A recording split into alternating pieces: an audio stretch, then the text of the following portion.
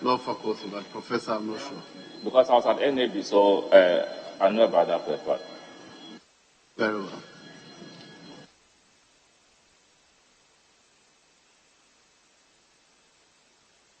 Page 20.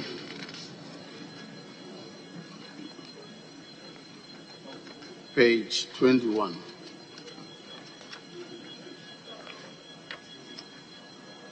Page 22.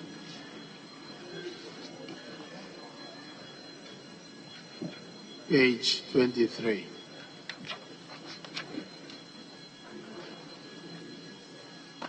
Honourable members, subject to the correction effected. The votes and proceedings of Thursday, June 30th, 2021. It's hereby adopted as a true record of proceedings.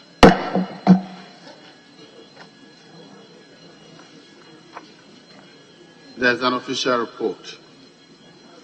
Official report of Wednesday, June 8th, 2022. Any corrections, please? Yes, Honourable Member for Kwadas. Please, column 6, second paragraph. The speaker,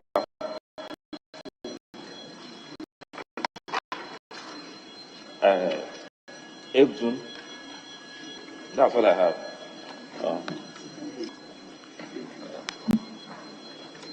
Speaker, 8th June. That's the only one I have. Report. Column 6, second paragraph. What? 8th June that we are dealing with. 8th June, yes. Yeah, I'm saying second paragraph, column 6, the Health Insurance Fund.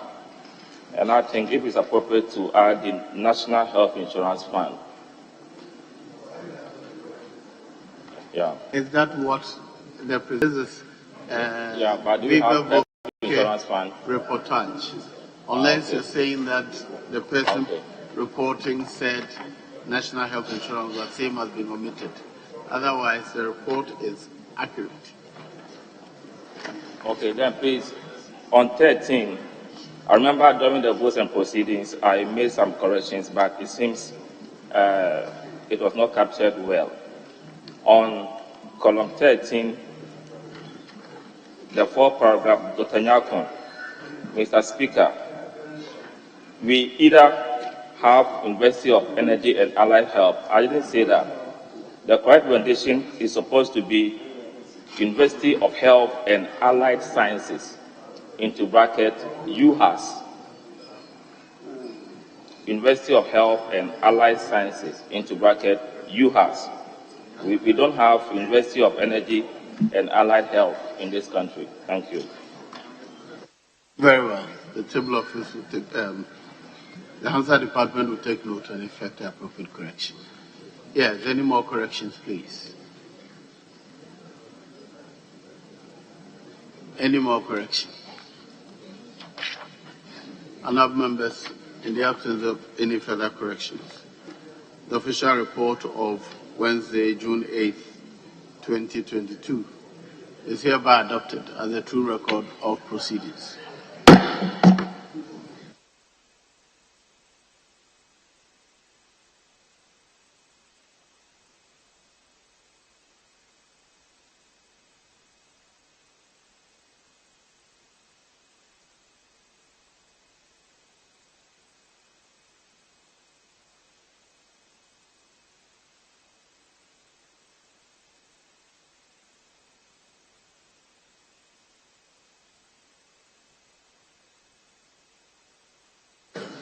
Honourable members, the business statement for the 7th week. Honourable Majority Leader.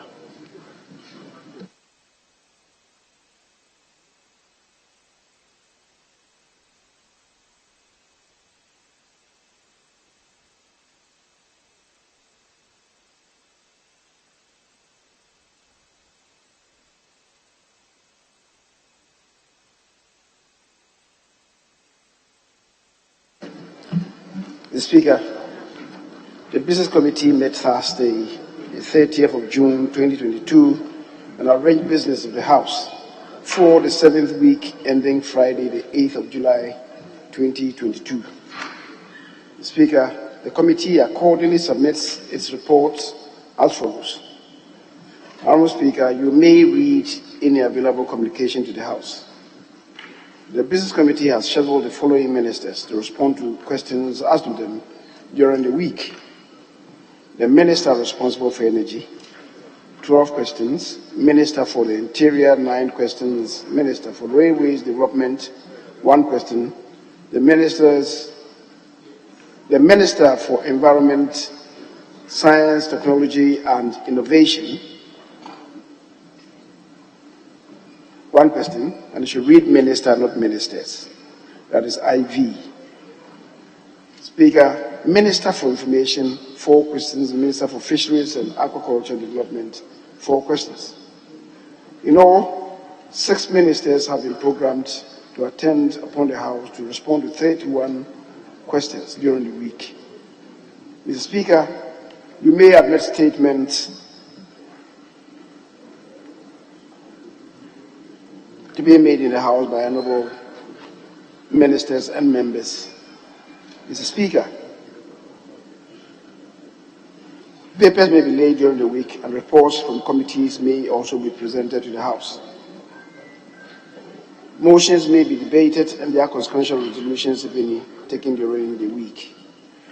Mr. Speaker, the Business Committee urges committees with reference to expedite work on same for the consideration of the House.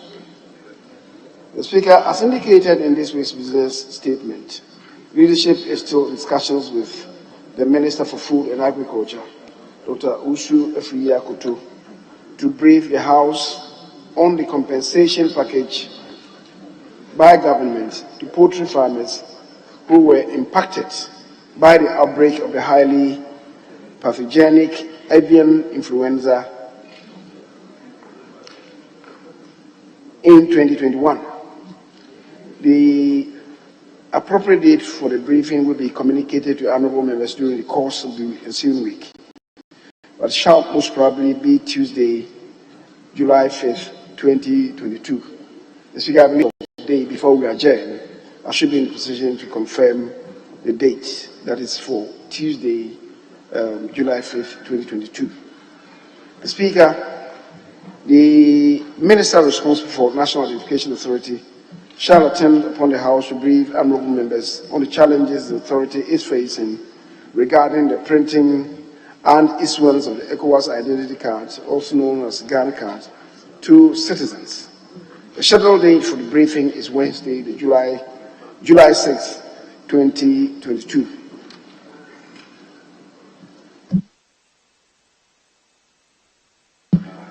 The Speaker, leadership is firming up discussions with the Minister responsible for National Security to brief Parliament at a close sitting on matters pertaining to the security of the state, particularly having regard to the recent spate of terrorist attacks within the ECOWAS sub-region. The date for the briefing, barring any unforeseen developments, shall be Thursday, the 7th of July, 2022. The Speaker,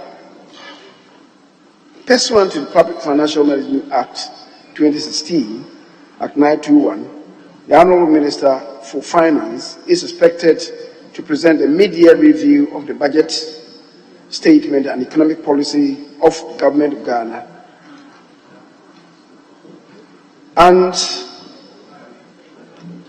possibly supplementary estimate for the 2022 financial year to this Honourable House on Wednesday, the 13th of July, 2022. The Speaker, the Business Committee has not scheduled any minister to respond to questions asked by ministers on Friday, the 8th of July, 2022. This is in view of the fact that the Cabinet retreat is scheduled for the said date, which will require the presence and participation of all Cabinet ministers. Speaker, as members will recall, the Honourable Minister for Roads and Highways has not been able to attend upon the House to respond to questions on two. Speaker, with respect, the word is not conservative, but consecutive, that's a correction, consecutive Fridays due to circumstances beyond his control. He's had to travel outside. This has created a backlog of 2 sets of shuttle questions as of him. The minister has given indication of his willingness to respond to questions during the course of the ensuing week. Speaker, so because he's still outside, we're not able to program him.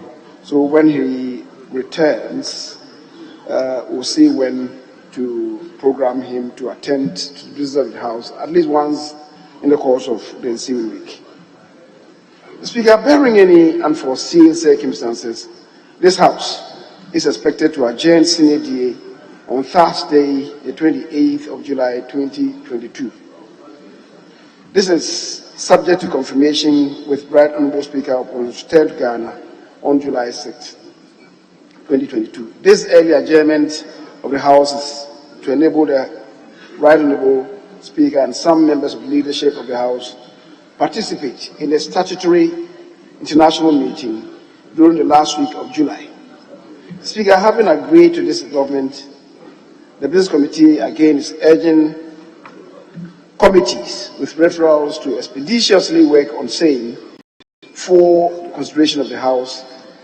In that same vein, the committee is also urging the various MDAs to present Parliament any government business that will require us before adjournment sine die. Speaker, in accordance with Standing Order 162 and subject to Standing Order 53, the committee submits to this Honourable House the order in which the business of the House shall be taken during the week. Speaker, I don't want to be laborious in going page by page of the draft business statement, and just to entreat and appeal to the Hazard Department to capture everything on the draft statement as having been read into the Hazard. The Speaker also submit. Yes, honourable members, any comment on the business statement, please? On the business statement. Yes. Thank you very much, Mr. Speaker. Mr. Speaker, on item 4, the briefing by the Minister for Food and Agriculture. If you look at it, the intention is to get the minister to come and brief the House on the package, the compensation package that government had put aside for farmers who may have been affected by this.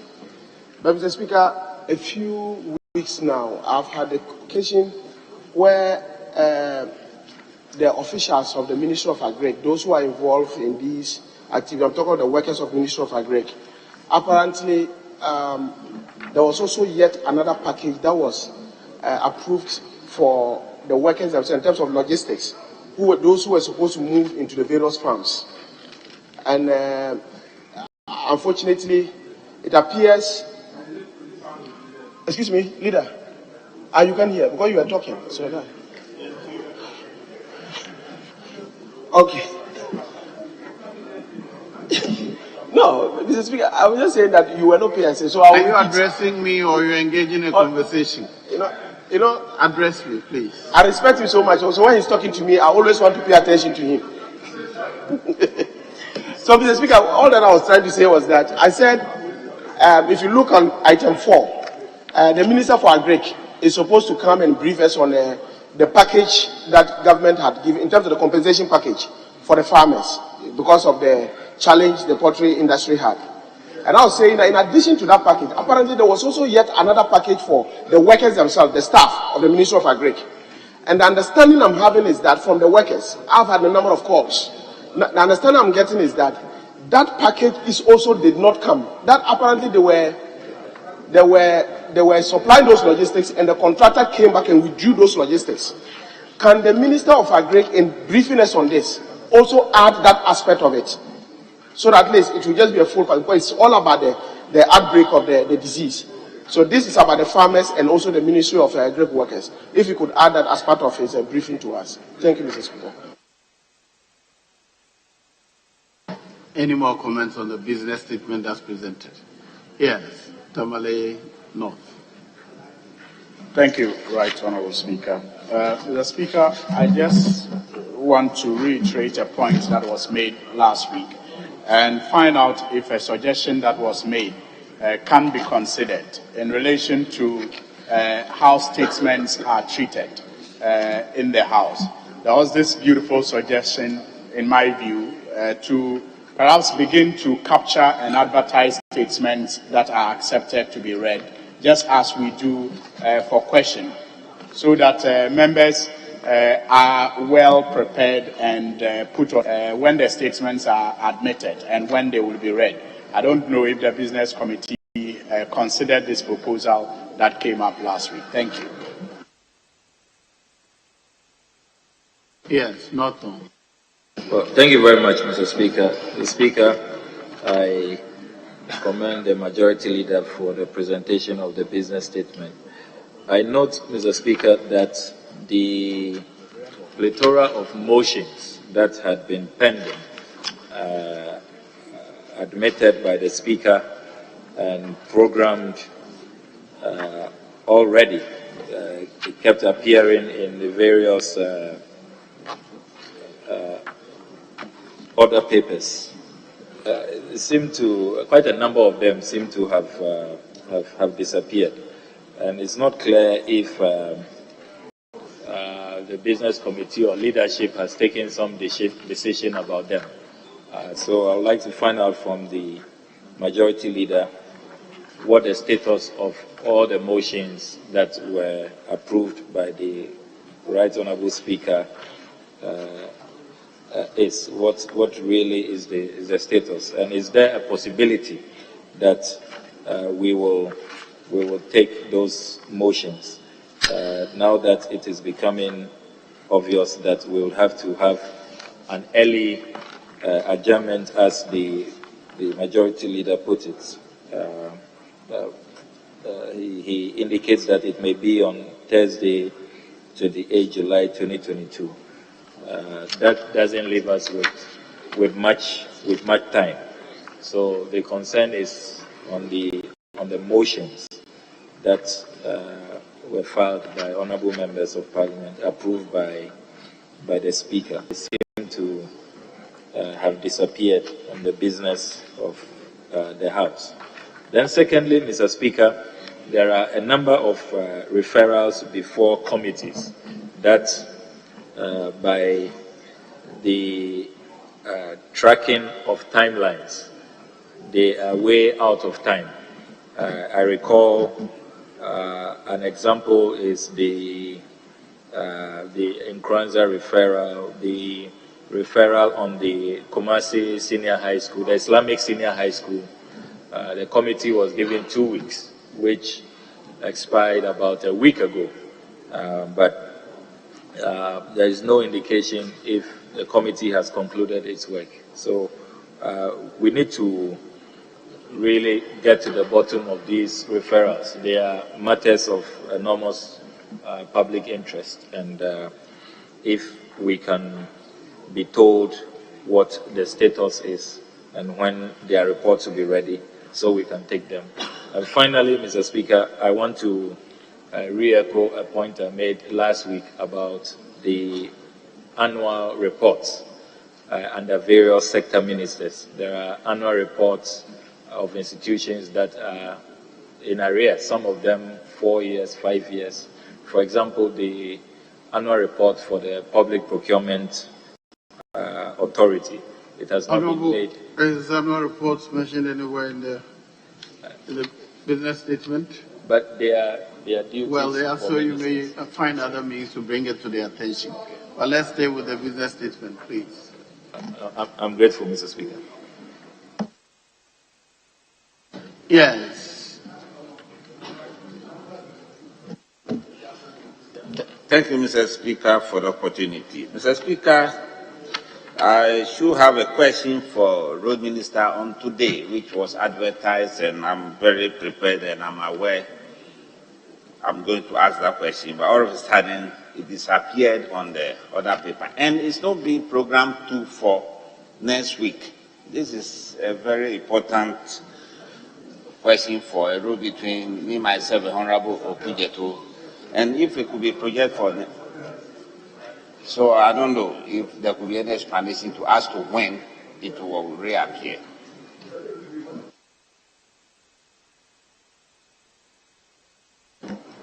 Thank you, Mr. Speaker, for giving me the opportunity. Mr. Speaker, just like my colleague mentioned, I was also programmed to have asked the Minister of Education some 2 questions regarding the disbursements of some $1.5 billion approved with the securitization of GET Fund. Although the questions were programmed for yesterday, I got a call from the table office that by virtue of the minister's required presence at the cabinet meeting yesterday, it was going to be shifted to today. Unfortunately, looking through today's order paper, the questions have suddenly disappeared. Mr. Speaker, in addition to that, a week earlier, I had a question that was also programmed on the school feeding program directed to the caretaker minister at the Ministry of Gender and Social Protection. That question has since not been programmed, and it is nowhere in the business statement for the ensuing week. I would like to find out from the business committee the status of these questions and why they have not been programmed for the ensuing week. Thank you, Mr. Speaker. Yes, Honorable Majority Leader.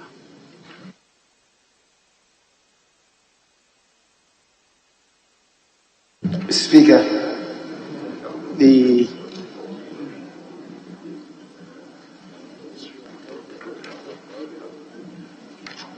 was an issue that was raised by the honourable member for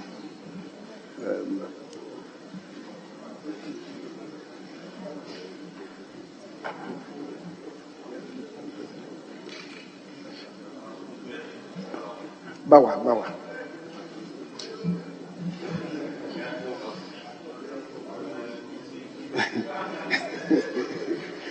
There are so many names in my head that sometimes you can't remember all the names.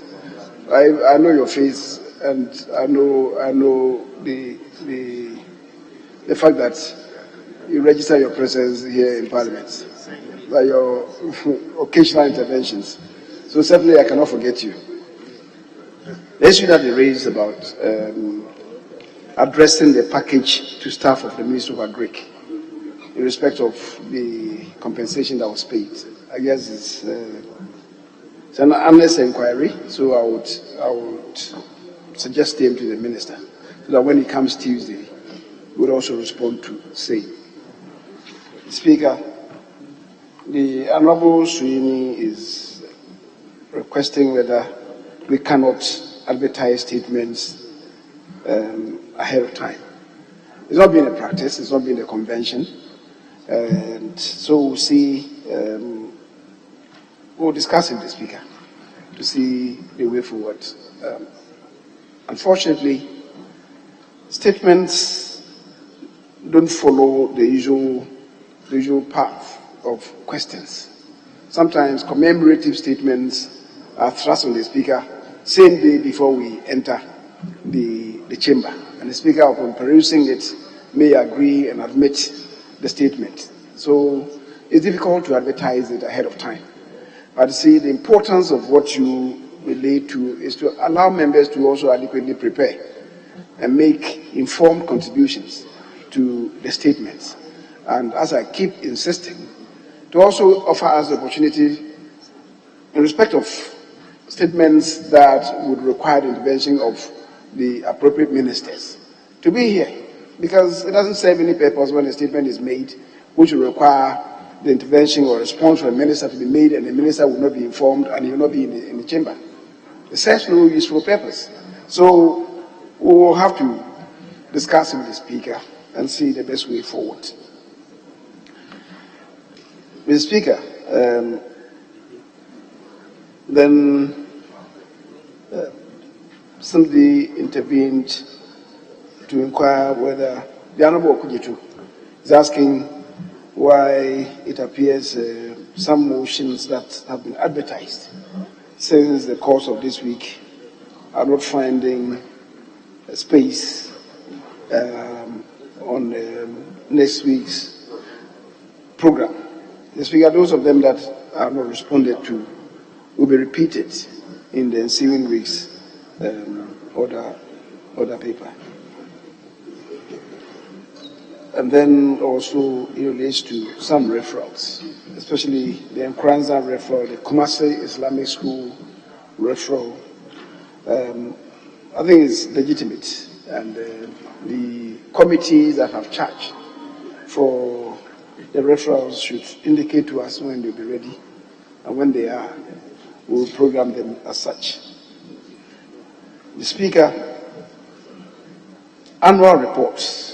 I mentioned this yesterday to the ministers that they should inquire from the bodies and institutions that they superintend. Some of them are overly due.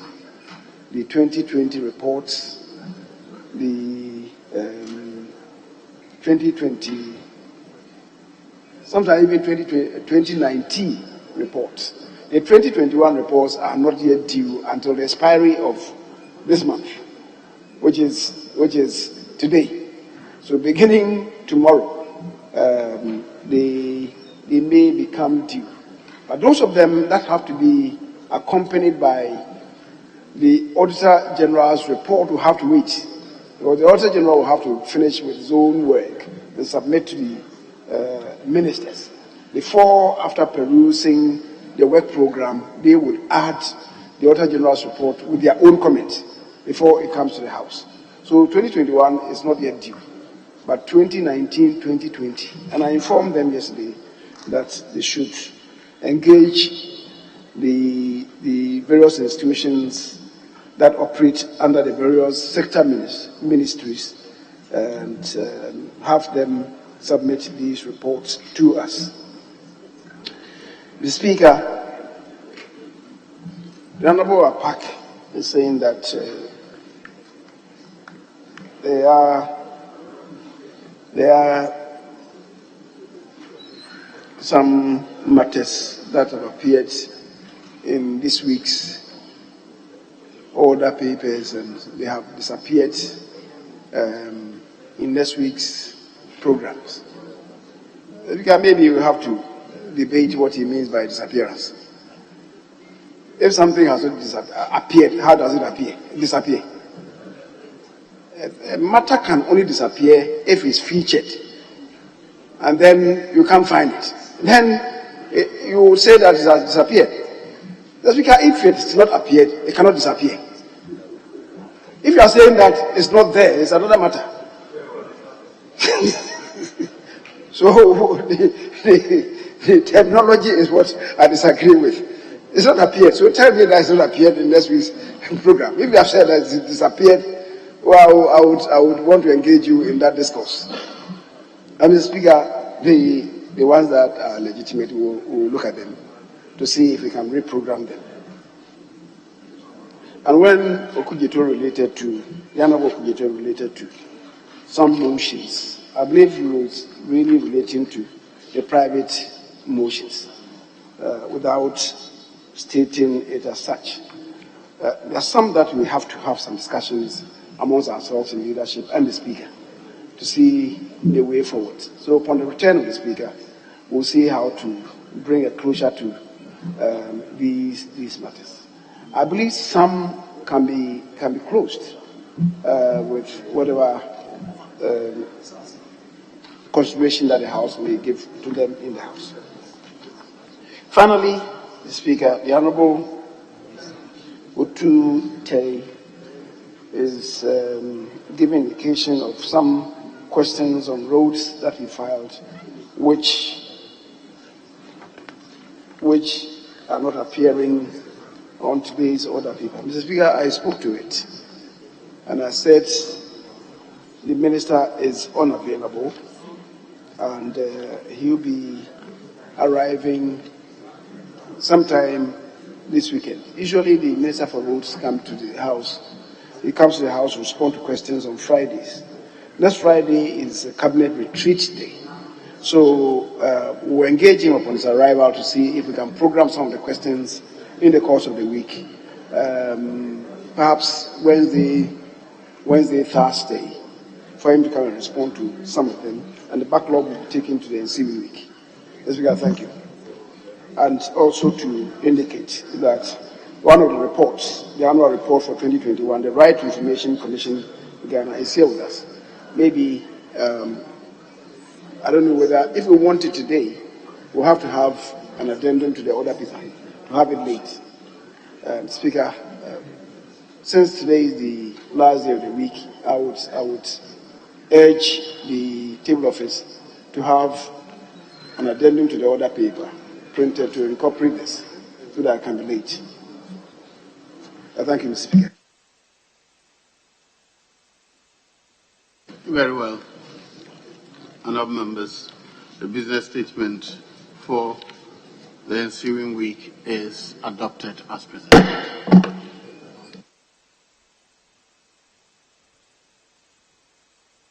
Item number 6, urgent question.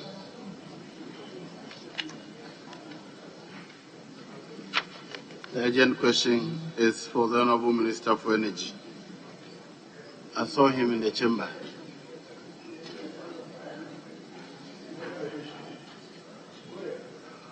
Very well. Item number 6, Dr. Kwabena Donko, Honourable Member for Pro East. You may ask your urgent question now.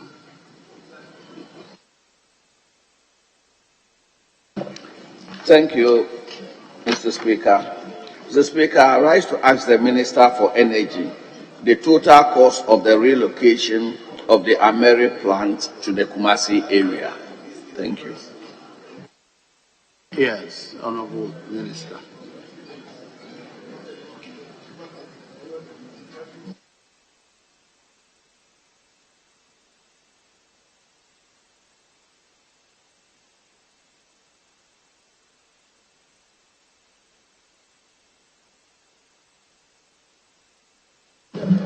Thank you, Mr. Speaker. Mr. Speaker, the direct, unequivocated answer is that it is not yet known because no contract has been signed yet. Even though I can give a breakdown, the total cost, as in the question, what is the total cost of the relocation of Ameri, is not yet decided because we haven't signed the contract yet. They are still negotiating at the level of VRA and the Ministry of Energy. Yes. Any follow-up question?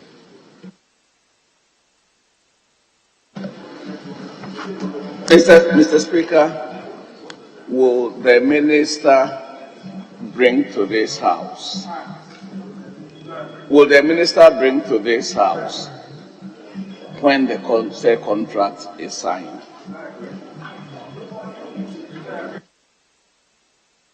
Yes. Mr. Speaker, in order to sound as if I may not have answered my colleague's question, which will be an affront to the House, I can, on authority, say that I can give a breakdown, but since we hadn't signed off, that is why I couldn't answer that particular question. But, Mr. Speaker, if it's an international contract, it definitely will come to this House before it is even signed off finally. Thank you, Mr. Speaker.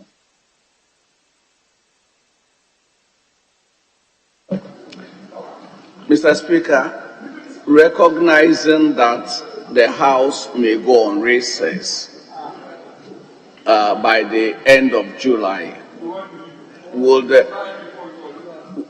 Minister assure the House that the contract, when it is signed off, the indication I'm getting is that it is ready, but it's not been signed off. And because it's not been signed off, it cannot be declared as a signed contract. Is there any indication that the contract will be signed off before Parliament goes on recess? Yes, Honourable Minister. Thank you, Mr. Speaker. Mr. Speaker, The contract can only be signed off if it's an international contract after Parliament has approved it. So if it is an international contract, it would have to come to this House for approval, based upon which we can go and sign it off. I can tell your authority that what we can do now at most is to initial the contract as a general agreement and bring it to Cabinet to the House before it is signed. Thank you, Mr. Speaker.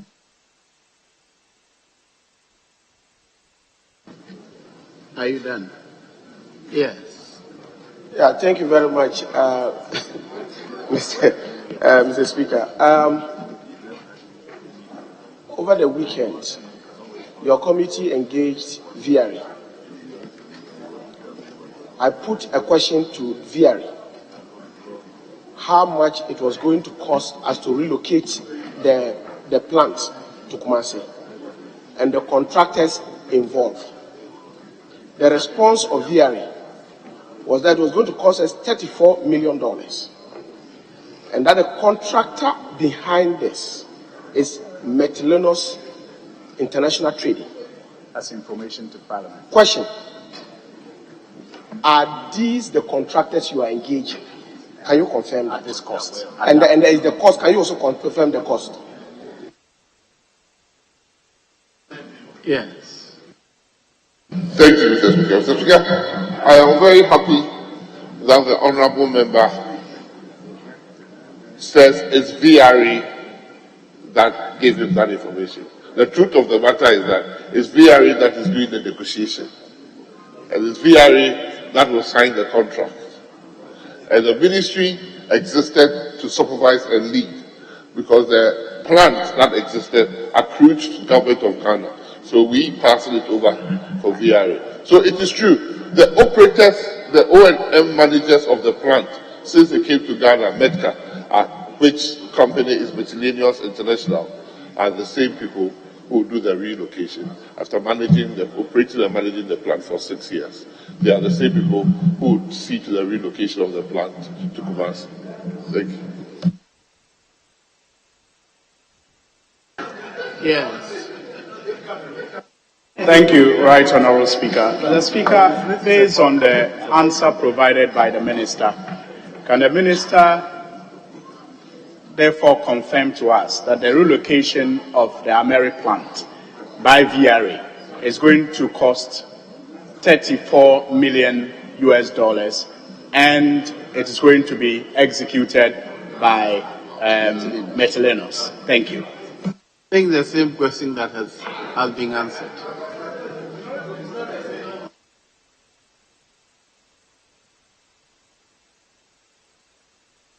Yes. The firm of yes. Mr. Speaker, thank you for the opportunity. Mr. Speaker, the Minister has just told the House that yes, the amount being discussed is about $34 million. By VRA. But by VRA. But what is the basis for Methylenus charging VRA to transport the plant to Kumasi at the sum of $34 million? What is the basis? Yes.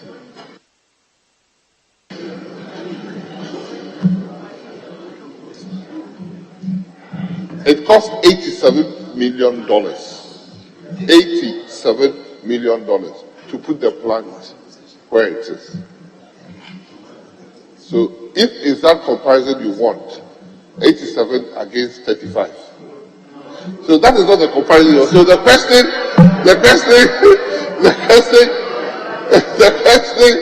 you want to ask, Mr. Speaker, the $87 million that it cost to put the plant in Abuasi was not a negotiation between VRA. It was a negotiation between the Ministry of Energy as existed at that time and the Methylenus or Ameri company. But Mr. Speaker, what I can say authoritatively that if the contract appears in this House, a breakdown for every single city will be in the contract, not just what you did previously. Something different would have been done. The question was, what is the justification. Mr. Speaker, the justification will be given if the question is asked when the contract comes. Because I said that as at now, it has not been signed off. So when it comes, the justification for every dollar will be shown there. Nothing will be hidden, unlike the previous one. Thank you. Very well. Thank you. Oh, sorry, leader.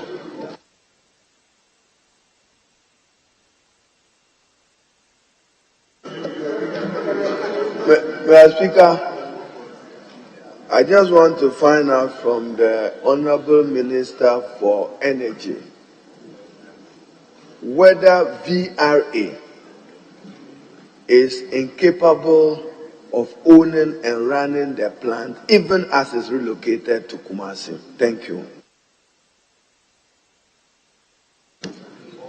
Yes, Honorable. He says he didn't hear the question. Kindly repeat it for me.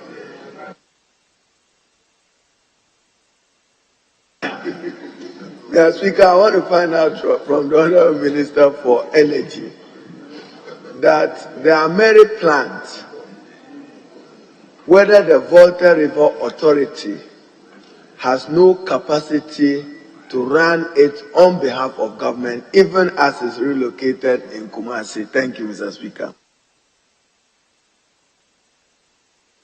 Mr. Speaker, when the Ameri plant was brought into the country, it was under the watchful eyes of His Excellency Dr. John Dramani Mahama. He didn't think VRA was capable of owning or maintaining or operating the plant. So he gave it to Ameri for it to be operated and maintained in that contract by Ameri. Under his watchful eyes of His Excellency Nana Akufo-Addo, this plant has been turned over to VRA. Whether it was the boot or it's not the boot is not the question. Under his watchful eyes of His Excellency Nana Akufo-Addo, the plant has been turned over to VRA to manage. Actually, when it's moved to Kumasi, VRA will have 40 personnel out of 42. 40 out of 42 maintaining and operating the plant. The Ameri plant as existed till the contract expired, the year of our Lord 2021, January. There was no VRA, there was not a single staff of VRA on the plant. So there's no VRA maintenance training that has been done, and that is why we have to do it the way we are doing it. Thank you. Very well. Thank you for attending upon the House to answer the question. You are discharged. Now, the next set of questions are to be answered by the Honorable Minister for Food and Agriculture. You may now take your seat. Honorable Energy, you have been discharged.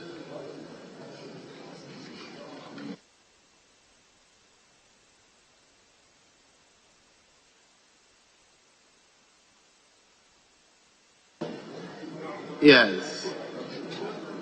Question number 566, the name of the Honorable Member for Sisala West, Sada Mohammed Suparu.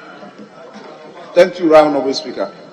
Right Honorable Speaker, I rise to ask the Minister for Food and Agriculture how much of the taxpayers' money has been expended on subsidizing fertilizers and seeds for and jobs programs, and the list of companies that were contracted to import the inputs. Thank you. Yes, Honorable Minister.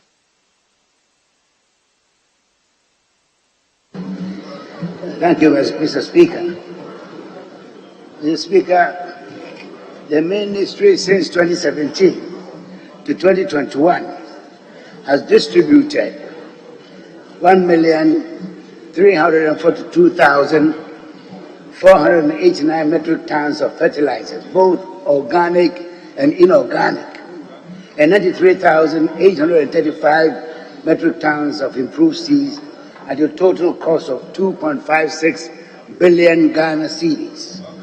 Mr. Speaker, a total of 127 suppliers comprising 60 fertilizer and the 67 seed companies were contracted to deliver to the farmers. Please find attached the list of companies contracted to supply seeds and fertilizers under the Planting for Food and Jobs. The Speaker, that is here as an appendix to my document. Thank you. Yes. Any follow-up question, please? Thank you, Honorable Speaker. Mr. Speaker, may I find out from the Honorable Minister, apart from the figure mentioned, the 2.5 billion that has been expanded, is government still owing the suppliers? And if yes, how much? Yes, Honorable. Thank you, Mr. Speaker. Mr. Speaker, I don't have the exact figures, but as we speak, for last year, supplies to the farmers, there's an outstanding 450 million cedis outstanding to the supplies. Thank you. Yes. Thank you, Honorable Speaker. May I again find out from the Honorable Minister, if the 2022 farming season is part of the government subsidies, and if yes, what accounts for the high price of fertilizer and seed in the country? Thank you. Sorry, did you get the question? I'm not sure I understood you. Yes, please.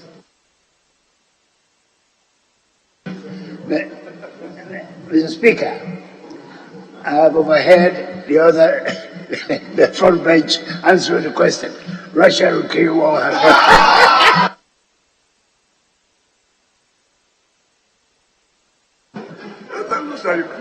Yeah. Thank you, Mr. Speaker. Mr. Speaker, may I again find out from the Honorable Minister if government has plans and cushioning the farmers, considering the fact that this year it is extremely difficult for farmers to purchase fertilizer to be able to, do their farming. If there are plans that government has in place and cushioning them. Thank you. Yes. Mr. Speaker, the shortage of fertilizer in Ghana is a global phenomenon. The American farmers are complaining, the English farmers are complaining, the European farmers are complaining, Ghanaian farmers are complaining. It's all because at the moment there's an acute shortage, global shortage of fertilizer, which is driving up prices 3-4 times what they were last year. What we in government have done is to turn to organic fertilizer as a major means of helping our farmers. At the moment, we've been doing business with 18 organic fertilizer suppliers for the last 4 or 5 years. And we've had meetings with them to encourage them to increase their supplies. And the evidence that we have in the field is that farmers are actually adopting the new the organic fertilizer far more than they have been in the last few years. So we are hoping that the new opportunities offered to our local organic fertilizer suppliers will be taken on fully in order to ameliorate the problems that farmers have. Thank you. I'll proceed to 871. The Honourable Member for Naregu Gambaga. Yes, you may ask your question.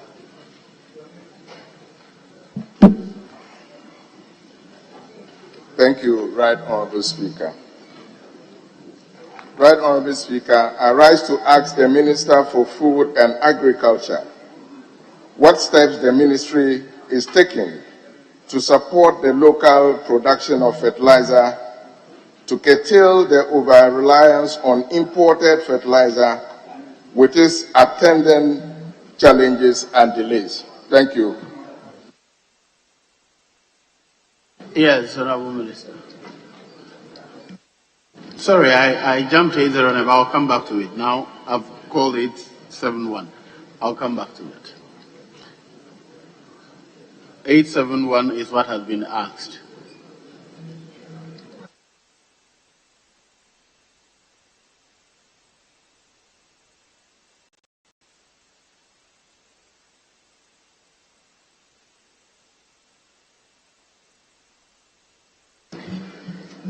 Thank you, Mr. Speaker. Mr. Speaker, currently Ghana imports all its inorganic fertilizer requirements. Since Ghana discovered oil in commercial quantities, the government has been exploring the possibility of establishing a fertilizer manufacturing plant in Ghana to produce inorganic, that's urea and NPK, using the natural gas from our oil fields. In 2019, an agreement was signed between the government of Ghana and OCP, a Moroccan fertilizer company, to establish a fertilizer manufacturing plant in Ghana. Per the agreement, OCP was to provide 40% of the cost of establishing the fertilizer plant, while the Ghana government provides the remaining 60%. All the necessary feasibility studies on the project were completed in 2020. Unfortunately, due to COVID, government could not raise the funds for the project to start. Government is currently engaging prospective investors to take up its 60%. The Speaker, with regards to organic fertilizer, substantial quantities are produced in Ghana. The ministry is encouraging local organic fertilizer companies to expand their production capacities. Companies who import organic fertilizers are also being encouraged to engage their partners to set up manufacturing plants in Ghana. Thank you, Mr. Speaker. Yes. Thank you, Right Honorable Speaker. Right Honorable Speaker, from the Minister's response, paragraph 2 of his response suggests that they have already identified somebody that they are engaging, an investor that they are engaging to take part of the 60% component. May I find out from the Minister when these engagements will be completed for this project to commence? Thank you. Yes.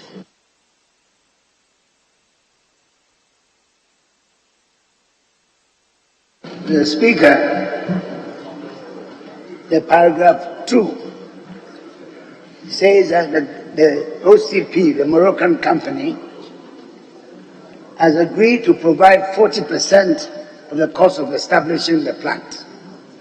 The remaining 60% is to come from the Ghana government source. And paragraph 3 says that further down, unfortunately, due to the COVID, government could not raise the funds for the project to start. Government is currently engaging prospective investors to take up the 60%. So we are still in the process of engaging. The Speaker, a plant costs at least $2 billion US. It's a lot of money. So it's taking time to really find that kind of money on the market. But we are not relenting. We are still looking. Thank you. Yes. Thank you, Right Honorable Speaker.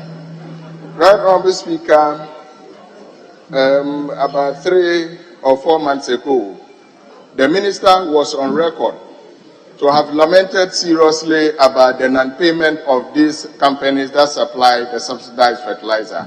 May I find out from the Minister what is the state of affair on that account and when the liability will be completely taken care of? Thank you. Can you repeat the question? Thank you, Right Honorable Speaker. I am saying that about 2 or 3 months ago, the Minister was on record to have lamented seriously about the non-payment of these companies that supply the subsidized fertilizer. I want to find out from him what is the state of affairs now and how soon will this liability be taken care of for the companies to have access to their liquidity. Thank you. Yes, Honorable Minister.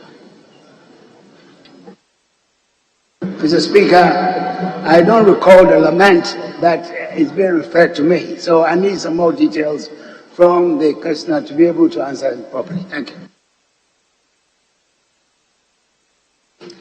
Yes. He says he doesn't recall lamenting. Yes, Mr. Speaker. Mr. Speaker, it was recorded on Daily Graphic.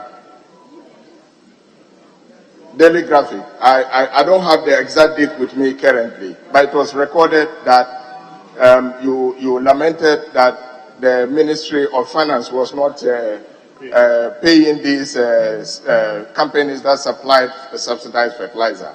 So I just wanted to find out what is the state of affair on that. That is my question. Yes, you have an objection? Mr. Speaker, my colleague knows that going by our standing orders, that question is asking does not fall within the scope of supplementary question. So I would advise him that before waiting for you to rule on it, he should withdraw and advise himself. Well, Withdraw them, Mr. Speaker. The rule guides us on what to do under supplementary question. You say graphic reported. You don't even know the date. You don't know even the page. Then you are paraphrasing what is not before you.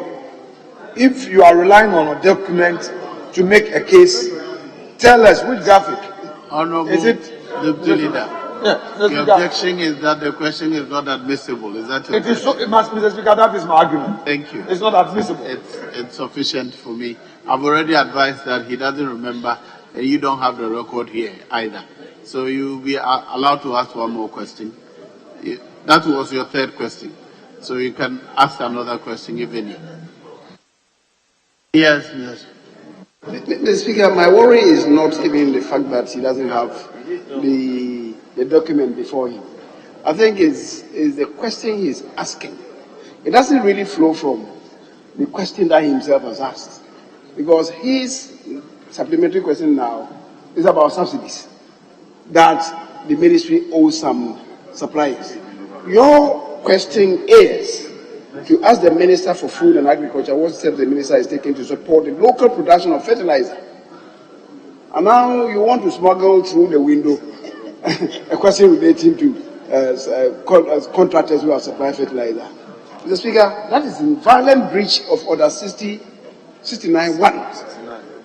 And if I may read for your elucidation, as soon as a question is answered in the House, any member, beginning with the member who asked the question without any notice, ask the supplementary question for further elucidation on any matter of fact regarding which the answer has been given. But a supplementary question must not be used to introduce a matter not included in the original question.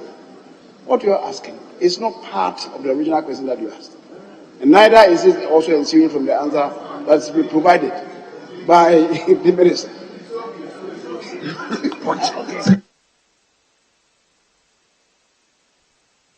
Do you have another question, please?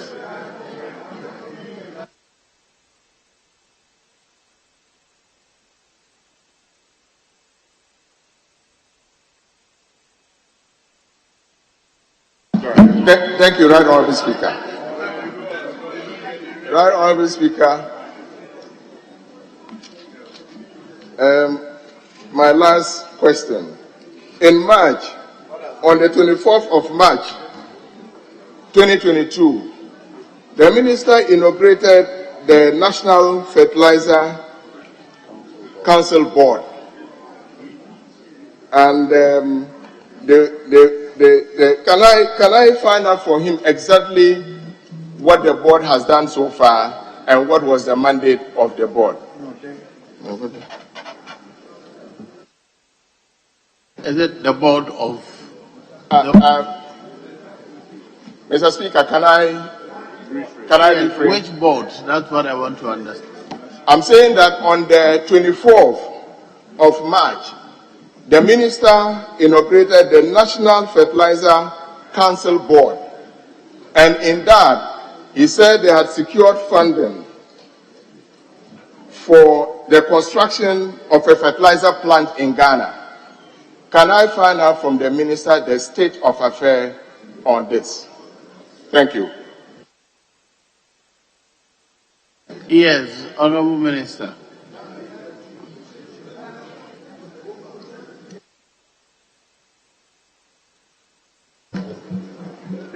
Mr. Speaker, the question is in the answer. The answer I've already given.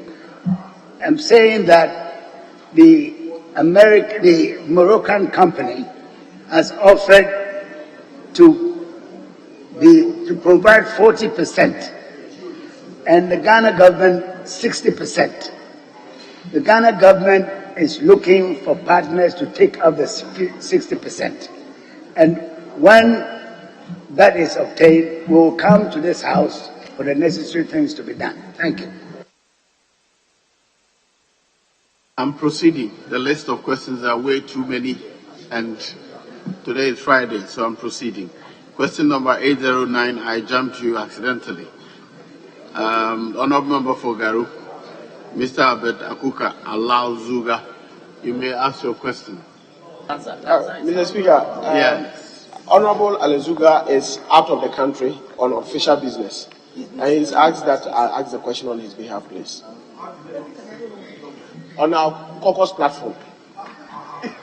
Are you seeking leave from me or you're informing me? No, sir. So you are seeking leave. Leadership are not protective at all.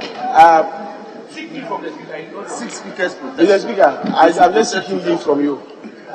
Today, it appears the majority leader and his deputy are just heckling everybody. Because IMF. Because we are going to IMF. You decide that you heckle us. Are you happy? Are you happy? Honorable Majority Leader, yes. We are going to IMF. Mr. Speaker, my colleague on the floor. Yes. Should demonstrate competence in asking the question that he says he has charged. He should not bring my name into dispute. Yes, sir. I've not spoken. Yes. I've not spoken. Yes. Mr. Speaker, my colleague on the floor has this uncanny ability of smuggling my name into discourses.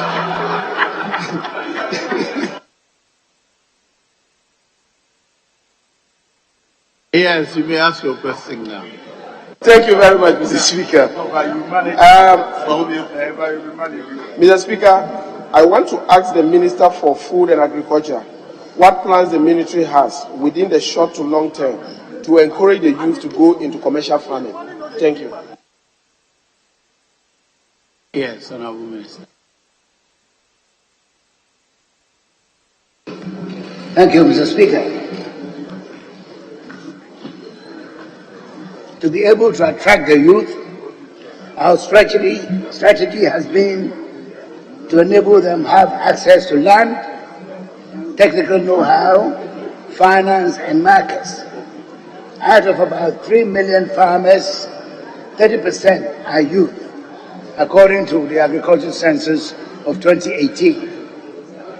Two key programs directly driving the youth intervention are the Greenhouse Village module of Planting for Food and Jobs and the Ghana Agricultural Sector Investment Program, GASIP. Short to medium term interventions. Promotion of greenhouse technologies. 3 greenhouse centers have been constructed in Bodiase, Akumadan, and Dawinya for training the youth in commercial vegetable production. 536 youth have been trained, out of which 190 have received further training in Israel. Currently, additional 200 are being prepared to travel to Israel for 1 year paid internship. The ministry has installed 100 greenhouse kits to be allocated to the youth who return from Israel. Over 300 hectares and 90 hectares of land have also been provided at Akumadan and Dawinya irrigation sites, respectively, for the development of more greenhouses for the youth. Also, under the Youth in Agriculture program, the capacities of the youth are by introducing them to value chain activities, cassava processing, training, learning exchange visits, and mentorship. Under the Youth in Agriculture program, 30,000 youth have been trained and supported with inputs, seeds, and fertilizer to go into farming.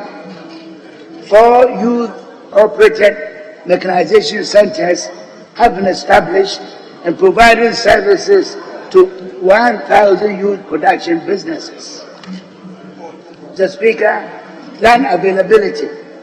To facilitate youth access to land, a total of 7,266 hectares has been developed at tunnel, pond left bank, pump irrigation, and terminal for farming. In addition, 240 hectares of land is being developed for irrigation around selected small air dams across the 5 regions in the northern sector of this country. Mechanization. The youth are being encouraged to form groups to be able to access agricultural machinery from the ministry under the Brazilian and Indian facilities. Finance. A number of interventions have been put in place to provide affordable financing to agricultural value chain actors, including the youth. Ghana, these are Savannah's Zone Agricultural Productivity Improvement Project, Ghana Agricultural Sector Investment Program, Savannah Investment Program, Ag Growers and Value Chain Fund, the Ghana Incentive-Based Risk Sharing System for Agricultural Lending, and 50% interest rate subsidy under the CARES to agribusinesses. Lastly, Mr. Speaker, under the proposed Grain Development Authority, the youth would be supported to go into production, processing, and marketing of grains. Thank you, Mr. Speaker. Yes.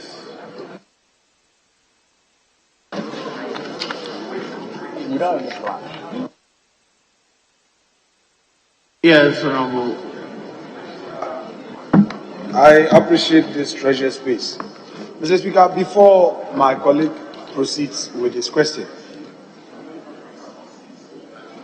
earlier on, Mr. Speaker, our colleagues were talking about IMF. Mr. Speaker, the impression they were trying to create by this candid decision by government through a statement issued by the Minister of Information is as though they know nothing about IMF. You have been to the IMF, Mr. Speaker. You were not confronted by an international crisis. You went to IMF because of mismanagement. Why are you now telling us that we are going to IMF? When you moved, Mr. Speaker, don't need a space. Mr. Speaker, when they were in government, there was no international crisis. You went to IMF. Honorable Deputy, why do you want to disrupt question time? No, Mr. Speaker, I was seeking your guidance. Mr. Speaker, I was seeking your guidance. That when question time was ongoing, they interfered with this shout of IMF. You went to IMF when there was no crisis. You are supposed to guide me. Mr. Speaker, I'm helping you. The leaders are supposed to guide me. Can you resume? Mr. Speaker, we are the masters of our own rules. Mr. Speaker, this is a matter of urgent public interest. Well, there's time for urgent public business. They should not be murmuring. You went. Let's proceed with question time, please. Yes, leader. Mr. Speaker, I'm aware that the deputy leader may have aspiration to be leader, but not aspiration to be Minister for Finance and to be making formal announcement on behalf of the Minister for Finance on IMF. Ghana will not go to IMF, unquote, says Ken Ufuriata. What are you seeking to do? To formally announce to this House that there is now a school prophet in the IMF. Mr. Speaker, my worry was whether the Minister was launching his presidential bid when he was talking with his American slangs. Very well. Now, these are comic interventions, so we'll proceed with. Yes, you may continue with your question. Yeah, thank you very much, Mr. Speaker. Mr. Speaker, I want to ask the Minister for Agric. Just a few days ago, he was reported to have been lamenting on the lack of credit that was being extended to farmers, and was even contemplating introducing a bill that will compel financial institutions to lend to farmers. My question is, in terms of the youth, are you able to give us a value in terms of, I'm talking about financing, are you able to give us a value of amount that has been extended to the youth, particularly when you have been able to at least tell us that 30%, based on the 2018 census, 30% of the farmers are youth. I just want to know, can you give us the value of money that has been given to the youth, particularly in terms of value? I know that you have spoken about various interventions you've done. What is the value of it? Yes, Honorable Minister. Mr. Speaker, I'm sorry to disappoint the honorable member. I don't have the figures.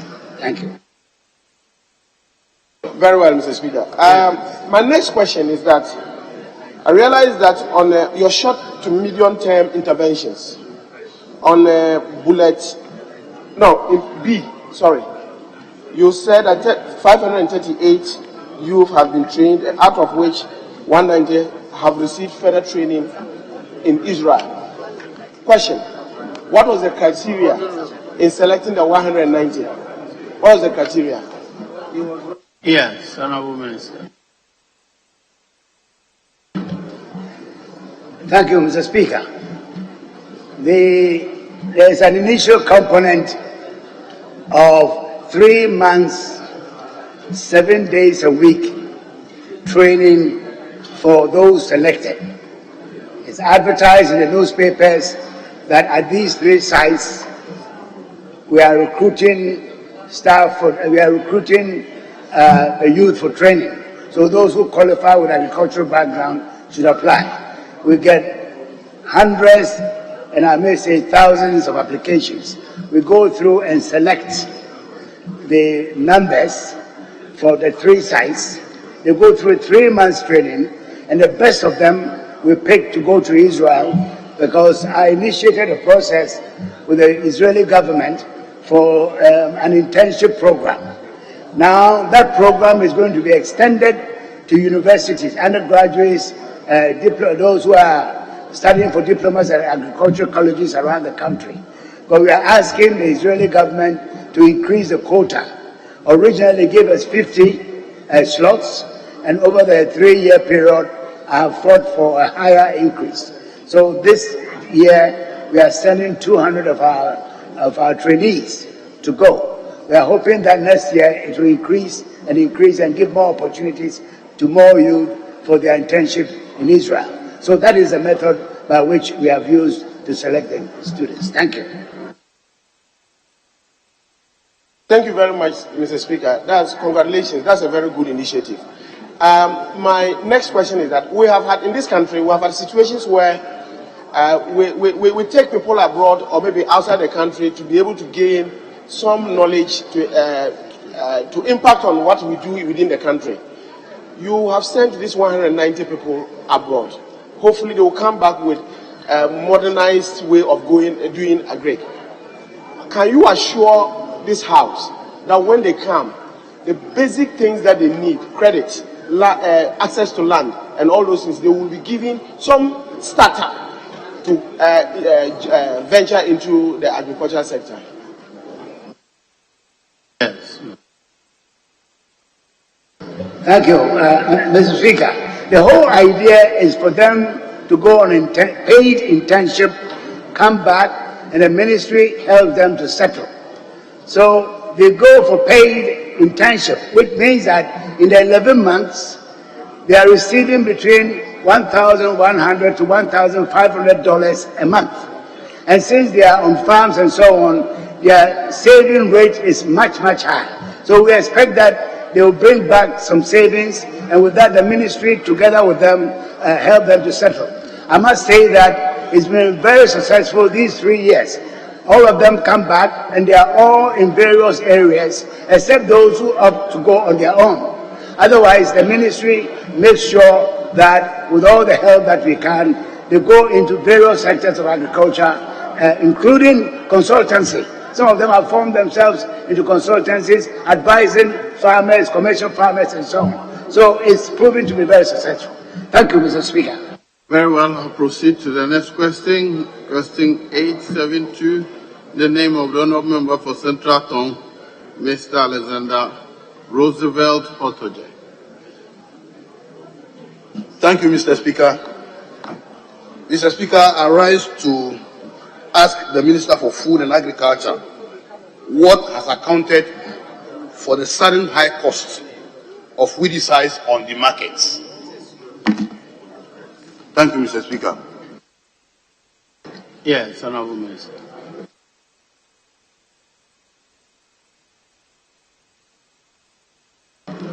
Thank you, Mr. Speaker. Mr. Speaker, Ghana imports almost all of our agrochemicals being used by our farmers, and these imports have since 2020 been affected by the disruption to the global supply chain due to COVID-19 and the geopolitical crisis.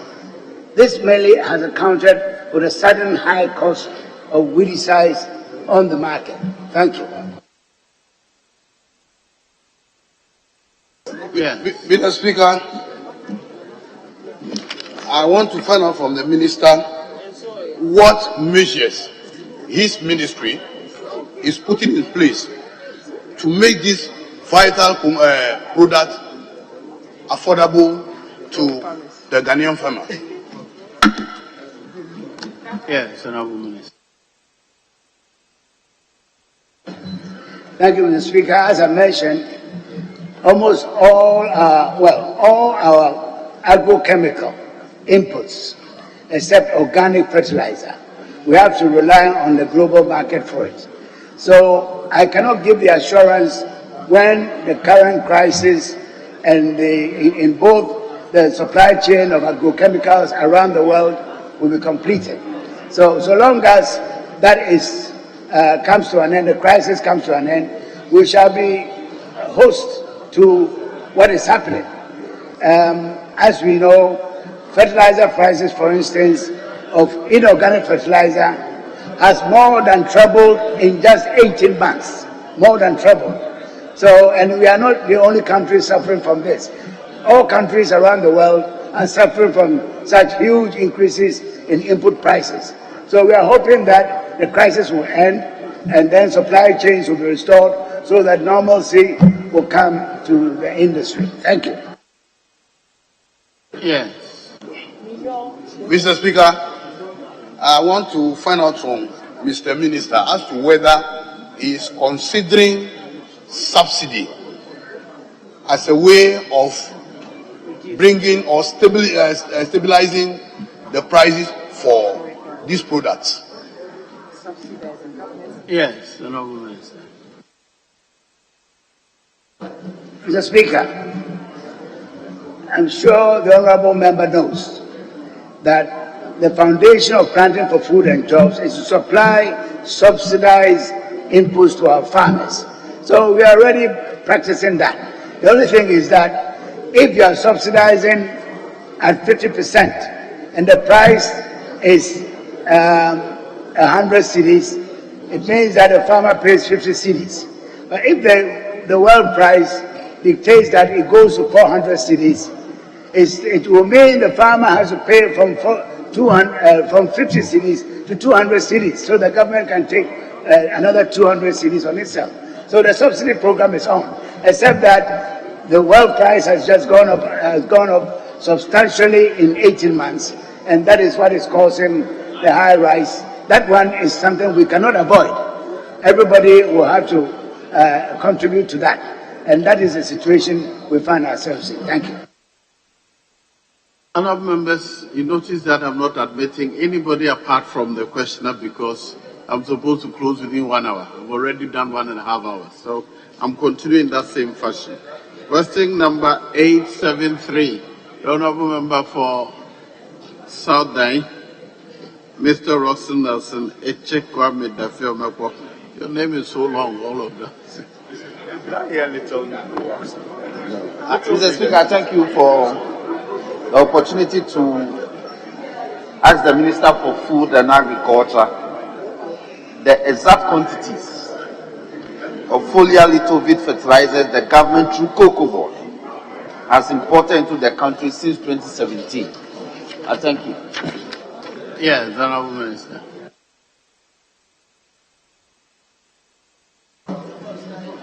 Mr. Speaker, the Ghana Cocoa Board purchased lithovid foliar fertilizer for use on cocoa farms during the 2013-2014, 2014-2015, and 2015-2016 crop seasons, noting that the crop season starts on the 1st of October of every calendar year and ends on the 30th of September the following calendar year. The last time lithovid foliar fertilizer was purchased by Cocoa Board was in 2016. Since 2016, the product has become a subject matter that is before a law court in Ghana and is still sub judice. Thank you. Yes. Speaker, thank you for the opportunity to ask supplementary. Honorable Minister, you have just told the House that the matter, because this particular fertilizer is a subject of criminal prosecution, since 2017, Cocoa Board hasn't imported any such fertilizer. So can you tell the House which fertilizers you use from the 2017-2018 crop season to today? Yes, Honorable Minister. Mr. Speaker, I suggest this should be a subject for another question time. Thank you. Honorable Minister, do you know for a fact what they use now or not? I don't have figures with me, Mr. Speaker. You don't have the details? Yeah, the details. I have to, this is why I'm suggesting that it should be another time, because I have to refer to Ghana Cocoa Board for them to give me the list of chemicals that they use. Thank you. Yes. Okay, Mr. Speaker, thank you. The Honorable Minister, Liquid fertilizer. all I seek to find out is that, yes, from 2017, fertilizers are being used by farmers because lithovid is a subject of criminal litigation. No, that's what you said. That's what you are saying. May I read? Honorable Minister, you have just told the House that the last time lithovid foliar fertilizer was purchased by Cocoa Board was in 2016. Since 2016, the product has become a subject matter that is before a law court in Ghana and is still sub judice. So, my question is that which fertilizer have you been using? Has your agency, Cocoa Board, been given to farmers? Honorable, he said that if you give him notice, he'll bring you that information. Very well, very well. Now, here is my question. Oh, someone has been clarified. Mr. Speaker, protect me from the deputy majority leader. My question is this. Answer. My question is this. Is it correct that they haven't been using any fertilizer? Have you been using any other fertilizer since the 2017-2018 crop season till now? Yes or no? Yes or no? Have you been using any? Yes or no? Sorry. Honorable, I'm admitting that question. Yes, Honorable Minister. Are you aware that they use any other fertilizer? No, Mr. Speaker.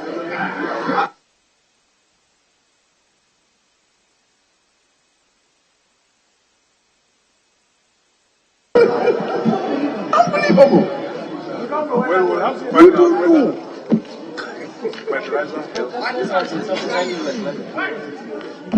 Mr. Speaker, thank you very much. Mr. Speaker, may I find out from the Honorable Minister whether,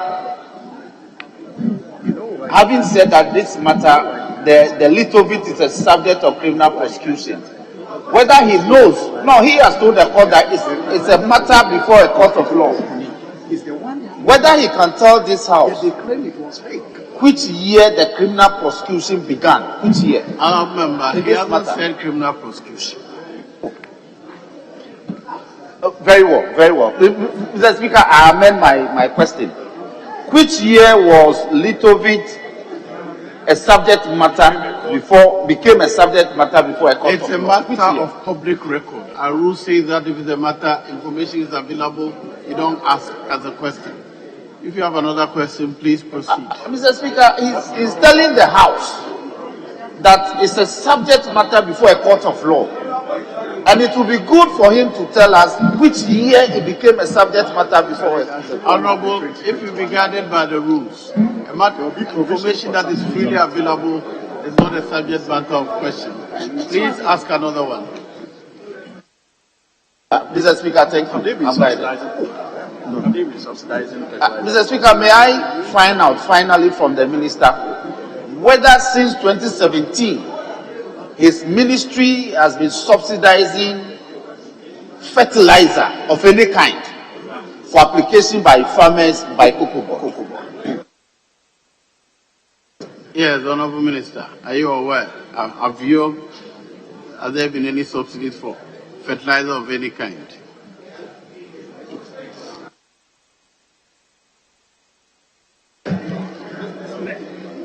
Mr. Speaker, as I said a few minutes ago, subsidies on seeds and fertilizers are the foundation of planting for food and jobs.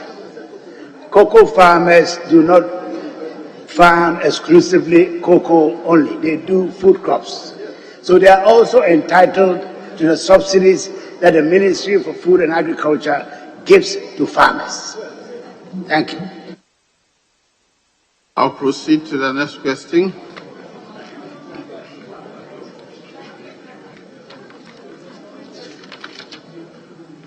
Question number 875.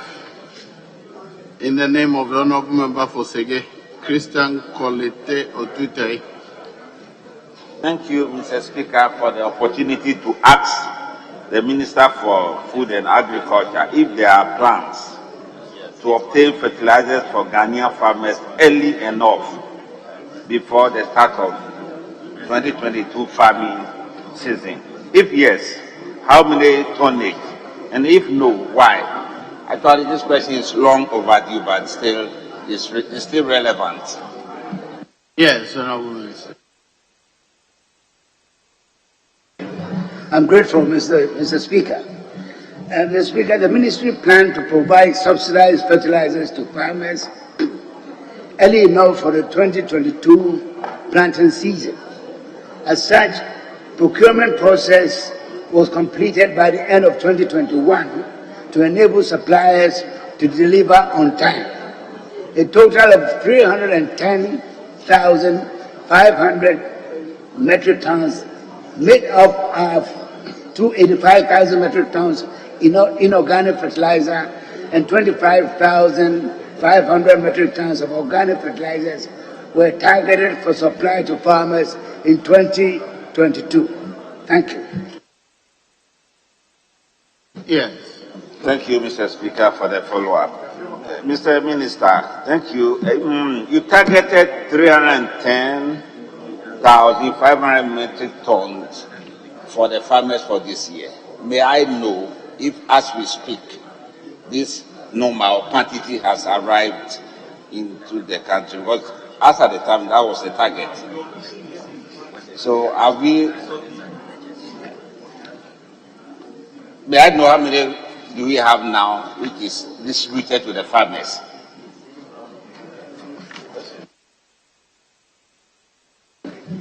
Mr. Speaker, we are just coming to the end of the major season in the southern zone. The northern zone is just about to enter into planting, and the southern zone will go into the minor season from August, September onwards, as is the usual practice. I cannot tell you as of today how much fertilizer has been distributed, subsidized fertilizer has been distributed to the farmers, because it's an ongoing process. We are monitoring and collecting data. We haven't aggregated everything, so at the appropriate time, I can come back to your house to give that information. Thank you. Thank you, Mr. Speaker. Permit me for the last. May I know what is the price for the subsidized one for the inorganic? May I know the price for the subsidized fertilizers? Yes, the cost for the cost for the farmers. How much are they to get it? Mr. Speaker, unfortunately, I don't have the figures with me, but I could provide that to the honourable member if I get back to the office. Thank you. You're done. The last question, number 967, is in the name of the honourable member for Brim, Honourable Osei Frimpong. Mr. John Osei Frimpong. Yes. Mr. Speaker, with your leave, I have the permission from the honourable member. The honourable member is behind you. Oh, he's in. Oh, then you just walk in. Yes.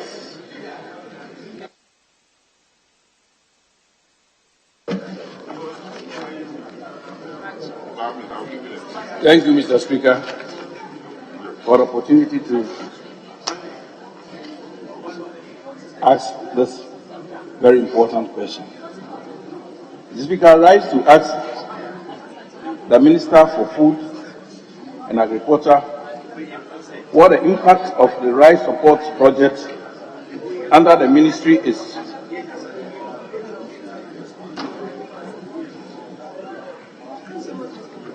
As announced by the government, targets to attain self-sufficiency in rice production by 2023.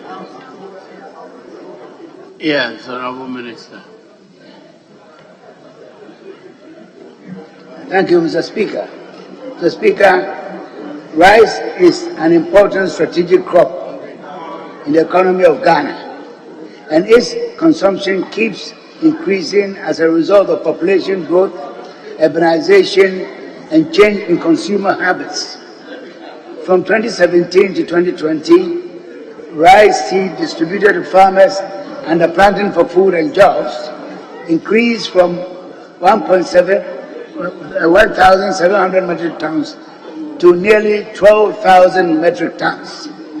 Between 2016 and 2020, rice production increased by 43.3%, from 688,987 metric tons to 987,000 metric tons, which is equivalent to 738,056 metric tons milled.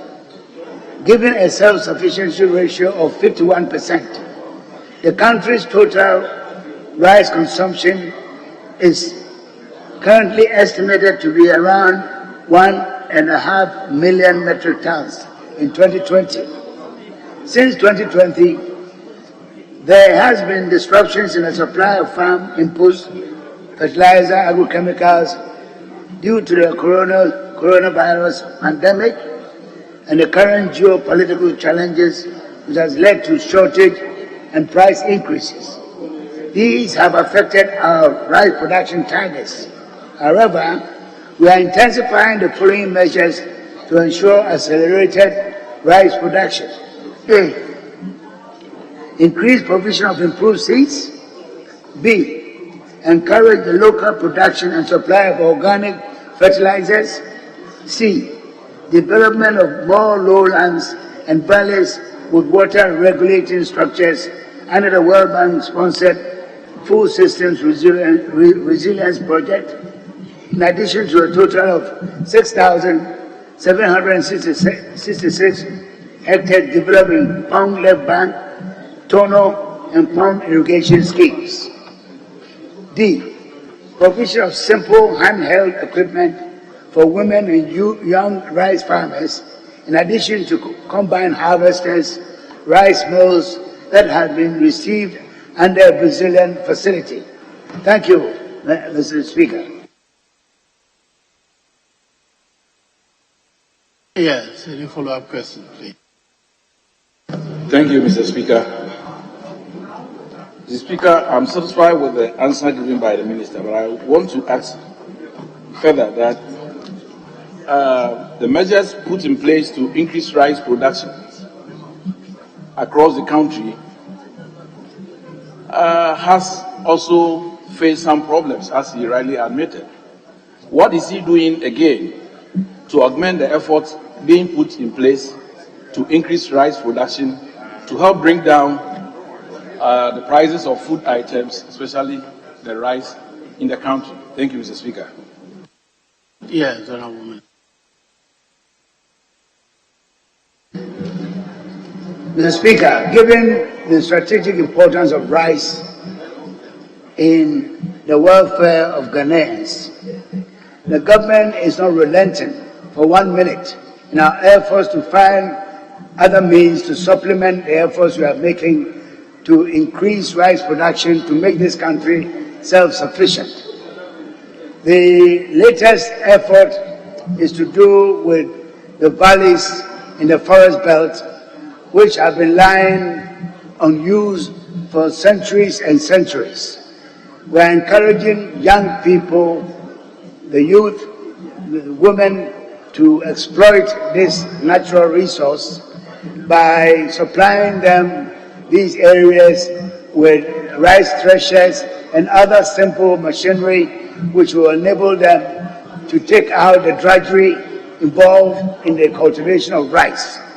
And Mr. Speaker, I must say that our effort is beginning to yield results. If you look at Bono East, where we were 2 weeks ago, the number of valleys now being exploited for rice production has increased enormously, and a lot of young people and women are actually responding to these incentives. So we hope that this initiative, which is now attracting a lot of women and youth into rice production in the south, will continue in the other regions, like Eastern region, Ashanti region, Western region, and Central region, which equally are endowed with these low valleys in the forest belt. In addition to that, Mr. Speaker, we have the Savannah SAPIP, Savannah Accelerated Productivity Improvement Program in the Savannah region, by which we are helping smallholder farmers to become commercial farmers, by helping them to clear more land, give them more seeds and fertilizers and so on. That program is also very much at speed, and a lot of farmers are now keen to benefit from this project. So put together, I think that we are on course for the self-sufficiency, except that we have had this disruption by the global COVID and the crisis in Europe. Thank you. Yes. Thank you, Mr. Speaker. I think I'm okay with the answers provided by the Minister. Thank you. Very well. Yes, leader. This one. Thank you. Letting me create an obsession, but because you're a leader, I will. Thank you, Mr. Speaker. Mr. Speaker, I've been in the House with the Honorable Minister for Agric, and I know his competence in the area. However, Mr. Speaker, in reading the answer, there's one thing he has not included, and I want to inquire from him whether it escaped him or is deliberate. Paragraph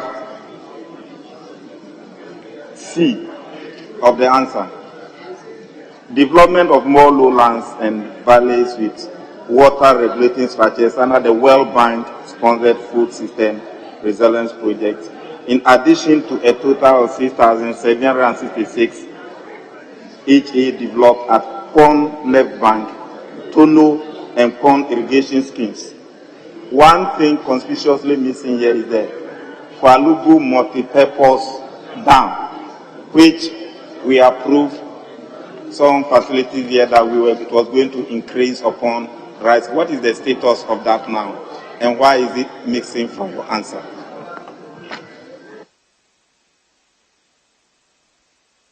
Yes, Honorable Minister.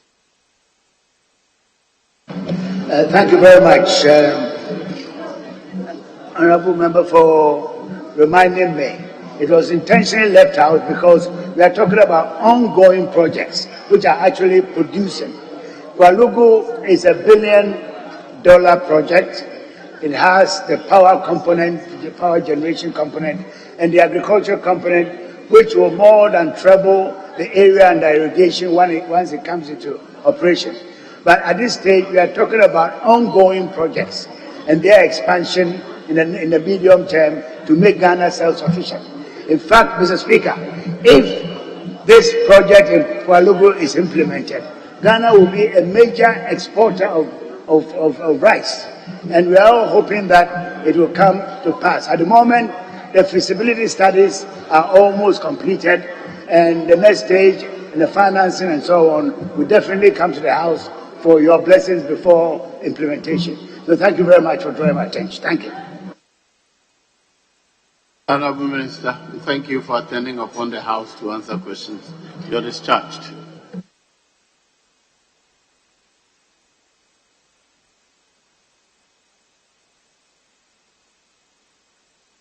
Yes, may I be guided by the leadership? Mr. Speaker, there is a statement to be made by the Minister responsible for energy. I guess we can accommodate him now. A statement by the Minister responsible for energy. Very has well. to do with the disturbances at Somenia. Very well. Oh, yes, Honorable Minister, you may make the statement now.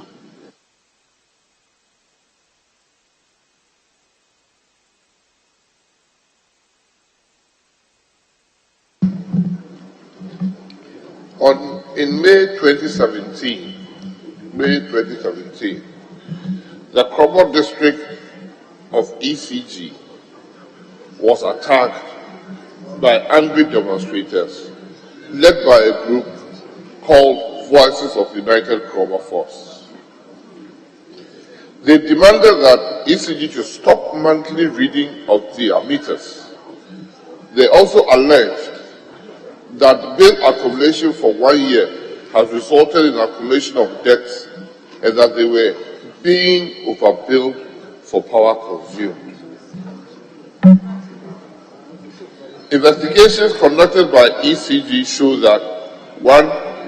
SHEP meters installed in 2012-2013 were not done through ECG, and it took considerable time before tracing and capturing of the meters with the accumulated bills into the ECG system.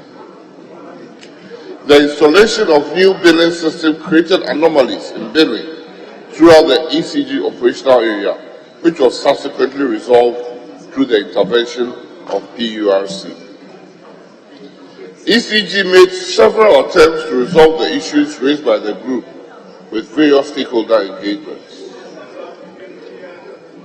In May 2019, PBS embarked on a mass disconnection exercise with police assistance in Somenia, Odumase, Krobo, and nearby towns for revenue mobilization. In the second week of the exercise, some angry residents mounted roadblocks and attacked PBS staff at Menya Ponyono community in the lower Menya municipal area. Subsequently, the angry youth mobilized and led a violent demonstration against PDS on May 22nd, 2019, for which a shooting incident by the police led to the death of one resident and injuries to some others. In April 2021, the Minister of Energy then convened a meeting of all the sector agencies. One of the issues that came up was the Krobo impasse. Management of ECG was tasked to implement the necessary strategies to resolve the challenge of accumulated debt resulting from non-payment of bills since 2014. Management came up with strategies, namely reinforcing the debt as of December 2017 and deployment of prepaid meters. ECG held engagement with the residents of Krobo on the proposed solutions by ECG, with 3 of the 4 identified groupings to discuss the plans to resolve the matter of accumulated debt and payment of bills going forward. At the meeting with these 3 identified youth groups, namely United Krobo Foundation, Klumo Heme, and Kluma B, on 8 July 2021 at the Akomenya Catholic Parish Hall, the following 2 options were proposed by the 3 youth groups. ECG should cancel the debt of all customers up to December 2018, from 2012 to December 2018, and spread the arrears from January 2019 to June 2021 over 5 to 10 years. Bills from July 2021 will be paid as and when they are due. Option 2, that ECG should reinforce the debts of all customers up to June 2021 and start afresh from July 2020. ECG reiterated that both options were untenable. A committee was tasked to find out the reason for the 2 new options tabled by the youth groups. After extensive discussions with the youth groups at the meetings on 17 December 2021, it came out that the bills in dispute, that is 2014 to 2017, accumulated bills, should be separated from the accumulated debt from January 2018. ECG made the following concessions, Mr. Speaker. That ECG will not carry out disconnection of supply on the accumulated debt from January 2018. Customers with arrears to pay must go to the ECG district office for debt rescheduling agreement with ECG. Affected customers will be allowed to pay their accumulated debt over a reasonable period of time. This concession is in line with the assurances given by key stakeholders that Krobos, Mr. Speaker, I quote, that Krobos have not said that they will not pay their electricity bills. Indeed, this is an opportunity for Krobos to redeem that promise. Subsequently, a pressure group, the United Krobo Foundation, together with some residents of Krobo community, demonstrated against ECG again on Monday, 22nd November 2021, and threatened the life of ECG staff and refused to recognize ECG as the service provider, but rather wanted to deal with VRA. The leadership of UKF wrote an official letter to the Ministry of Energy dated 23rd November 2021 and copied the ECG, alleging that ECG has been cheating Krobo State and the foundation proposes to deal with ECG. They demanded immediate halt to the mutually agreed installation of prepayment meters within the area and further threatened more problems in the days ahead. They have also stated categorically that they will no longer deal with ECG and that any attempt for ECG to operate in the area is at the company's own risk. After the receipt of the letter from United Krobo Foundation, some individuals within the community continue to threaten the lives of ECG officers stationed within the community to operate and maintain electrical installations. To protect the lives of ECG staff, management of ECG decided to relocate the staff of the Somalia District Office in the Eastern region to Japan, in the Volta region, on 3rd December 2021. On Saturday, 4 December 2021, a transformer located within the area tripped, as it does happen from time to time, and the power went off, cutting supply to some ECG customers. Before officers of ECG could be dispatched to investigate the cause of the power trip and fix same, some unscrupulous person purportedly attempted to transfer the load on the tripped transformer to another transformer to supply the affected customers. This resulted in overloading of the receiving transformer, causing damage to two of ECG's 500 kVA transformers with a value of approximately 200,000 Ghana cedis. Thus, ECG was compelled in such an emergency situation to shut down the system to protect life and property. ECG on Saturday, 11 December 2021, commenced its line patrols with a view to securing the integrity of the lines before they were energized. This activity was successfully completed by the close of the day, December 12, 2021, leading to a restoration of power supply to all customers of the community within the enclave, with the exception of the communities that were being served by the bent transformers. Following the disturbances in December 2021, PURC directed ECG to ensure that prepayment meters were installed at the Krobo area by June 2022. ECG continued to engage the stakeholders on the way forward in the management of the accumulated debts, bill payment from 2018, and the installation of the prepayment meters. It was decided from the engagement as follows: to one, ring-fence the debt from 2014 to 2017 accumulated or disputed bills for all customers in the Krobo area. Customers with outstanding balances on the bills of 2020 must go to any ECG office and pay or enter into a debt reschedule agreement with ECG covering 2018 to 2021 debts. After installation of prepayment meters, the outstanding debt on the postpaid account will not be put on the prepayment meters. Customers on prepayment meters will therefore be allowed to buy prepayment credit units.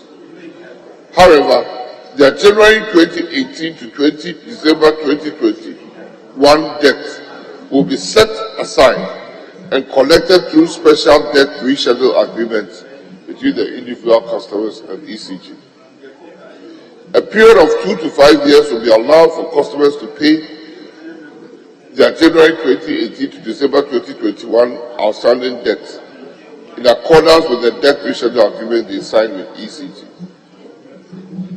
For the avoidance of doubt, all customers on both prepayment meters and post-payment meters who have any outstanding debts between January 2018 and December 2021 debts must pay their debts in full immediately or sign an agreement with ECG and comply with the signed agreement. Outstanding January 2018 to December 2021 will be collected in accordance with the terms of the debt schedule agreement. Sensitization programs on the prepayment meters were to be held in the communities before the commencement of the installations. On 3rd June 2022, a meeting was held with stakeholders at the direction of the National Security, where the program for the implementation of the prepayment meter installation was discussed. The prepayment meter installation exercise commenced on 13 June 2022. ECG solicited the support of personnel from the Field Engineers Regiment to augment the trained technicians of ECG for this exercise. The support of the Federal Field Engineers Regiment was necessitated by attempts by some groups within the corporate area to remove installed prepayment meters during the sensitization and pilot phase of exercise undertaken in May 2022. As at June 25th this year, the cumulative number of meters installed is 1,890, and the revenue from the installed meters amounted to 41,922 Ghana cedis. Thank you, Mr. Speaker. Honorable Member for Manya, is it Manya or you Lower Manya, probably. So, yes. Yeah, thank you, Mr. Speaker. What's your comment? And let me take this opportunity to thank the Minister for the statement on the issues in my area. Mr. Speaker, I am happy to note that the Minister has indicated that the various groups have agreed that the issues about we not paying electricity bill is out of place. It is not an issue, and that the people of Lower Manya and adjoining communities are ready to pay electricity bill. We only had a problem, as he indicated, when these SHEP meters came in. And as we all know, anybody who wants to take advantage of situations like that to create problems. Fast forward, the PURC came in. Some of us, have been part of the process of, trying to get these issues settled. Mr. Speaker, I can assure the Minister that if some of us are allowed, we can continue to lead, including, with the support of the chiefs, to get those communities that do not really understand or do not appreciate the fact that we need, the prepaid meters will solve our problems, to come on board. But then, the problem we have right now is that because of the previous, issues rather we have with the police, the presence of any uniformed, security person is seen as somebody who is, coming after them. Because when they started the installation in Pong, nobody, I have been monitoring it, nobody raised a finger. I've had a couple of calls from the community members. When they call me, I explain the situation to them. But then, after a week, when they brought in the soldiers, then the whole thing changed. The other communities where they hadn't even got in there also got alarmed and started organizing. As I speak to you today, Mr. Speaker, I have information that there's some demonstration even going on in my area because of the presence of the soldiers. So I'll plead that at least let us give it a try this time around. Let's get the soldiers out of the communities for, let's say, a week, and let's see what is going to happen. If we try that and it doesn't work, then we appropriately advise ourselves to move. No, I'm contributing to a statement. the man was sleeping. So, it's a statement, please. So, Mr. Speaker, without talking too much, I would like to assure the Minister that one, nobody in the Kobo area, including my good self, will support anybody who wouldn't like to pay electricity bill. After all, we have our brothers and sisters and our children even working with the ECG and the VRA, and they need to be paid so that we can continue to have power to do whatever we do in that area. But then, my plea is that let the soldiers be taken off for now. Let's engage them. Let's continue with the installation where we are not having problems with. As we go along, others who do not appreciate it will come on board. Because as I speak to you today, there are people who are, ready. And, the manager will tell you that every now and then, individuals approach the ECG and make their, ask for installation of these prepaid meters. There are a lot of people, there are a lot of homes that are without meters. and they all, want to have meters so that they can enjoy electricity. So, Mr. Speaker, my plea once more is that can we have the soldiers, withdrawn for now, so that we can have semblance of peace. Then we can continue to engage them, and I can assure you that we are not that difficult. We are not that difficult. We are ready to make sure that ECG survives, VRA also survives. Thank you, Mr. Speaker. Well, I will listen to leadership before Mr. Speaker. the minister responds. Minority leadership. Please, this is strictly a request by Krobo. Minister has responded. I'll leave it to the plea. Yes. Mr. Speaker, can I yield to the Honorable Konado? Very well. Yes, Honorable. Thank you, Mr. Speaker. Mr. Speaker, this statement is so timely. And if you listen to the ministers, the case the minister has forcefully and rightly made, and the response coming from an MP from the area, it's symptomatic of a bigger problem we have as a country, particularly in paying for electricity. Mr. Speaker, this challenge is not limited to the Krobo area alone. Tamale is one of the major challenges. Collection from Tamale is a major challenge for NEDCO. The Northern Electricity Distribution Company, NEDCO, has a major challenge in collecting electricity payments in Tamale. And therefore, when they attempted to install prepaid meters, there was such resistance. But, Mr. Speaker, as a country, we cannot support such lawlessness. We cannot. The utilities will have to engage more. There is the need for some education for people to understand. But as we speak, Mr. Speaker, ECG makes about 30% loss on the power they take through technical and commercial losses. NEDCO is doing about 27%.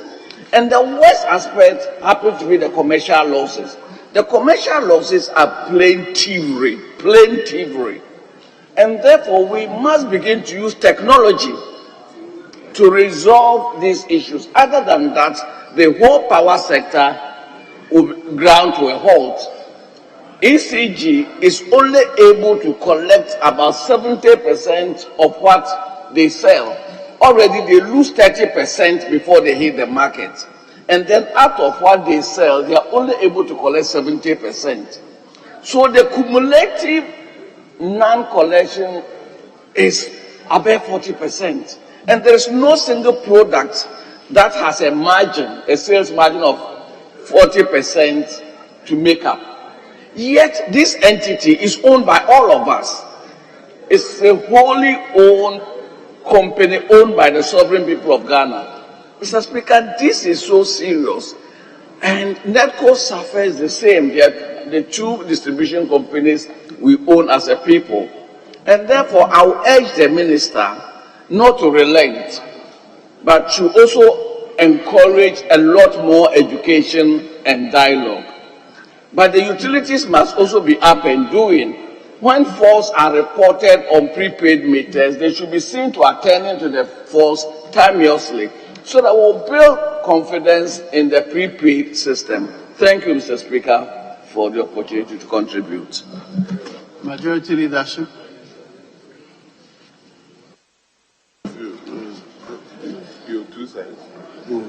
Mr. Speaker, thank you very much for the space accorded. And I guess we must thank the minister for this timeous intervention that he has made today and the issues that he has put before us. Mr. Speaker, I agree with the member for Pro East, himself a former minister responsible for energy. The Speaker,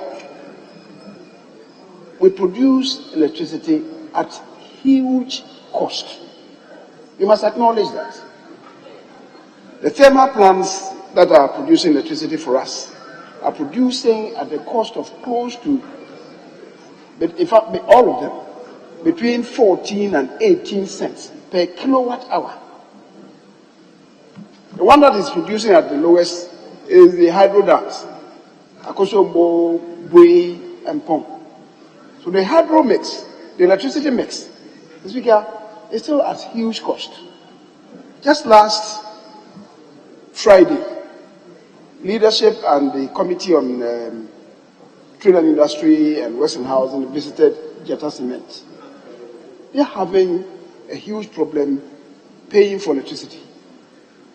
The Speaker, is the reason why the cost of cement, ex-factory price, there is at 55 cedis, close to $7.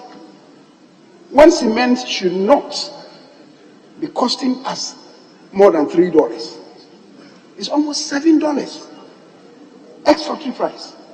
So guess what, Accra, and it's selling at 60 cedis. It goes to Kumasi now between 66 and 68 cedis. By the time it gets up country, it's about 70, 75 cedis. That's where we find ourselves as a country. So we should be paying for electricity generated at such huge cost. I'm aware, as my colleague is saying, the Honorable Dr. Komenoko is saying, that about 28% of electricity that is produced at such high cost is wasted through some technical inefficiencies. 28%, close to 30% is lost. And the one that feeds into the system, about 30% again, is unaccounted for. What it means is that the electricity that is generated, the cost of it is borne by less than maybe 50% of people who are supposed to be paying. It's the reason why electricity is also selling at such huge cost. The Speaker, so for people to say that we will not allow you to provide meters in order for us to be properly assessed to pay, certainly is not acceptable. But I'm happy to hear from the member for the area, the Honorable Telabi, that we've gone beyond the era when people were saying that, or most of the people were saying that they will not pay. That many of them, most of them, are prepared to pay. I think the difficulty is that a few of the communities are still resisting it.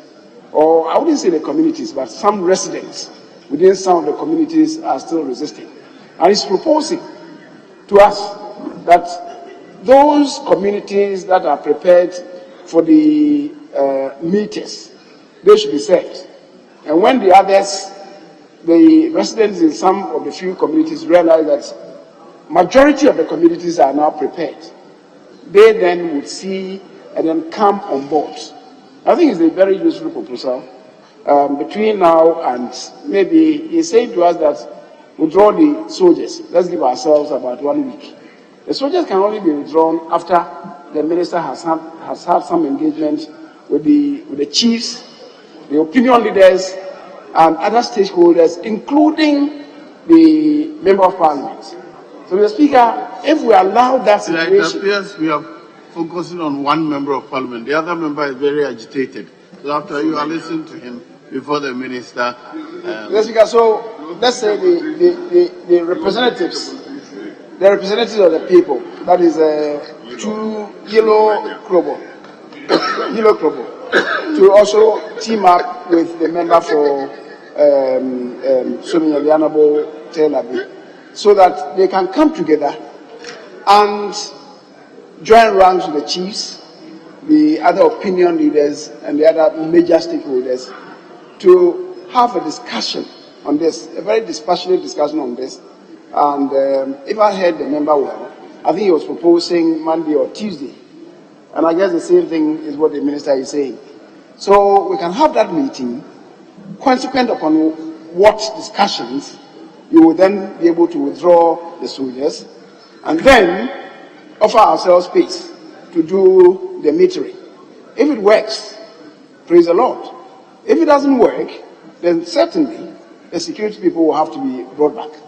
But I want to believe that given what assurance the member has given, and also the presentation from the minister, we can have peaceful dialogue and resolve this problem amicably in order for us, going forward, to be able to do the installation to enable peace to reign. Mr. Speaker, thank you very much. The honourable member for Yilo Krobo. Let me hear you. Right, Honourable Speaker. Thank you for the opportunity to contribute to the discussion. I'm the MP for Yilo Krobo. Today, at this very time, my people are on a peaceful march in Yilo against the deployment of the military in the constituency. I can promise the minister that we are ready to have this issue solved once and for all. On the 7th of December 2021, I led a group of chiefs from both constituencies to ECG to get ECG to bring power to the constituencies. The next steps included ECG organizing the MPs and the chiefs to sensitize the people before deployment of prepaid meters. Unfortunately, we were not contacted. I got to know about this just about 2 weeks ago, that they had deployed military to provide the prepaid meters. The issue in Yilo Krobo today is that those who have the prepaid meters cannot even get the credit to buy. They have to travel to Akosombo or to come to Dodowa to buy credit. So I'm appealing to the Honourable Minister to get ECG to open the Somane office so that those who are using the prepaid meters can get the credit to buy. The second issue is that in some compound homes where we have a lot of small unit families, when you provide one prepaid meter, it's an issue. I'll plead with ECG and the minister to consider what is going on as a project, and if possible, to provide free prepaid meters for those who are willing to take the meters now. Finally, I call on the House to insist that the military must leave the constituency. And as we agreed on Monday or Tuesday, we are available. We can come together to see the way to solve this problem. Thank you, Mr. Speaker, for the opportunity. Yeah, you didn't hear my voice, you would have finished me. You didn't hear my voice.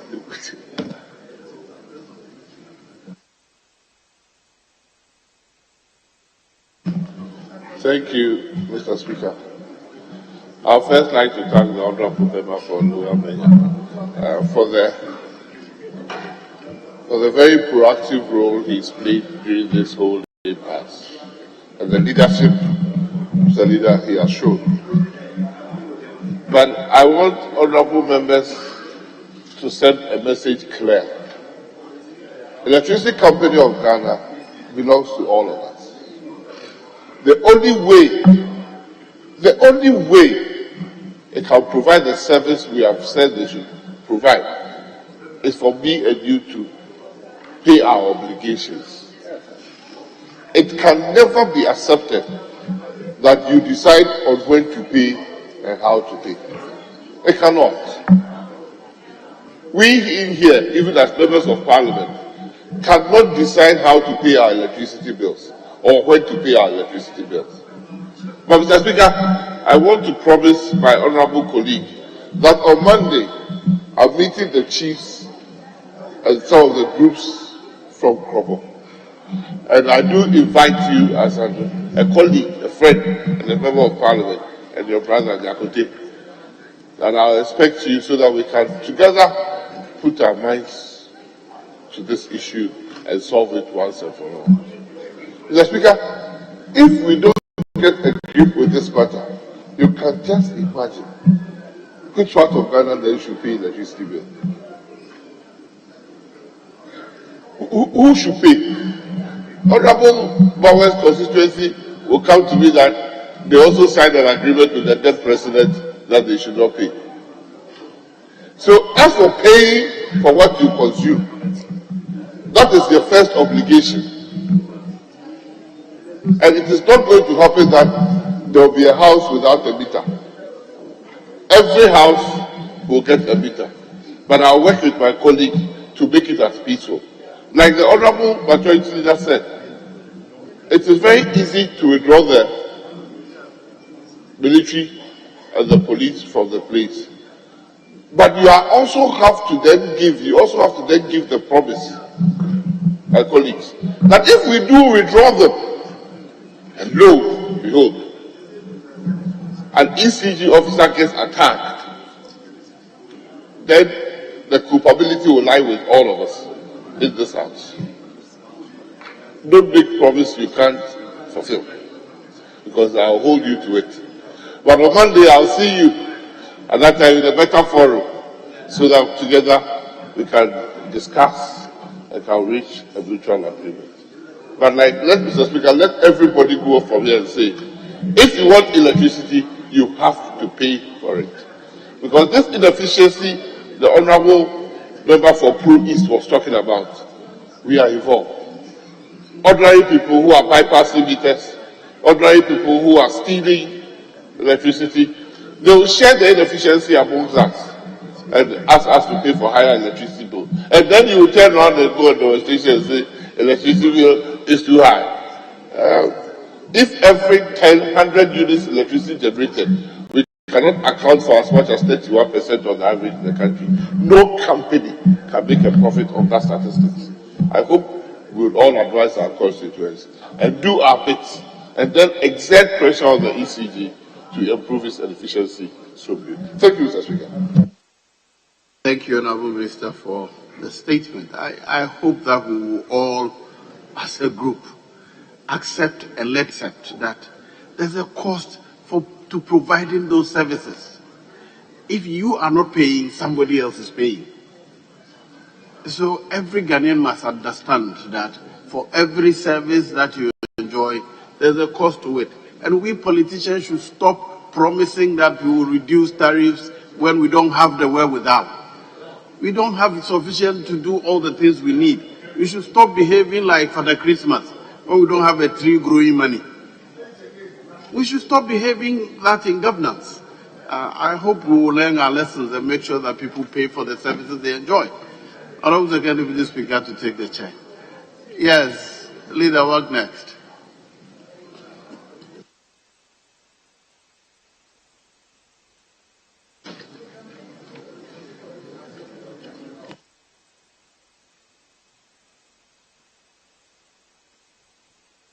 Speaker, if we could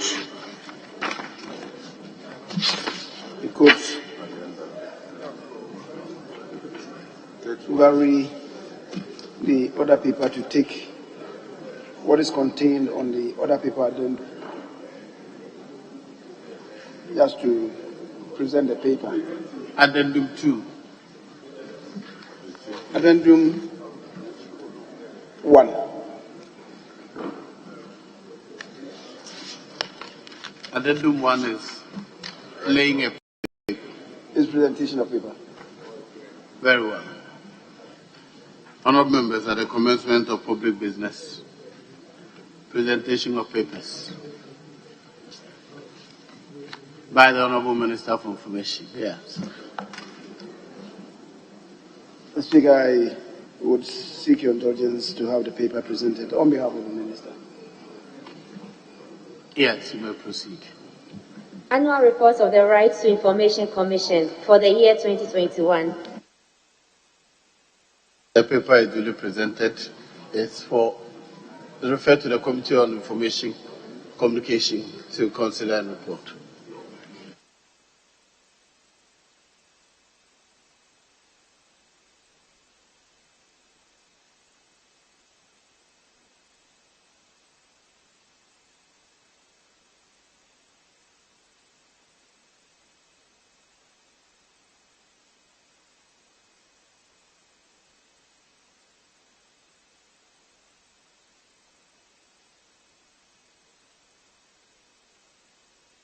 Yes, leader.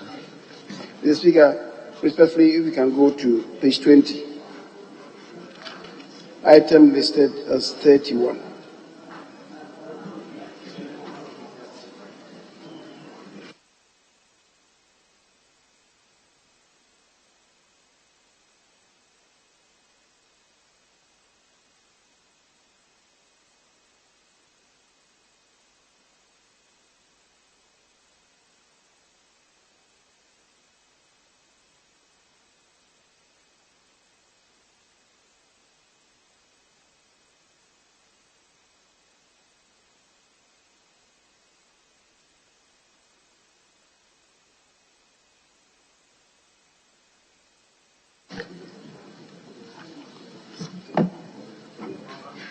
Very well.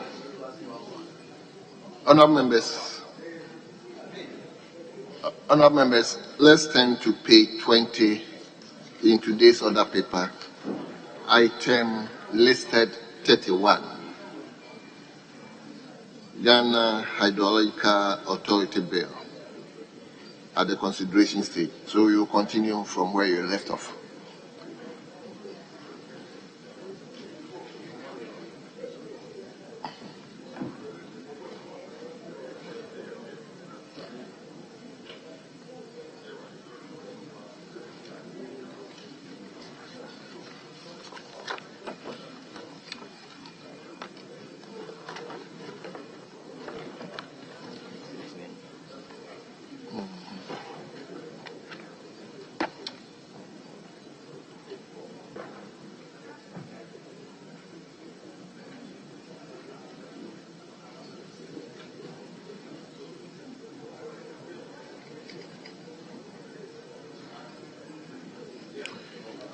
Yes. So we'll continue from clause 4. Amendment proposed. Chairman. Thank you, Mr. Speaker. Okay, thank you. Mr. Speaker, the chairman has an advertised amendment for subclause 1C. If the chairman would indulge me, I think we need to do just a little bit of an amendment to 1B, 1B, which reads, one representative not below the rank of director from the ministries responsible for works and housing, local government and rural development, and roads and highways. We intended to have one from each of these, not just one representing the three. So just a little bit of an amendment, so that it will read one representative not below the rank of the director from each of the ministries responsible for so and so. That's how it should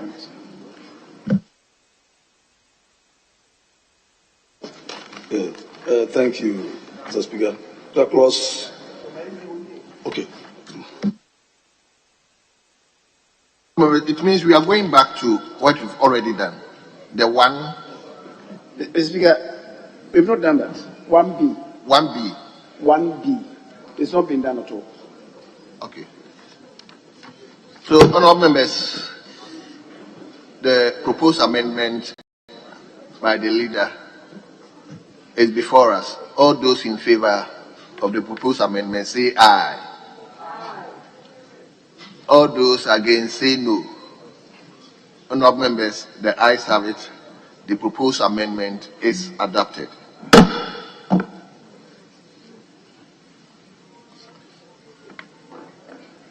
So I'll put clause 1 in its entirety. So you've already done. Mr. Speaker, the chairman has amendment on 1C. Oh, okay. 1C. That is 1C, I guess, C Roman number 2. Okay. C Roman number 2. But before he comes there again, in the preamble of the C, I think the same affliction affects the preamble of C. Is one representative of the following: It's not one representative, but one from each of the following. The same adversity. Yes. So we can also amend that one. Very well. So, Chairman, let's hear you. So, Mr. Speaker. Okay. Then, Chairman, hold on. Okay. Chairman, hold on. So, honourable members, the proposed amendment made by the Leader of the House is before us. All those in favour of the proposed amendment say aye. All those against say no. Honourable members, the ayes have it. The proposed amendment is carried. Honourable members, I respectfully implore you to respond when the question is put. Let's respond, please.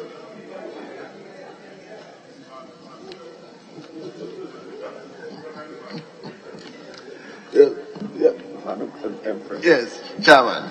Mr. Speaker, surplus 1, paragraph C, lines 1 and 2, which will delete both occurrences of engineers and insert engineering. Mr. Speaker, I think the thinking is that engineering captures all the actors in the industry. So now the new name for this is no longer engineers, but engineering. So that all those actors in that industry are captured. Thank you. That's the rationale. Thank you. Honourable members, there is a proposed amendment on clause 1,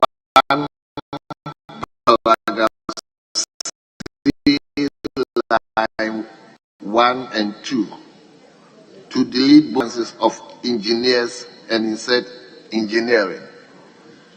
Yes, Honourable Abuja. The reason is actually the institute is called Ghana Institute of Engineering.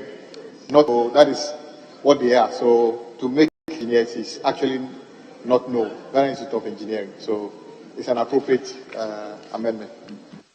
Thank you very much. Members, the proposed amendment, all those in favor say aye. All those against say no. The ayes have it. The proposed amendment is carried. Yes, Leader. Yeah, Mr. Speaker, sorry to take us a bit back, but the same C. The C.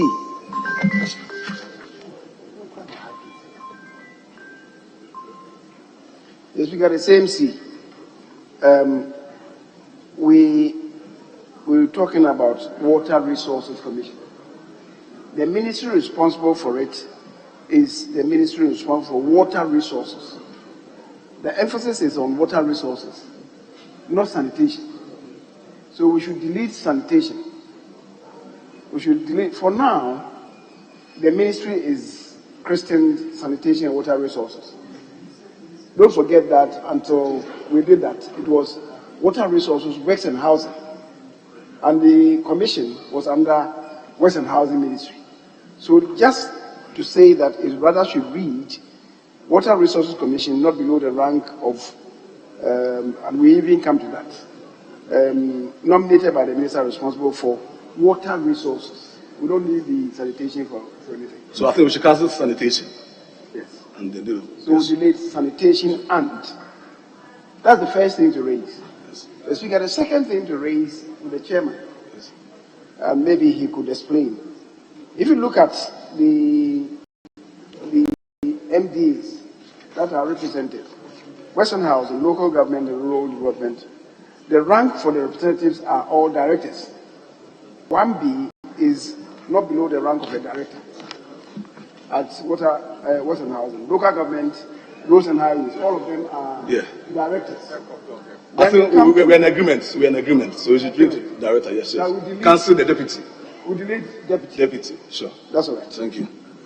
That's all right.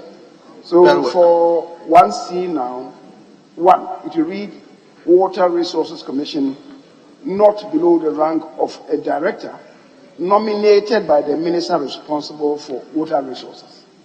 Right. Very well. Honourable members, there is a further amendment, and the question is, all those in favor of the further amendment say aye. All those against say no.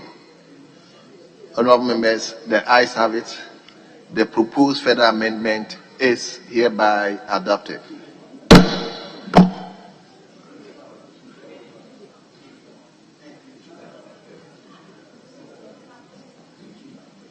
Mr. Speaker, I'm just having a discussion with the chairman of the committee.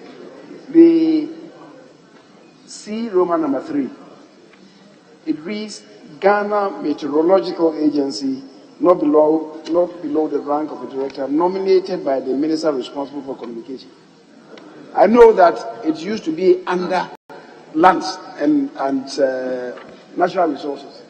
The chairman is telling me that is environment. I'm not too sure. It used to be under lands and natural resources. Certainly not communications. So, Mr. Speaker, with that understanding, we can leave it to the draft persons to assure ourselves where exactly it should lie. And the minister responsible should be made responsible for the nomination. I thank you. Very well. So, table, kindly link with the drafters and let's do the appropriate amendment.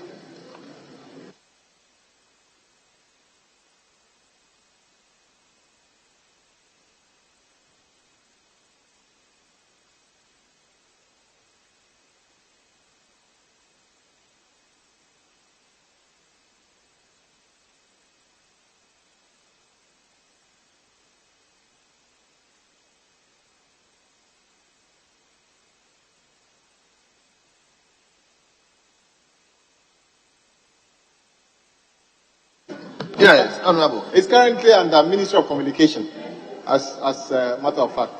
As of whether that is where it's supposed to be is another matter, but currently what's in the bill is appropriate. It's under Ministry of Communication. So we can easily find out, Mr. Speaker. We can just cross check. Mr. Speaker, yes. So we move to clause 4, amendment proposed. Yes, Mr. Chairman. The Speaker, the committee proposed that subclause 1 paragraph D, after persons which we insert nominated by the minister.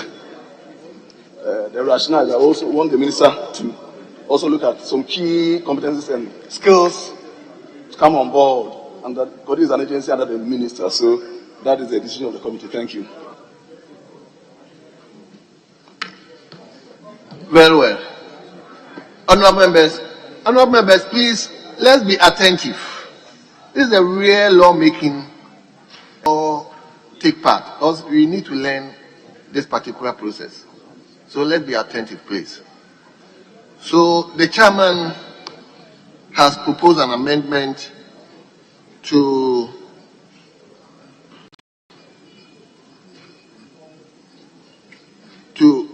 insert nominated by the minister after persons. So the proposed amendment is before us. Yes, leader. Mr. Speaker, I think the standard construction is not what is captured here. That is 3 other persons, one of whom is a woman nominated by the minister. The standard construction is that we should have at least one of them. So it should read 3 other persons, at least one of whom is a woman nominated by the minister. But if you say that 3 other persons, one of whom is a woman, if you nominate 2 women, it will offend the provision. We are in agreement. Right. Mr. Speaker, that's okay. Leader, may you come again? Let me see you. No. 3 other persons, at least one of whom is a woman nominated by the minister. Yes. So you can have all the 3 as well. Very well. Honorable members, there is a further amendment to the one proposed by the chairman. All those in favor of the further amendment, say aye. All those against say no. Of it, the further proposed amendment is hereby adopted.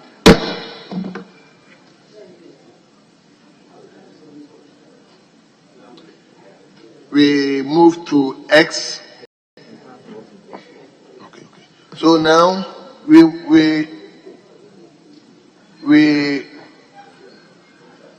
Mr. Speaker, before we conclude on clause 4, there is a minor amendment. It's not advertised. For 4.3. 4.3. 4.3. Very well. The President shall, in making, because 2 says that the President shall, in accordance with Article 70 of the Constitution, appoint the members. The appointment will be made by the President. So 3 should read, the President shall, in making the appointments, that is the appointment mentioned in 2, in making the appointments, under paragraphs A, B, and so, shall have regard, not we don't have regard to, we have regard of, shall have regard of the SPTs. Yes. Yes. With regard to, but we have regard of. Now we are going back to preposition. Honourable members, when you go to the original bill 4.3, there is a proposed amendment by the leader. All those in favor of the proposed amendment say aye. All those against say no. Honourable members, the ayes have it. The proposed amendment is hereby carried. Now, the question to clause 4. Honourable members, the question is, all the amendments variously made under clause 4, all those in favor say aye. All those against say no. Honourable members, the ayes have it. All the amendment variously made under clause 4 is hereby adopted.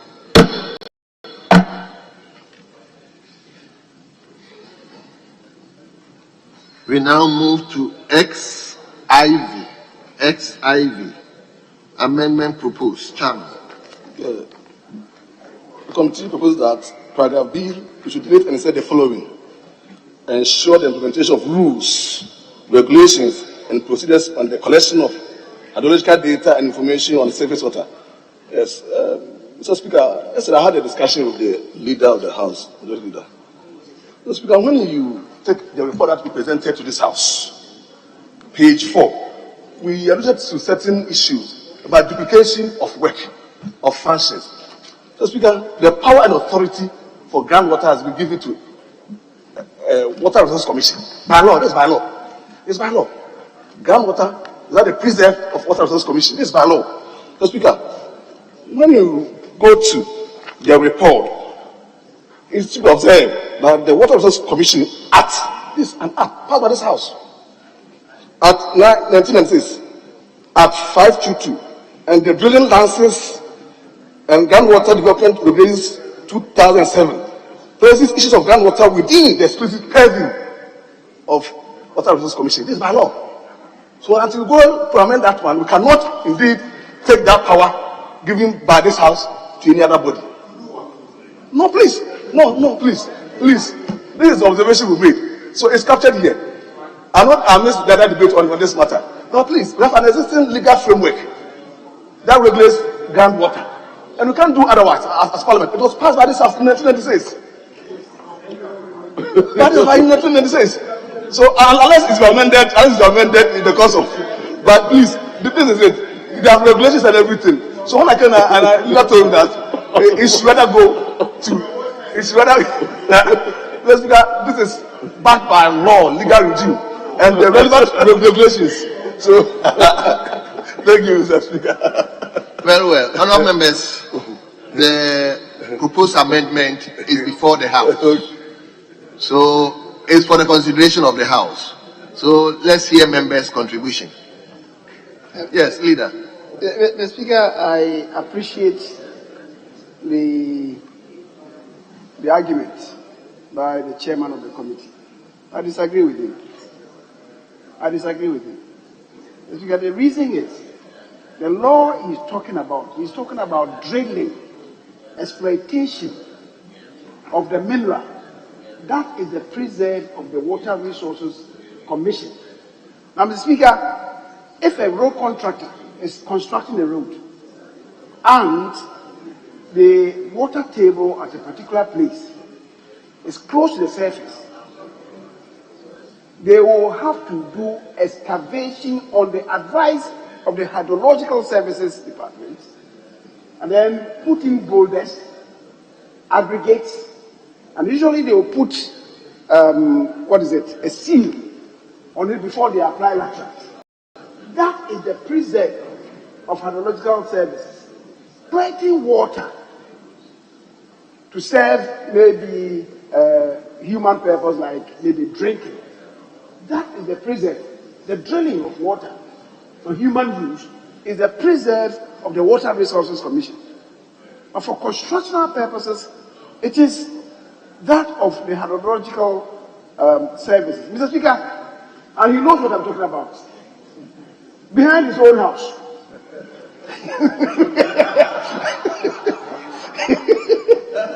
Behind his own house. Mr. Speaker, a road had to be constructed. And the water was so close to, the water table was close to the surface. And they had to do excavation and do these things. Was it the work of the Water Resources Commission? It was hydrological services that advised the contractor to do what the contractor did. So that is the fact. It does not, the Speaker, it does not in any way negatively impact on the law that we ourselves passed in respect of the Water Resources Commission. It has nothing to do with that, respectfully. So,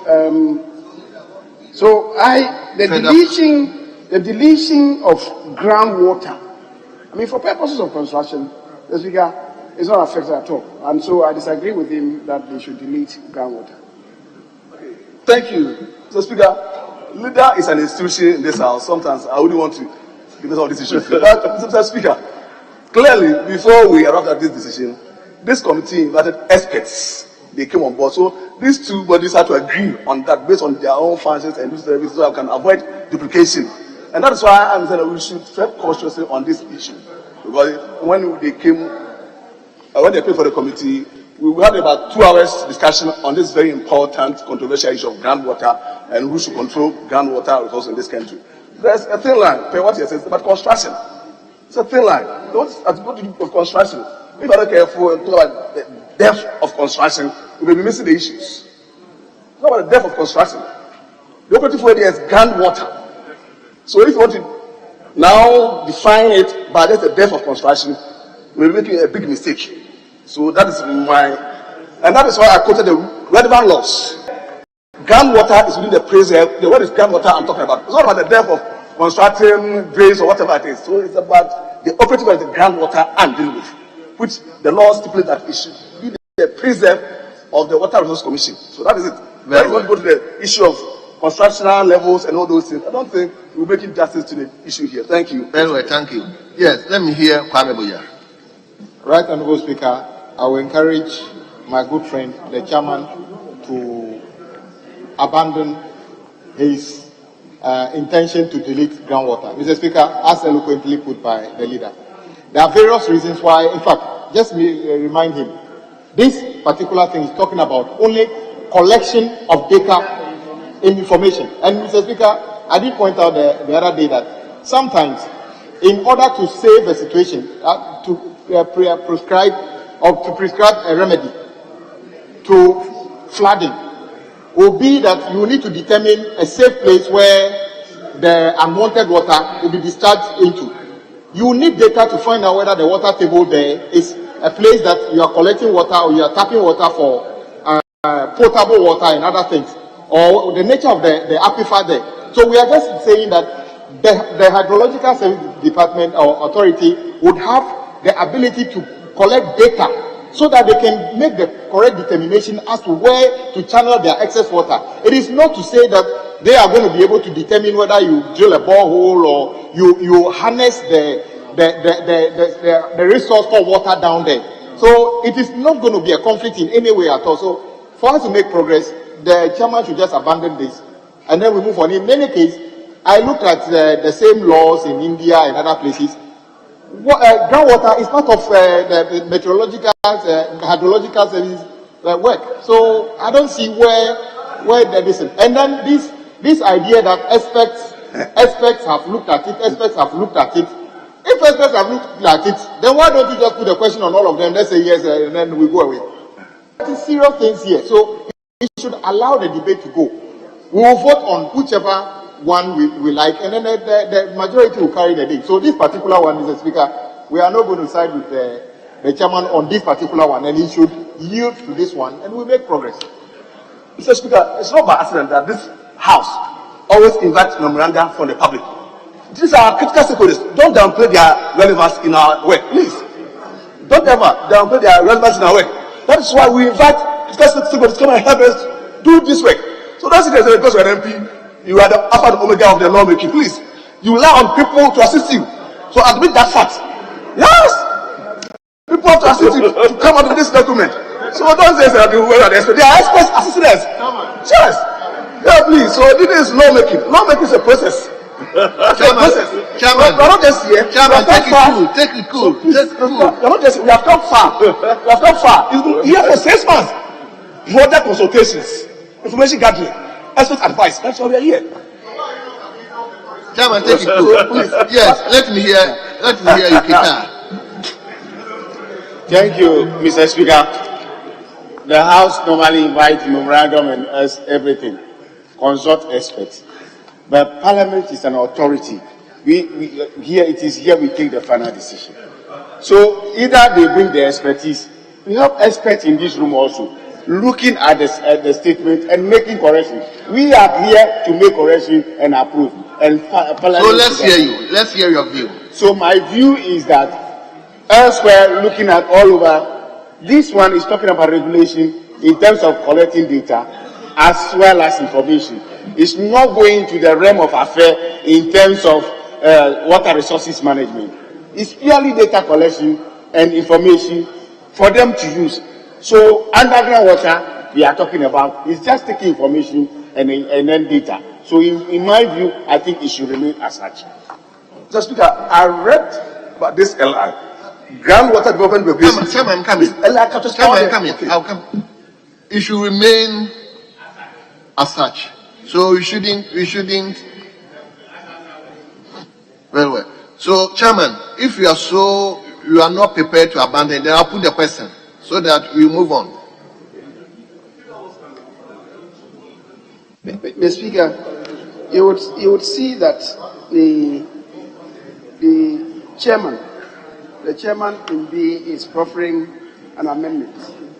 The amendment provides that that is in B, to ensure the implementation of rules, regulations, procedures on the collection of hydrological data.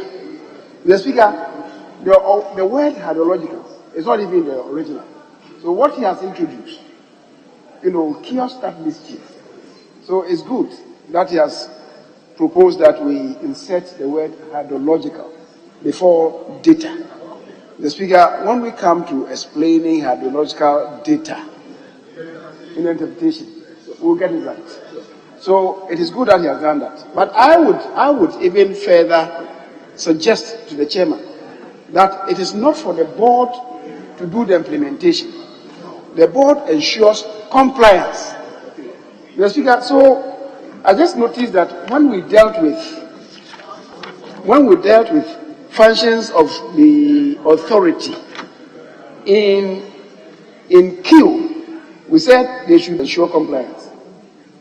The Speaker, rather, is the authority that should ensure the implementation, and the board ensures compliance.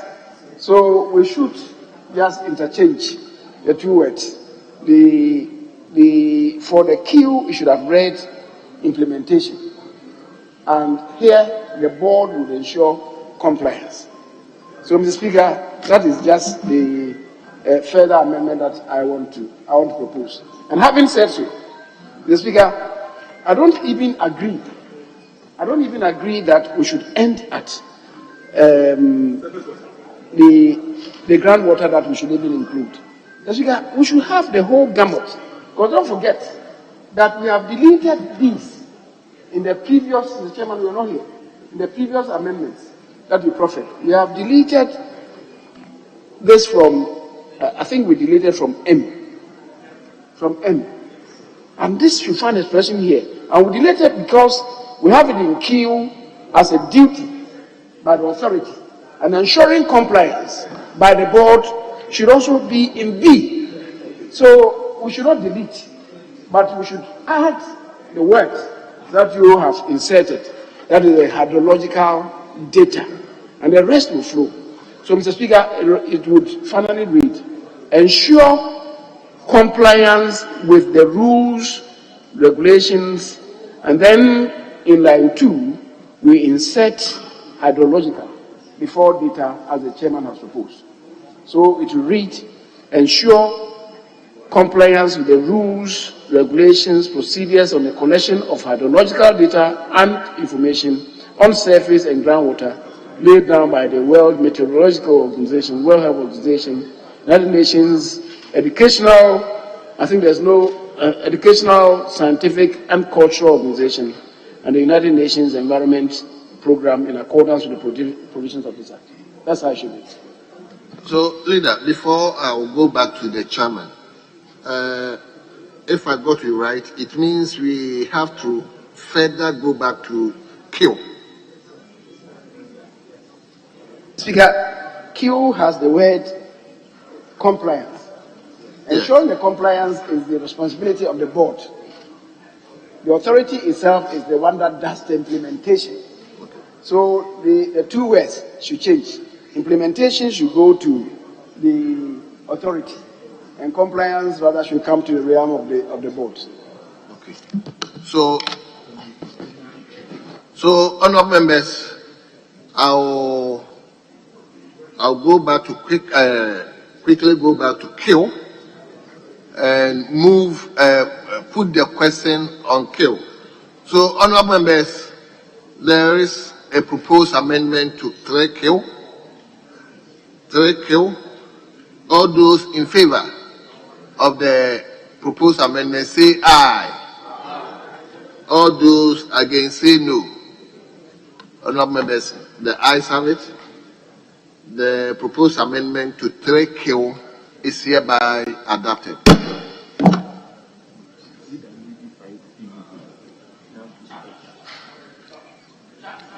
So, Leader, may you read the 5B again? Mr. Speaker, so 5B now would read, ensure compliance with the rules, regulations, and procedures on the collection of hydrological data and information on surface and groundwater laid down by the World Meteorological Organization, the World Health Organization, United Nations Educational, Scientific and Cultural Organization, and the United Nations Environment Program in accordance with the provisions of this Act. That is 5B. Well. So I suppose that Chairman have abandoned. Chairman, have you abandoned your I think it's a blend, a combination, a further improvement of the work the committee did. That's why we are here. Thank you very much. Well. So, honourable members, all those in favour of the further proposed amendment to 5B, say aye. All those against say no. Honourable members, the ayes have it. The amendment is carried. Now we move to XV. XV. There is a proposed amendment. Chairman.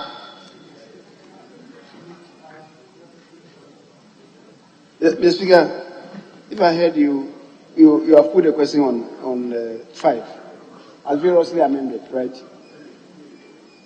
If you haven't, if you can do that now. We just concluded. You may put the question on the 5 as variously amended, and then we can move to 5B is it clause 6? No, we concluded on 5. I'm asking that you put the question on 5, the entirety of 5 as variously amended. Okay.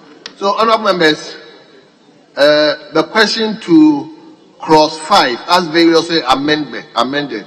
All those in favor say aye. All those say no. Honorable members, clause 5 as variously amended is hereby adopted.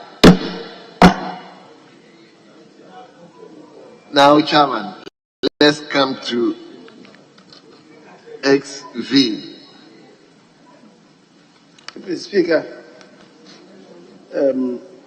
XV is on 14, but there are some other clauses. So maybe you can put the questions on them. But before you do, there is one on 6 that I want us to. Clause 6. Yes, clause 6. Mr. Speaker, it has to do with 6.3. I think there is a problem there. 6.3 reads, Clause 6. Yes. Okay. 6.3.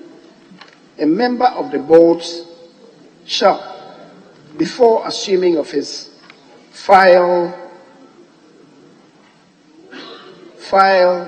with the authority a disclosure statement declaring all assets, business affiliations, and details of past and present employment. The Speaker, assets declaration is done to the Auditor General, and it's not to a committee of such nature. So I want to suggest that 3 rather should read: a member of the board shall, before assuming office, we'll break it down. Shall, before 1, file with the authority a disclosure. It says a disclosure statement. Rather, I should read a disclosure of interest statement in respect of. Then we can deal with A, business affiliations, and 2, details, or if you like, B, details of past and present employment. That would be 1.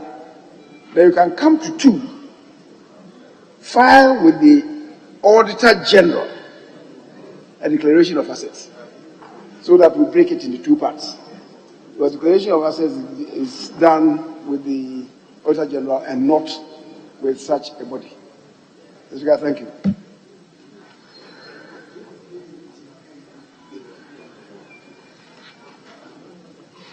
Chairman, are you in agreement? Yes, I concur.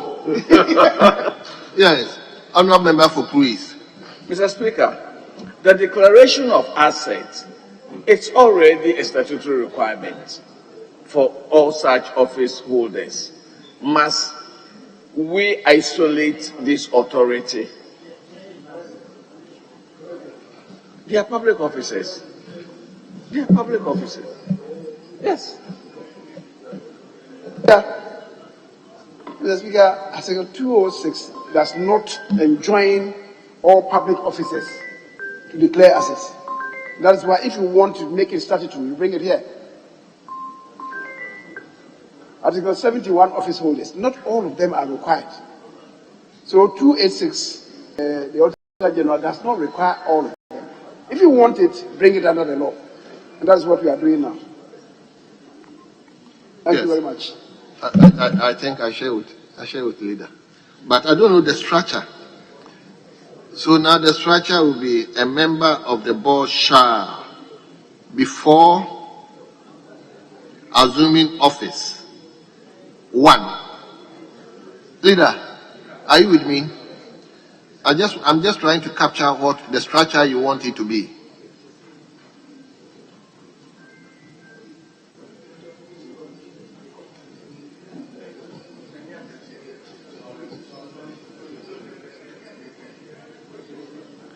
Yes.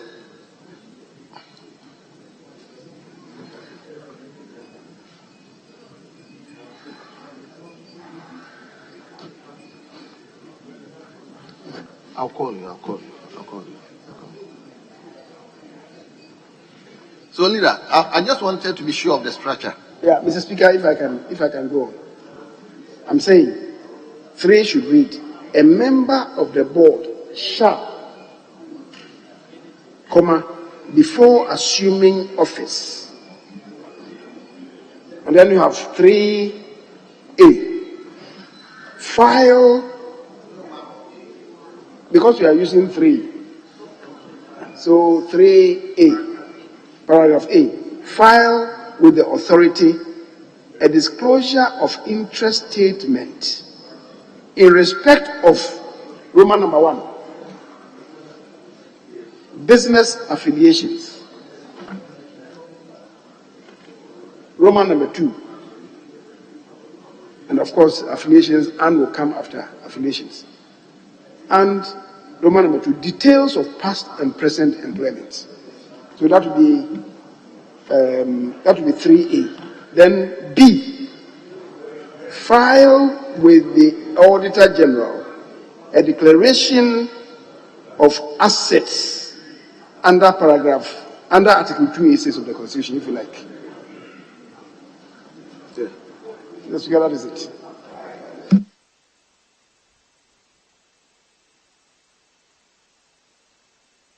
Well. Yes, Honorable Abradonko. Mr. Speaker, I feel very strongly about, I am in full support of the statement of interest in various things as in the first part. But on the second part, the declaration of assets, if there is a strong case for members of boards to declare their assets, and we believe there's a case for it, then let's come by separate legislation. So it cuts across all the boards. So rather than just isolating it to one particular board, Mr. Speaker, I feel strongly about, I agree that such people should declare their assets, but must it be only the board of one authority, whereas all the other boards across the spectrum do not have to declare their assets? Yes, Kwame. Chairman, Mr. Speaker, sorry. Article 286, and let me read what it says. 1. A person who holds a public office mentioned in clause 5, and in fact it covers everybody. It describes who a public officer is. I think members of boards are regarded as public officers. So I'm saying that if Article 286 is quite elaborate, why don't you just make reference to it and leave all the other things? Because in any case, if you want to determine the breach, you will have to use this. So I think Article 286 is elaborate enough. Public officials are all covered here, unless board members are not public officials. Mr. Speaker, Article 286, the declaration of assets, it says, it says the declaration of assets relates to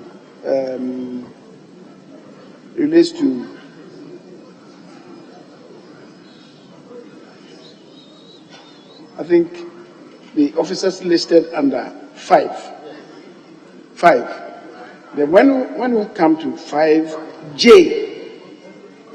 then says, such officers in public service and other public institutions as Parliament may prescribe. So by this Parliament is prescribing that this should be done.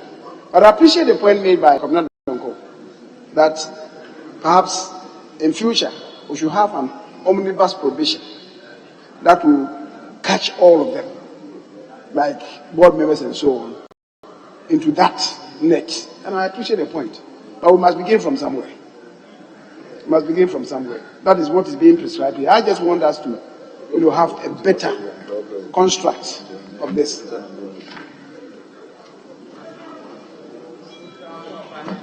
How can I? Yes, honorable member for Ketu South. Akachi South. Ketu South. Akachi. Ketu South. Akachi South. I am referring to Ketu South. Very well, very well, very well. Oh. Thank you very much, Mr. Speaker. Mr. Speaker, I think that as the leader said, what Honorable Kwabena said perhaps should be the way forward. But the way in which leader has explained it for me makes it tidy for this specific issue. And perhaps it will guide the House going forward so that when other such issues come up, we will use this as the yardstick to measure the rest. So I agree with the leader. Thank you. Very well. Yes, now I come to Akachi South. Mr. Speaker, thank you for giving me the opportunity. I support the leader of the House that the rendition should be broken into two. Mr. Speaker, the reason is that we have a law on assets declaration, and there is a constitutional provision to that effect. So we must separate that from the business affiliations and details of the past and present employment. So it must be broken down into two, so that the asset declaration will come under Article 186 and the available laws would apply, and then what you file with the authority will be the business affiliations and details of past and present employment. So it should be in A and B. Very well. So now I'll put the question on 6.3. 6.3. The proposed amendment by the majority leader. All those in favor, say aye. All those against, say no. Honorable members, the ayes have it. The proposed amendment to 6.3 is hereby adopted.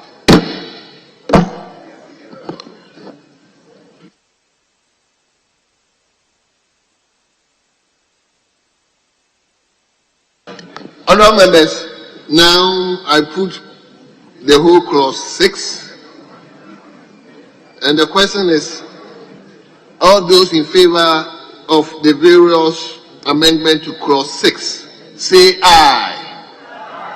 All those against, say no. Honorable members, the ayes have it.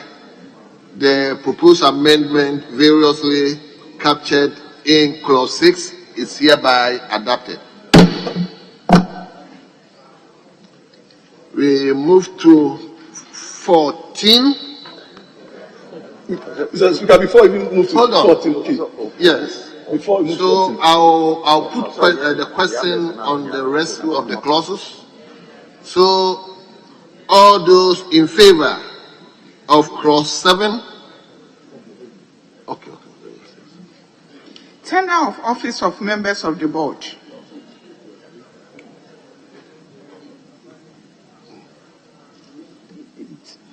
Now we move to clause 8. Meetings of the members of the board. We move to clause 9. Disclosure of interest. We move to 10. Establishment of committees. Mr. Speaker, clause 8, that is why I got up. The clause is up to now. Yes, clause 8, meetings of the members of the board. I think some... Is that amendment? Yes, amendment. No, but this is not, we can still bring them in those issues. It's just about grammar I want correct. Okay. So let me put the question on clause 7. Honourable members, all those in favor that clause 7 stands part of the bill, say aye. Honourable members, please, let's respond. We are here. I'll put the question again. All those in favor that clause 7 stands part of the bill, say aye. All those against, say no. Honourable members, the ayes have it. Clause 7 stands part of the bill. Now we move to clause 8. Chairman, you say you have? Yes, some few grammatic. Okay, let's hear it. Mr. Speaker, yes. Clause 8, 1, line 2. Conduct of a business at a time and place, and not in a place. So we should delete in a. At a time and place.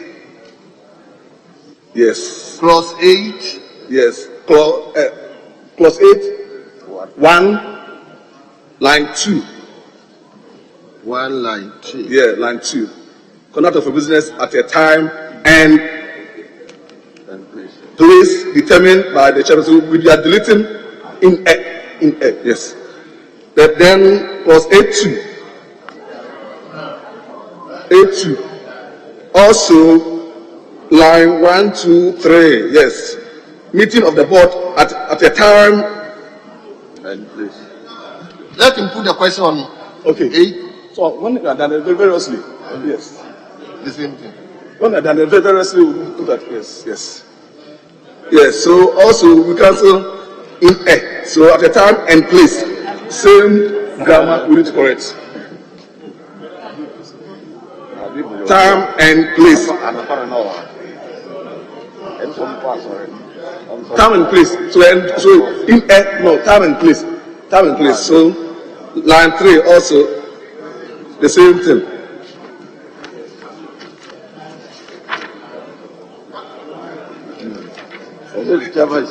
Come on, okay. Have you finished? Yes, please. I'm done with clause 8. Thank you. I think his amendment is in place. It's just a grammatical correction he's making. It's in place. Honourable members, the question is, all those in favor of the amendment proposed by the chairman, say aye. All those against, say no. Honourable members, the amendment to 8, 1, and 2 is hereby adopted. So, clause 8, as variously amended, all those in favor, say aye. All those against, say no. Honourable members, clause 8, as variously amended, is hereby adopted. Clause 9. Disclosure of interest. Honourable members, the question is, all those in favor that clause 9 stands part of the bill, say aye. All those against, say no.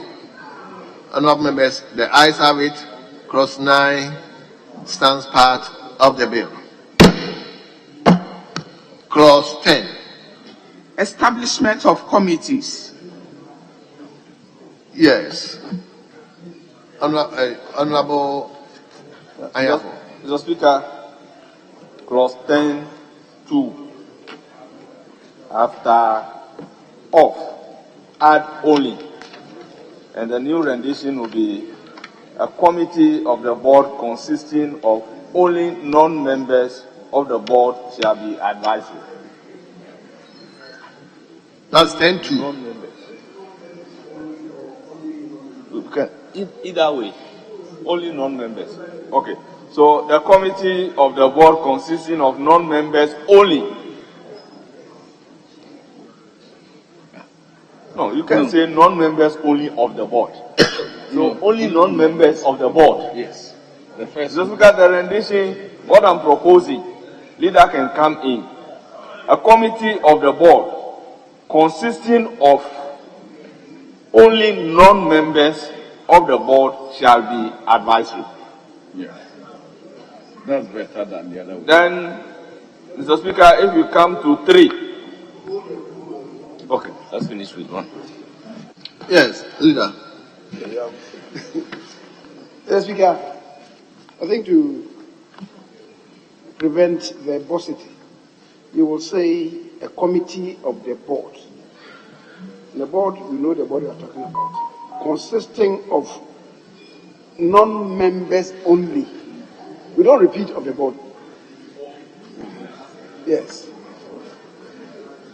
Yes. So leader, can you hear can you get the rendition? Yes, it's the same principle, but it just reads, a committee of the board consisting of non-members only shall be advisory. So it's the same principle.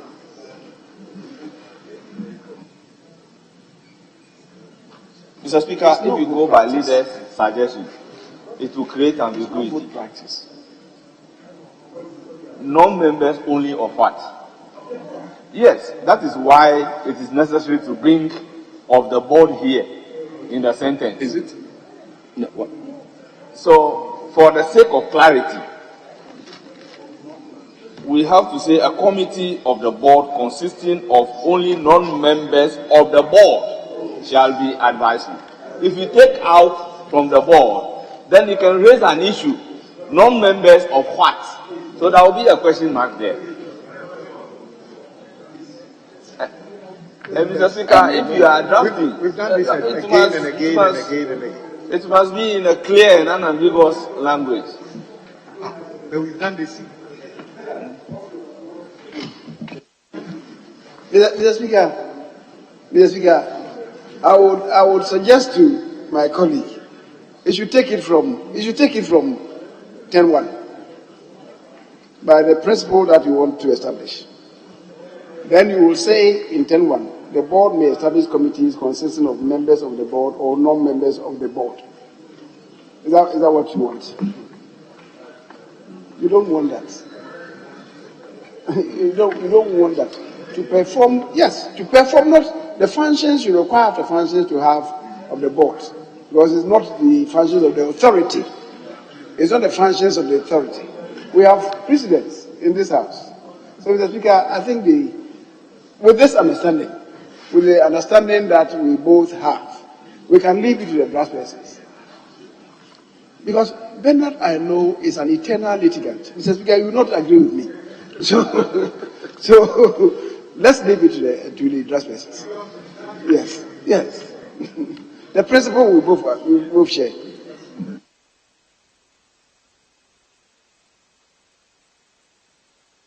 Mr. Speaker, I agree that we have a tradition, a long, outstanding tradition. So we can leave it to the drafters and they will come out with the appropriate rendition. So we can direct the drafters to take care. Very well. So, table, link up with the drafters to look at the appropriate rendition for 10. Yes, Honorable.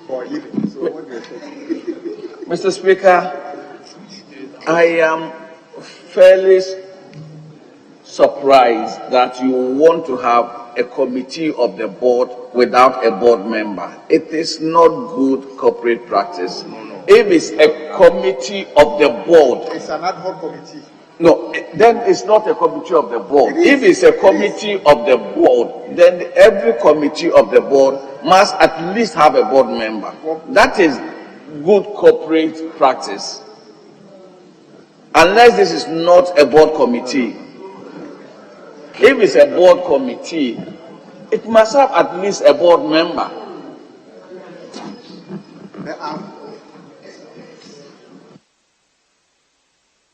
Yes, I have. Mr. Speaker, we have to take it from 10-1. Take the board away. And with your permission, if I may read, Then change the clause wording. 10-1. The board may establish committees consisting of members of the board or non-members or both to perform the functions of the board. So the power being given to the board is to establish a committee consisting of members, non-members, or both. Yes. So therefore, the law is saying that where the board choose to constitute a committee made up of non-members, then that particular committee shall be advisory. So that is what the law is saying. It's not a committee of the board. Yes.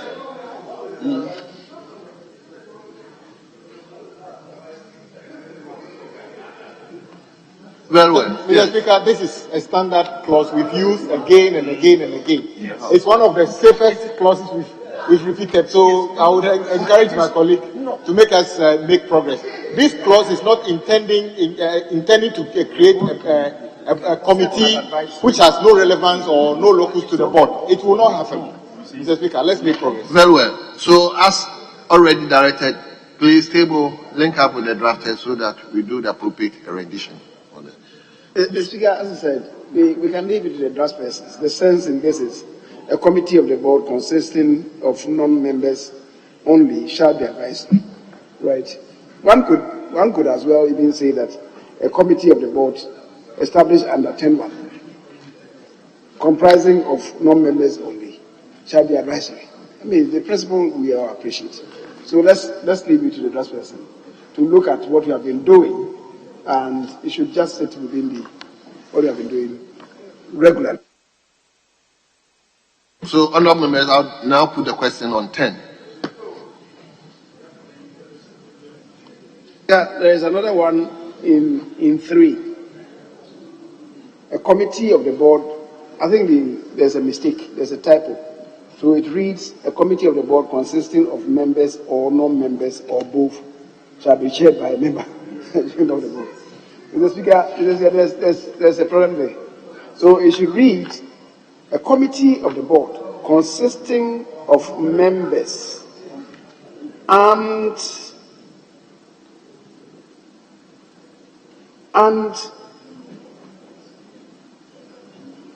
non-members shall be chaired by a member of the board.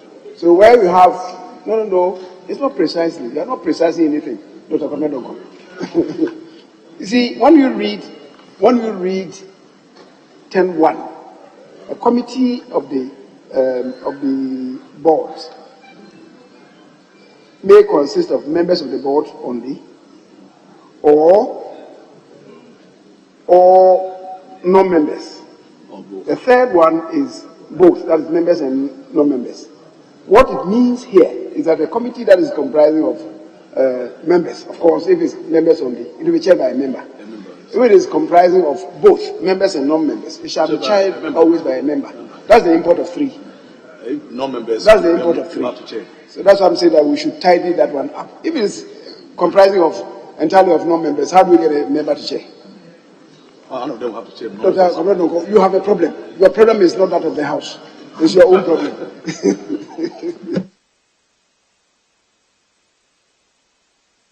Mr. Speaker, what we should do in 10.3 is after of, that's consisting of, we insert both, and then after members, we delete all, and we add and. Then after non-members, you delete all both. So the new rendition will be a committee of the board consisting of both members and non-members shall be chaired by a member of the board.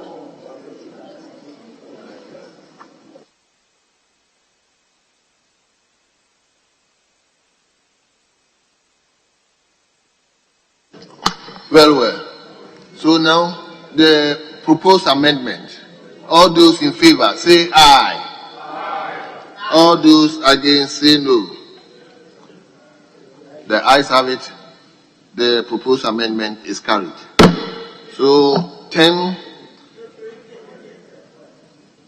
as vigorously amended. All those in favor say aye. Aye.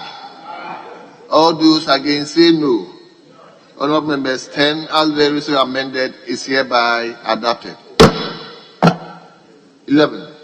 Allowances. Yes. Honourable members, all those in favor of clause 11 to stand as part of the bill say aye. All those against say no. Honourable members, clause 11 stands part of the bill. 12. Policy directives.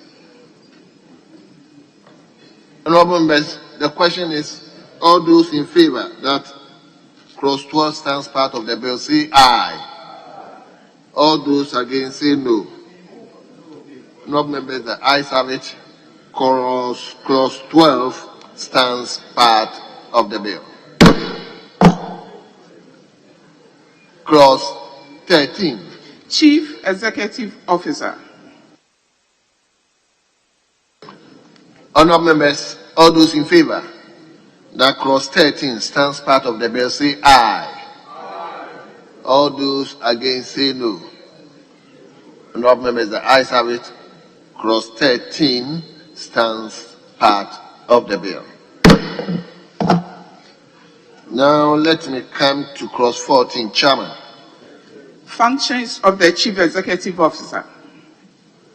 Thank you, Mr. Speaker. Mr. Speaker, after exhaustive debate, discussion, the committee arrived at this proposal, that is subclause 3, paragraph A, be deleted and inserted with the following.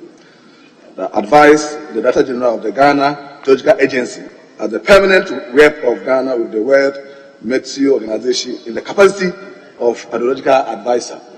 So move. Thank you. Yes, Honourable Member, there is a proposed amendment by the chairman. The proposed amendment is before us. Yes, Leader. Mr. Speaker, I appreciate the amendment proffered by the chair. But you see, if you look at it closely, it says it shall advise the Director General of the Ghana Meteo Agency as the permanent representative. Who is the permanent representative? Is it the Chief Executive Officer, or the Director? Is the Director General of the Ghana Meteo who is the permanent representative? So the way it's been captured is not tidy. So I would want to propose that we have it this way. The Chief Executive Officer, that is 3, the Chief Executive Officer shall, in the capacity of a hydrological advisor, assist the Director General of the Ghana Meteorological Agency, who is the permanent representative of Ghana at the World Meteo Organization and the United Nations Educational, Scientific and Cultural Organization. And that's it's a better construction. Yeah, I think the essence is captured, so we have no problem at all. Yes, thank you. Yes, it's okay. So, honourable members, there is a further amendment to the proposed amendment. All those in favour of the further amendment say aye. Aye. All those against say no. Honourable members, the ayes have it. The further proposed amendment is hereby carried. Honourable members, I put the question on clause 14. Clause 14, okay, Leader. Mr. Speaker, there is a minor thing, it's an omission, under 14, which is the standard that we have been doing. I think it's lost. The Chief Executive Officer shall perform any other function that the board may assign.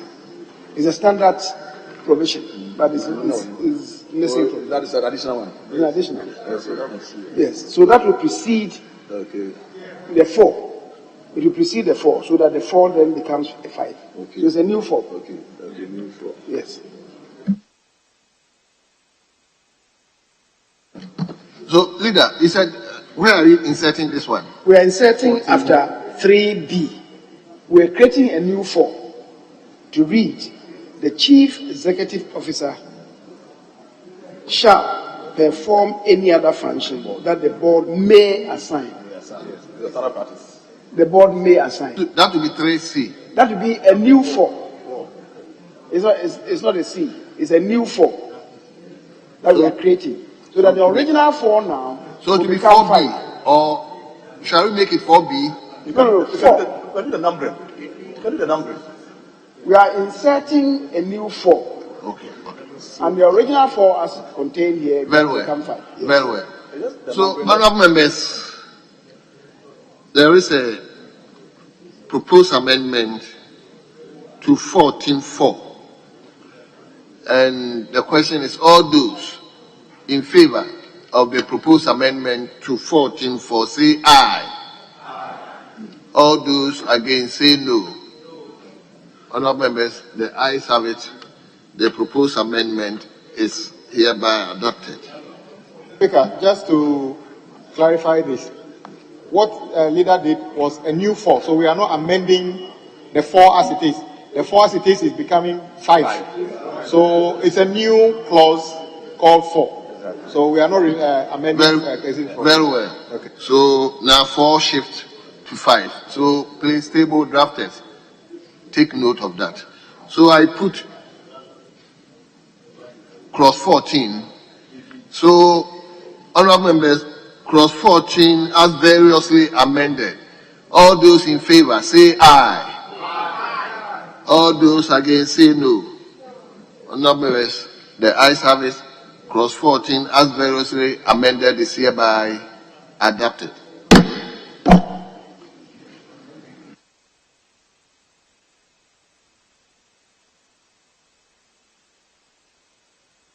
Now, there's no proposed amendment to 15 up to 20, so I will just, so clause 15.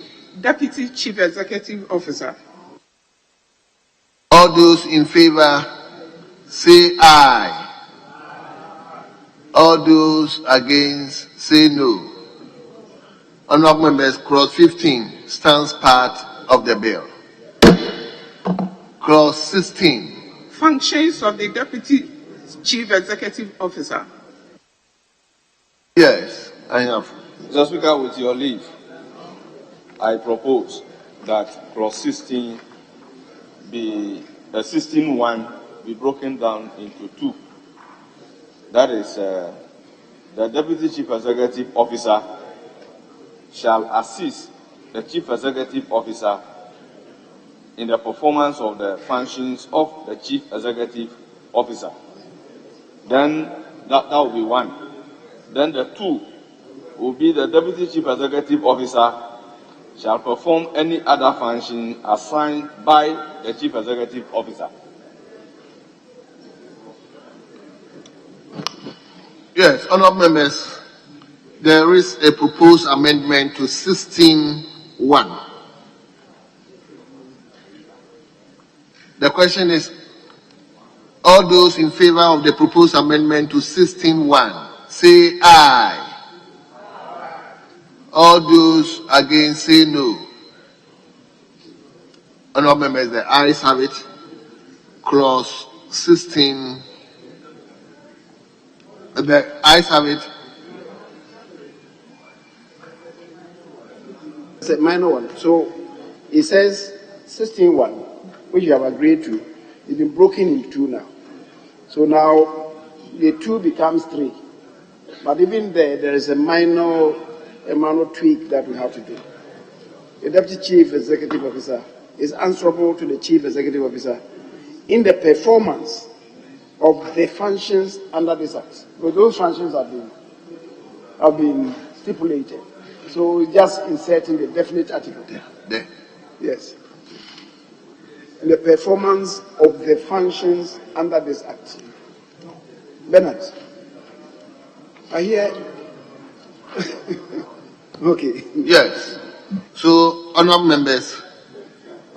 I'm just wondering, the way we just drafted this, it's as if they can only have 1 Deputy Chief Executive. But what if it demands that they can have many organizations have more than 1 Chief Executive? Is it the case that we don't expect that they can have more than 1? Oh well. I think this particular is supposed to have 1 deputy chief executive. In the bodies where it is intended to have more than 1 deputy, we specifically state so. So now it's 1. So that we have 2 deputies. That's what it's done. So here it's intended to have 1. So Mr. Speaker, I really support this clause that there is a specific provision for a deputy chief executive. Other laws without provision for deputy chiefs. We have recently seen sometimes the appointment of 3 or more. So if this will restrict the executive from jobs from the boys, I believe it is good. This one is specific. So please, the drafters, take note that 16(2) becomes 3. Right? Mr. Speaker, I think the president has the right to appoint other officers that will enable that organization to perform well. Any act, there's a special provision for the president to do that. So I don't think. So clause 2, which should now appear as clause 3, there is an amendment to insert an definite article there. Yes. So all those in favor of the amendment say aye. All those against say no. Honourable members, the ayes have it. The amendment is carried. But table, please take note. The 2 now shift to 3. So the question to 16. Clause 16, as variously amended. All those in favor say aye. All those against say no. Honourable members, the ayes have it. Clause 16, as variously amended, is hereby adopted. 17. Appointment of other staff. Yes, leader. Mr. Speaker, 17(2) is just a minor amendment, but it has great import. 17(2) reads, the authority may, for the efficient and effective performance of the function of the authority, engage the services of consultants and experts on the recommendation of the Chief Executive Officer. Mr. Speaker, the first one, that is number 1, the authority should be deleted, and then we insert board. The board may, for the efficient and effective performance of the function of the authority, engage the services of the consultants and experts on the recommendation of the Chief Executive Officer. The Chief Executive Officer is the chief with the authority. If he's the one to engage and appoint the consultants, it will be so self-serving. So rather, it should be the board that would do the appointment on the recommendation of the Chief Executive.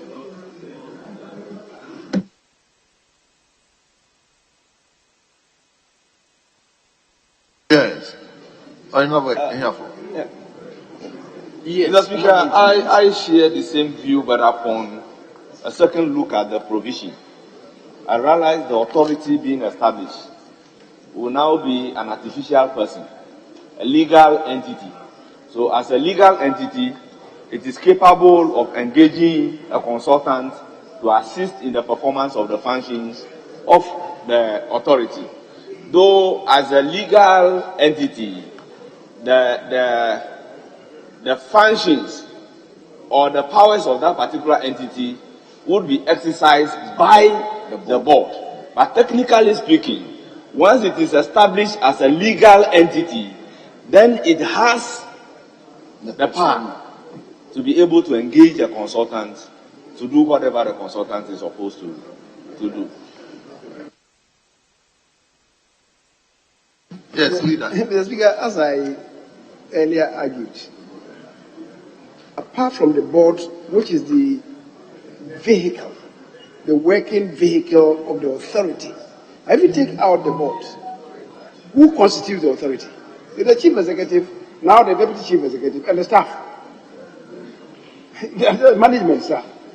So if you say that the authority can do it, it will be so self-serving, especially given the fact that the recommendation is going to come from the Chief Executive. So it's like the Chief Executive recommending and doing the appointment himself. And that will be dangerous. So I think that it rather should be the board. It rather should be the board. Yes, honourable member for BM. Well, Mr. Speaker, It's not like I have an amendment, but I'm worried about appointment of other staff. If you look at 17.1, that the president shall, in accordance with Article 195 of the Constitution, appoint other staff of the authority that are necessary for them. Are we establishing an authority that beyond the chief executive and the deputy chief executive, the president will be appointing all those other staff?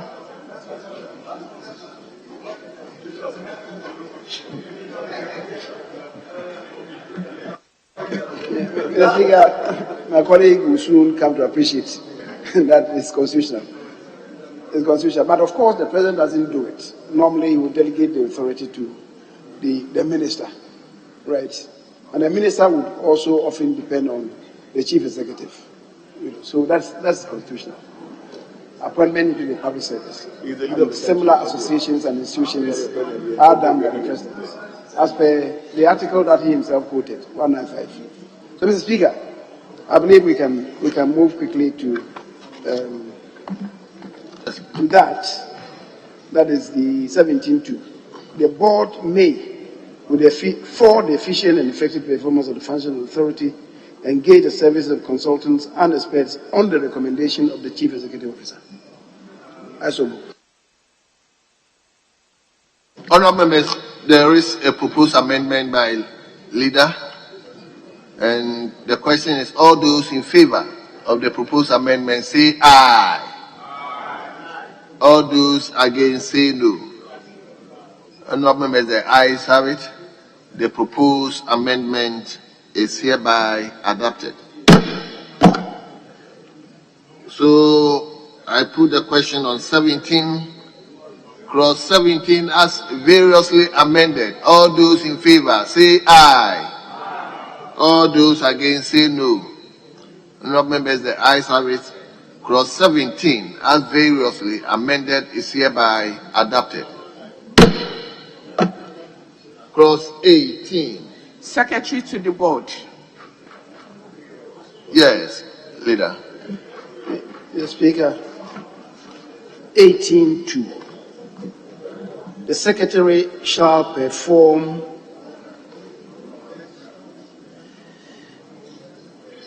any other functions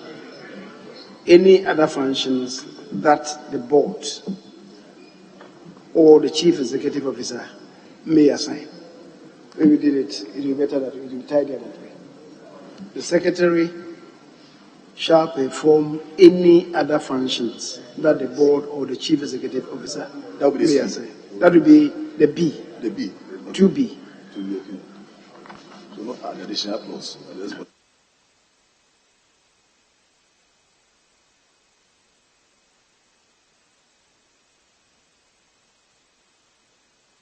Mr. Speaker, it's a standard provision. So, by the proposed amendment of the majority leader, we are doing away or cancelling in consultation with the board.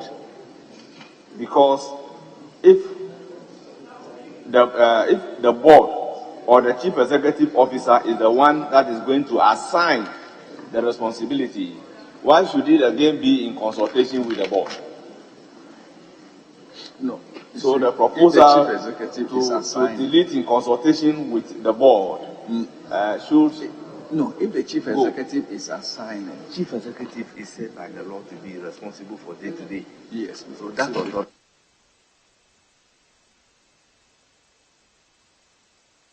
So, honourable members, honourable. So it means it's going to be, B is going to be, the secretary shall perform any other functions that the board or the chief executive officer, in consultation with the board, may assign. No. Mr. Speaker, we are deleting in consultation with the board because, you see, if you look at B, it says perform any other functions that the board, let's leave out the chief executive, that the board, in consultation with the board, may assign. The board will be consulting itself. to assign the functions. No. So it is perform any other functions that the board or the chief executive may assign. And the chief executive could, on his own, assign some functions to the secretary. The secretary to the board.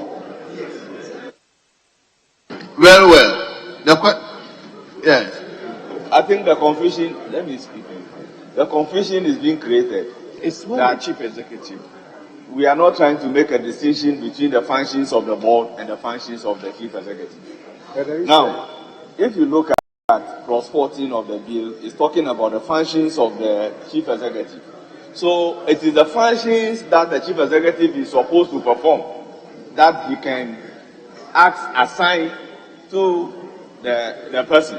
So the chief executive doesn't need to consult the board in performing his function, let alone assigning part of that function to anybody. So if the chief executive is assigning the functions of the board, he must do it in consultation with the board. But in this case, the board can assign part of each function, and the chief executive can also assign part of each function. If you make it in consultation with the board, it means that the chief executive, in performing his function stated by this law, must consult the board in performing the function.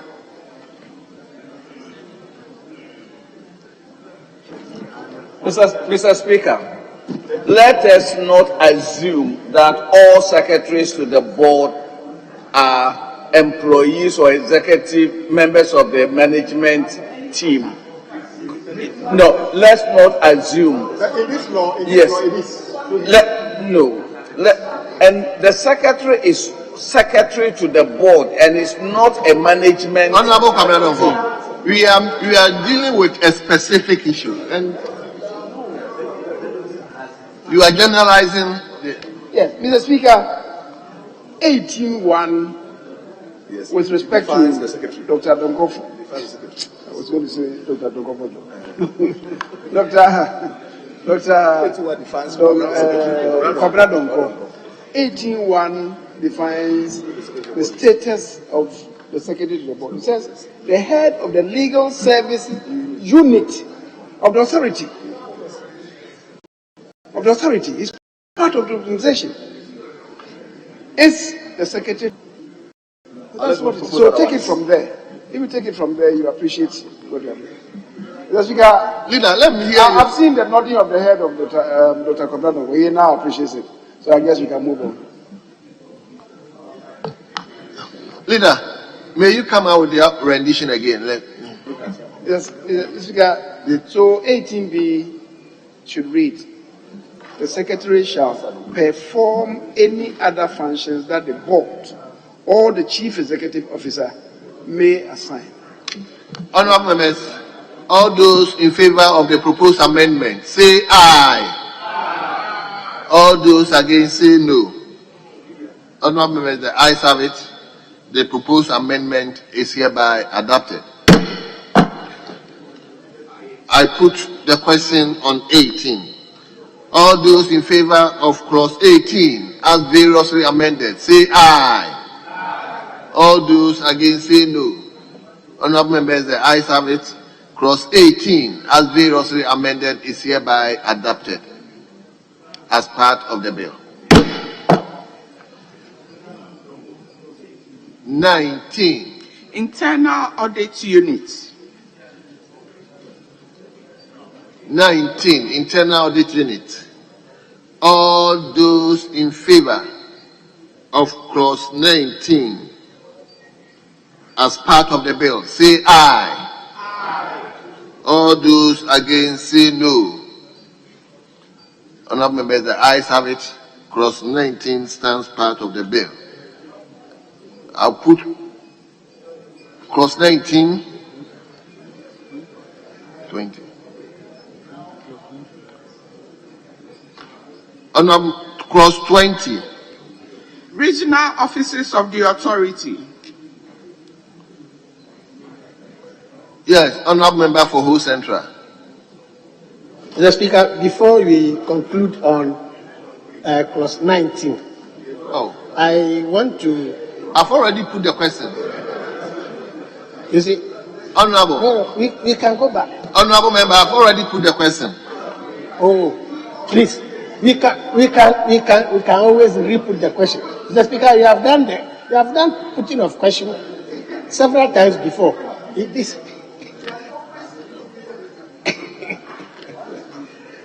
You see, in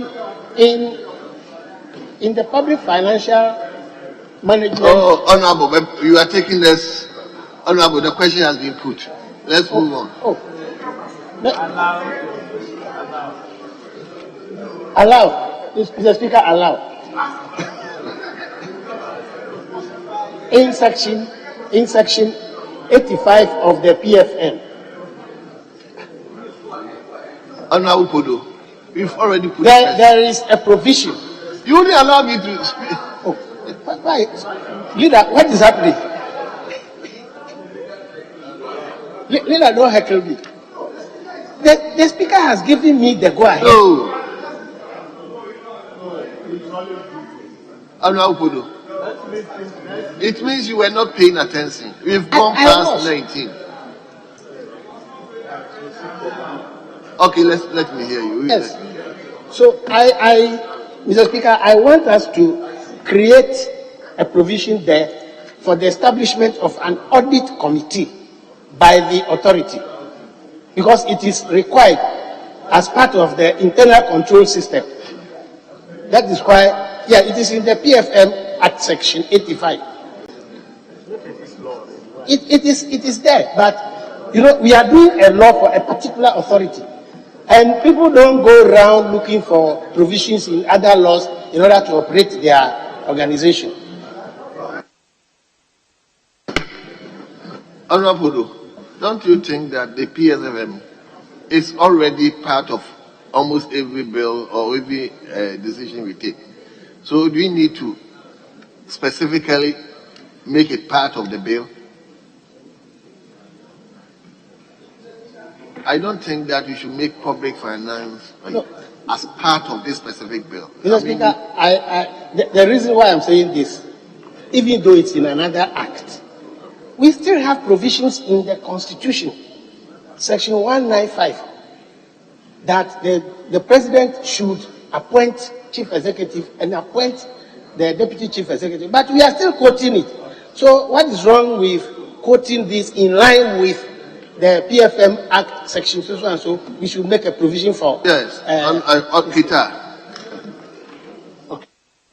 Mr. Speaker, it is already enshrined that auditors, internal auditors know they are governed by that law is talking about. So that provision is already existing and passed by this parliament. So I don't see the reason why we should include that in this bill. It's already even in the bill. The one we are holding. Well. Mr. Speaker, I think we have already passed that stage. The truth is that Public Financial Management Act, as he's saying, talks about that. So if we have already quoted Public Financial Management Act, that this audit unit must comply, there's no need to go back and say it again. So we can make progress. Well. So 20, cross 20. Regional offices of the authority.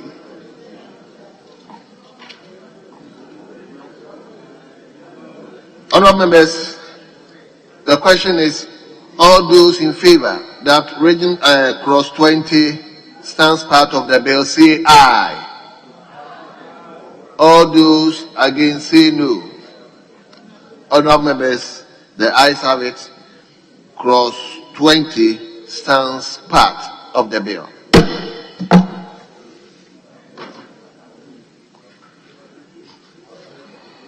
Clause 21, SVI. Yes, Mr. Speaker, the committee proposed that we should delete D as international. I mean, the reason being that donor support can come from also within. So there's no need to qualify the donor support. Which one? So the international should be deleted. Which one? Yes, clause 21. 21. Yes. Honorable Member, there is a proposed amendment to delete international. Yes. No. Mr. Speaker. Okay, let me explain myself. Okay. Yeah, Mr. Speaker, respectfully, before we come to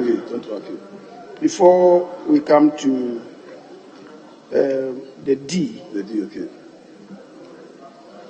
I mean, we have standard provisions. For the B, we are listing fees and charges. I think we have always said internally generated fund. So just delete the fees and charges and we said internally generated funds accruing to the authority in the performance of the funds of the authority. That is for the B. Internally generated funds instead of fees and charges. So we do that. And for the D that the chairman is relating to, I agree that we don't need the international. But again, there's a standard rendition. We have gifts, donations, and grants. Okay. Gifts, donations, and grants. I think it's even featured somewhere. No, not here. Gifts, donations, and grants. So we don't qualify where it will come from. Yeah. So, Mr. Speaker, the B, fees and charges should be deleted, and in its place we have internally generated funds. Yes. And then D, gifts, donations, and grants. We delete whatever is there in D, and we insert gifts, donations, and grants for D. So the D, the rendition will be gift.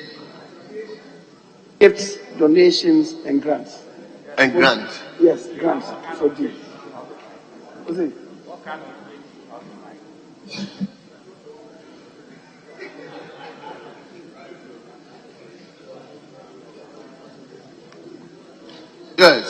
Yes, Keita. Thank you, Mr. Speaker. I'm looking at clause 21D, C.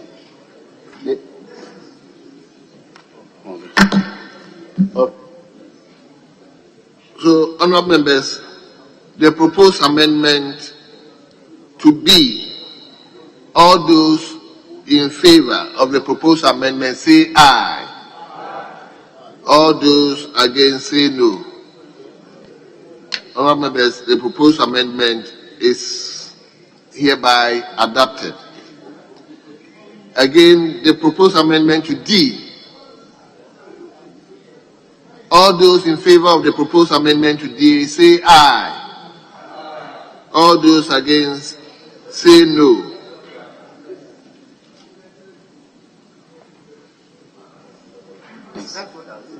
Mr. Speaker, is it sources of monies of funds of the authority or sources of funds for the authority? Funds is preferable. This one, the drafter must help us. Yes, but use funds instead of money. No, Money. use funds. Money. Mr. Speaker, there's a provision for the fund that will be created. So, Not the fund. We're talking about funds for the. Okay, all right. No problem. We are not talking about the fund created for. Yes. It's okay. It's okay. Yeah. Very well. Keita, I wanted to make some. It's okay. Yeah. Very well. So let me put 21. So, honourable members, the question is clause 21 as variously amended. All those in favour say aye. All those against say no. Honourable members, the ayes have it. Clause 21 as variously amended is hereby adopted. 22. Bank account of the authority. Honourable members, all those in favour that clause 22 stands part of the bill say aye. All those against say no. Honourable members, the ayes have it. Clause 22 stands part of the bill. Clause 23. Expenses of the authority. Honorable members, all those in favor that clause 23 stands part of the bill, say aye. All those against, say no. Honorable members, the ayes have it. Clause 23 stands part of the bill. Clause 24. Accounts and audits.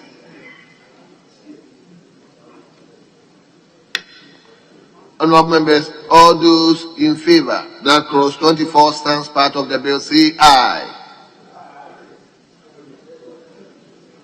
Honorable members, all those in favor that clause 24 stands part of the bill, say aye. All those against, say no. Honorable members, are you not taking part of the process?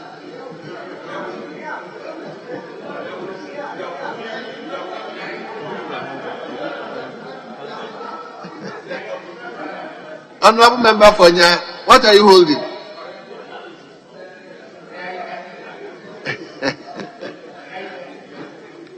So, honorable members, the ayes have it. Clause 24 stands part of the bill. Clause 25. Annual reports and other reports. Honorable members, all those in favor that clause 25 stands part of the bill, say aye.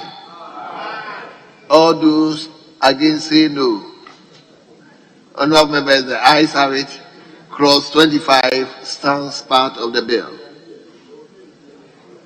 We move to clause 26. Establishment of National Hydrological Fund. Honorable members, the question is, all those in favor that clause 26 stands part of the bill, say aye. All those against, say no. Honorable members, the ayes have it. Clause 26 stands part of the bill. Now, we move to clause 27. Chairman. Mr. Speaker, I want to propose that we suspend further consideration of this, having gotten to clause 27. We'll continue next week on that. I think there is one more item to be done in respect of item number 25. Item number 25. Yes, honorable members, we are ending consideration for the day.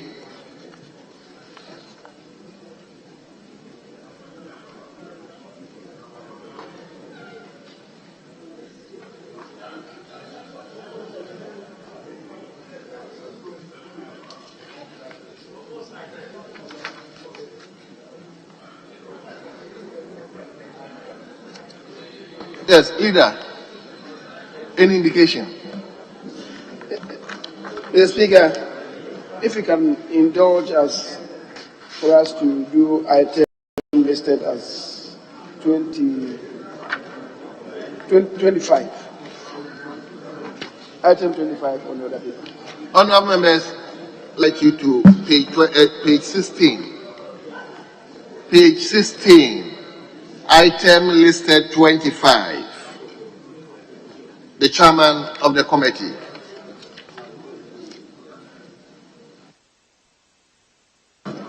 Mr. Speaker, I rise to move a motion listed as 25 on today's order paper, page 16. And in so doing, present the committee's report.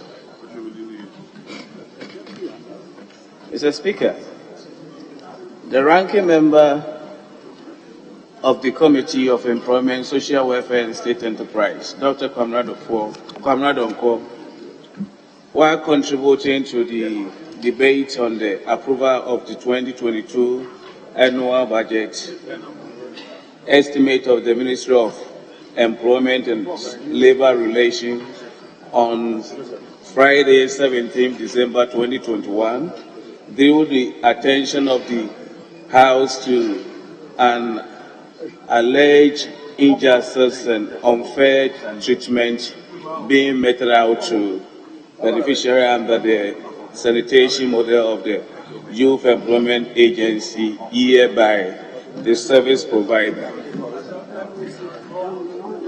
The honorable member stated that while the government through the year Youth Employment Agency pays the service provider a total amount of 600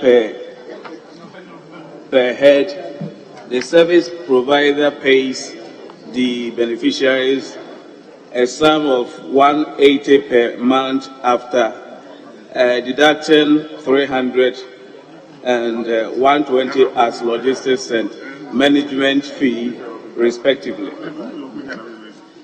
The honorable member further drew the attention of the House to the violation of the laws passed by the House by the Office of the Administrator of this District Assembly Common Fund and the Ghana Education Trust Fund. Honorable Chairman, may you move to conclusion then?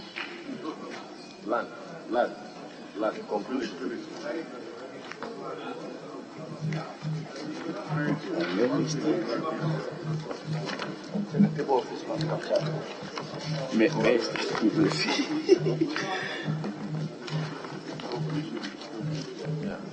Mr. Speaker, having thoroughly examined witnesses and diligently perused the contract and other documents relevant to the investigation on the allegations leveled against the service providers to the Youth in Sanitation Model of the Year, that is Youth Employment Agency programs, as well as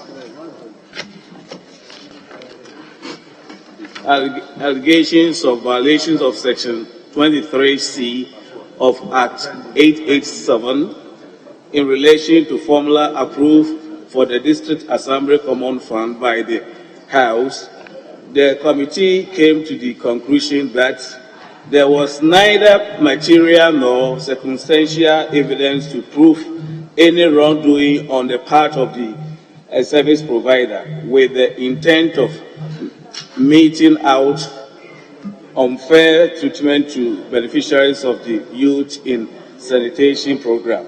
Contrary to its contractual obligations, the perceived payment of 600 per head was occasioned by the structural defect which fused logistics fees, allowances of beneficiaries, and management fees together.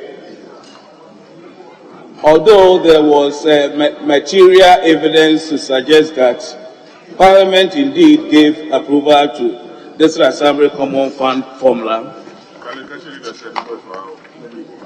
in 2020 and 2021, which provided for less than 10% allocations to Youth Employment Agency as earlier contained in Section 223 of the Act 887. These allocations were not meant to violate Act 887 as Section 23C has been rendered null and void by the ruling of the Supreme Court in the case of Kodo and Arnold versus the Attorney General. The committee therefore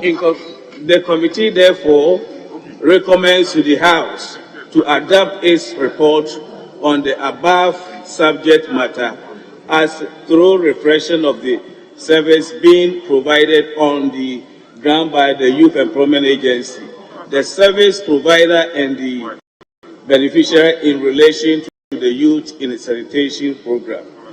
Mr. Speaker, respectfully submitted. Thank you. Thank you very much. Yes, the ranking member. Mr. Speaker, second, and in seconding the motion, Mr. Speaker, I will want to state a few things. That the committee establish the fact that whilst the Ghanaian state pays 600 cedis per head, beneficiaries get 180 cedis per head per month. That fact was established. The committee also established the fact that payments under the Get Fund Act, the District Assembly Common Fund Act, were not released timeously as expected. That was also established. The committee further established, Mr. Speaker, that beneficiaries of the scheme, some of whom had worked for the YEA for 10 to 13 years, are virtually left without a pension because of the structure and the definition of the scheme. They are allowed to work for 4 hours a day, and that does not qualify for a pension. But Mr. Speaker, as a state, we have a large number of people working for 13 years, 10 years with the same organization, involved in hazardous work on our streets, and yet they have no social security, they have no pension. We believe this is a fault that the YEA and the Ghanaian state must rectify, and at least ensure that they have a pension. These are the poorest of the poor in our communities, and therefore we will call on Parliament to find a way at an intervention that at least gives them a pension. Mr. Speaker, in the course of the deliberation, the issue of Todo versus Todo and Ano versus Attorney General and the ramification on the District Assembly Common Fund also came up.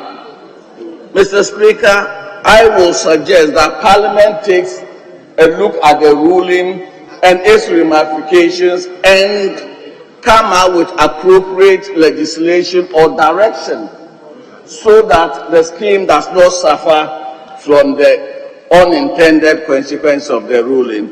Mr. Speaker, with these few words, I support the motion.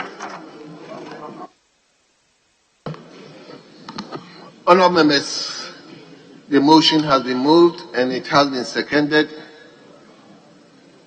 It is before the House. I will invite a couple of leader. Why are you watching me, looking at me like that? You have interest? Hey, I see. I will invite 1, 2 comments, and you put the question. Yes, let me invite Honorable Member for Afram Prince. What is your concern? Afram Prince what? Section Afram Prince. Section Afram Prince, yes. Thank you, Mr. Speaker. I rise to support the motion.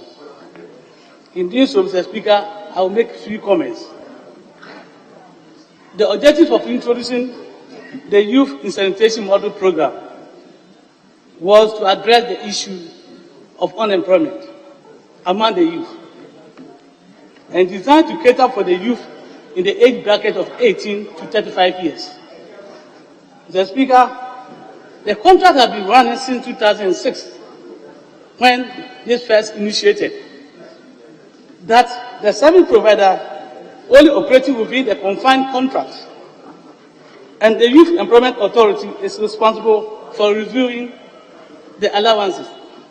Mr. Speaker, in 2017, the relationship between the service provider and the Youth Employment Authority was questioned by the new management of Youth Employment Authority. And Attorney General came in to advise, and then they take steps to regularize the agreement.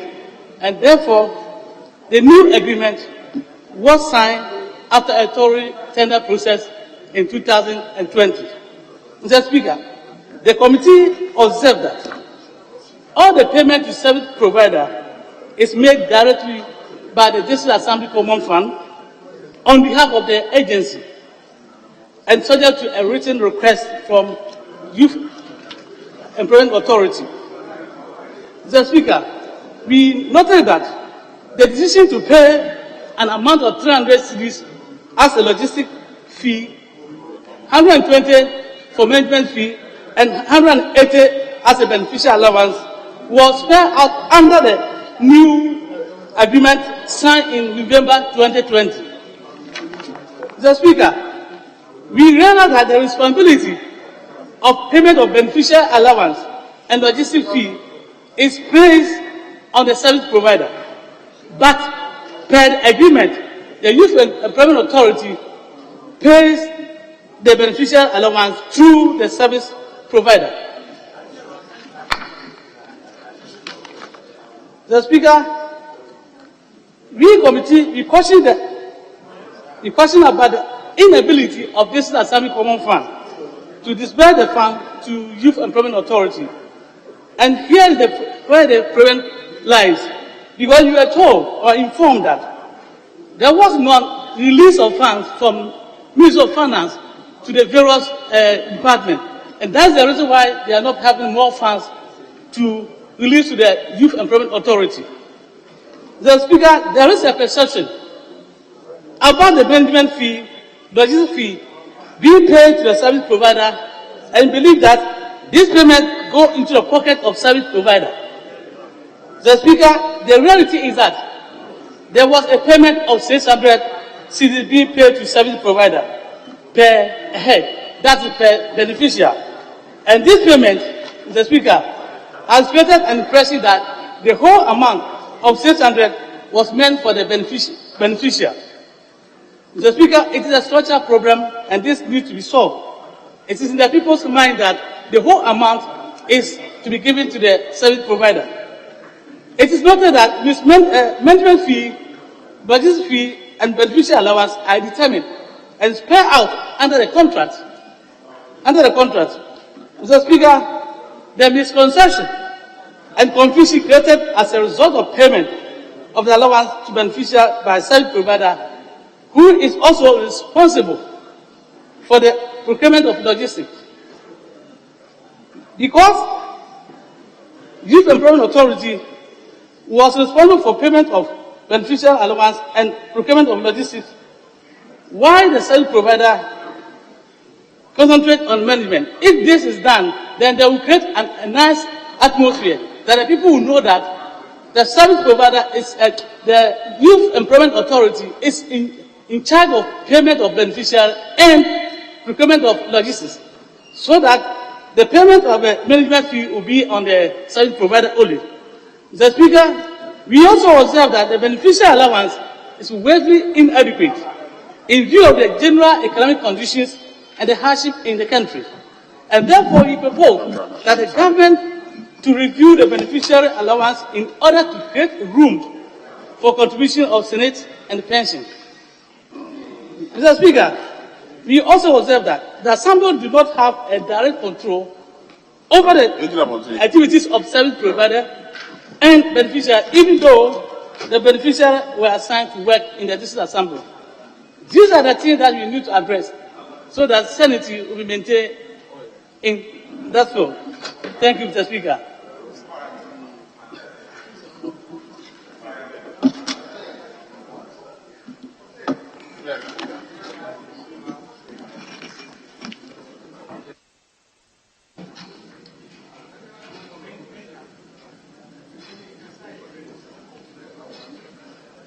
Nobody is speaking from this side. Yes, Deputy Minister for Employment. Yes, a member for Manson Kanta.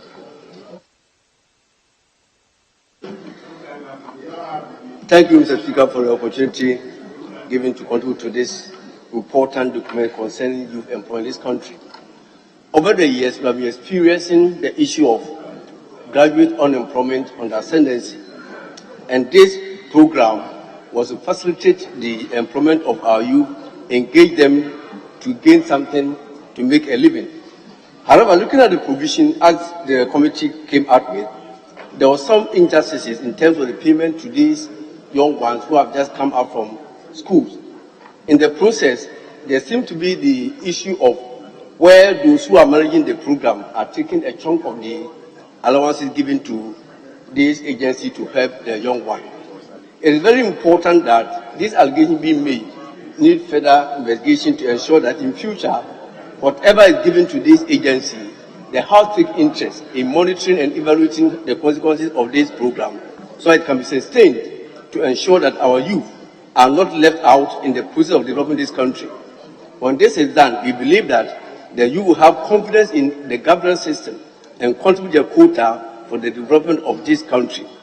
On this note, Mr. Speaker, I'm suggesting that as the committee came up with the suggestions of trying to make sure we take steps to ensure the fair treatment of these youth and then ensure the implementation of the laws, they have to take this matter serious and encourage the agency and collaborate with the House and other members of the committee and other contributors to the fund and those who have interest to ensure smooth running of this institution to make sure the country benefits from the program.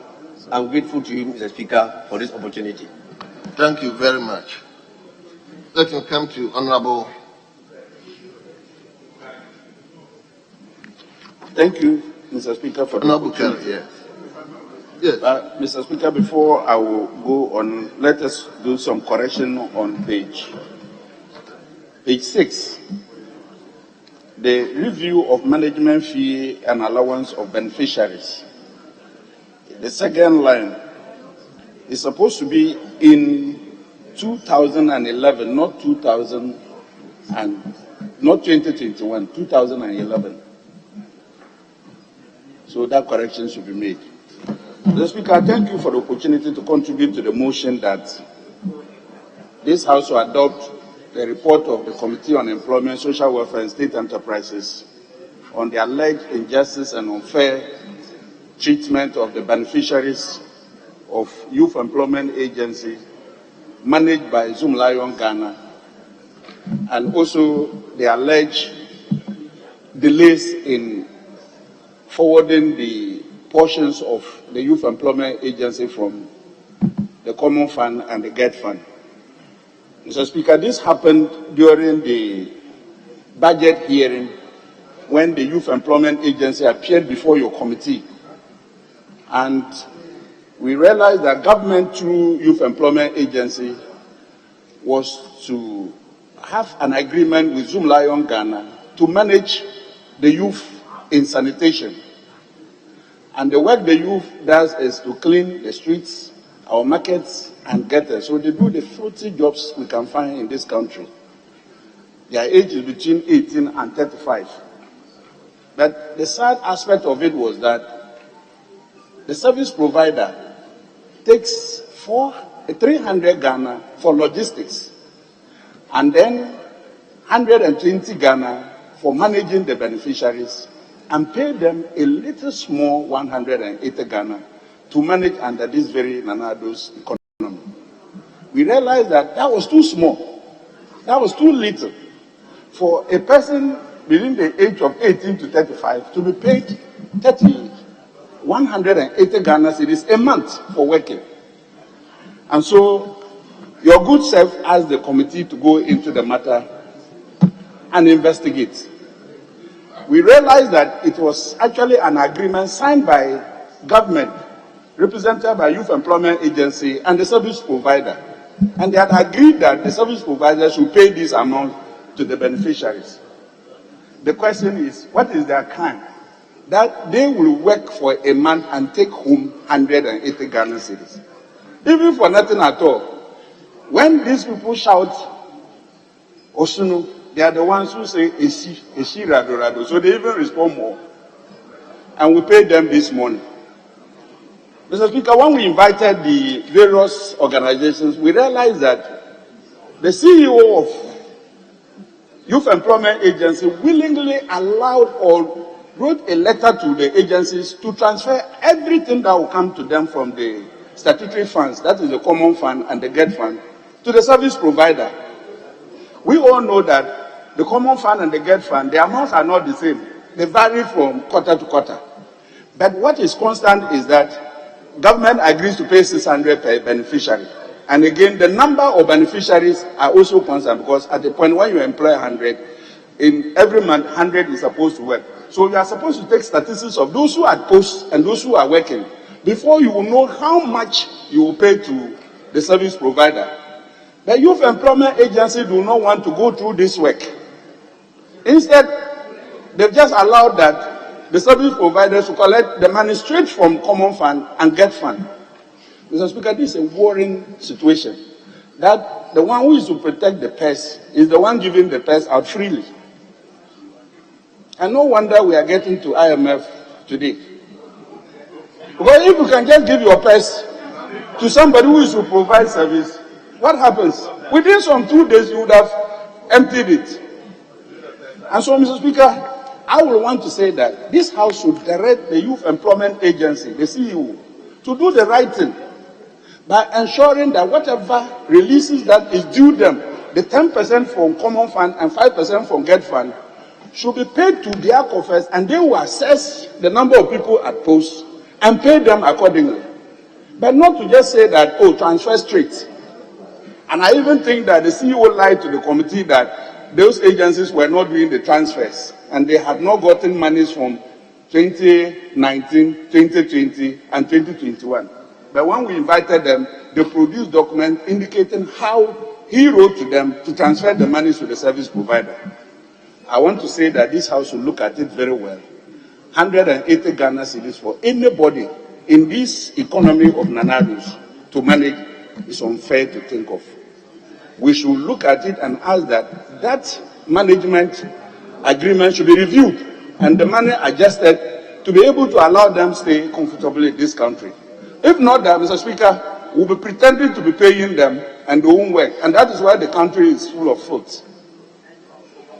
I want to say that if Honorable Atachi is close to the powers, he should advise them that they should review that agreement such that those who respond, Ishi, should also get something close to 1,000 Ghana cedis. I thank you, Mr. Speaker, for the opportunity.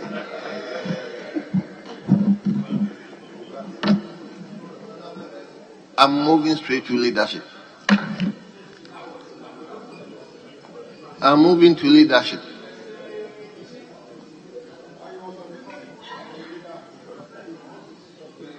Mr. Speaker, leadership will speak, but they've quoted an authority's name in this chamber, somebody who is not a legal luminary, but he's an authority when it comes to some of these matters.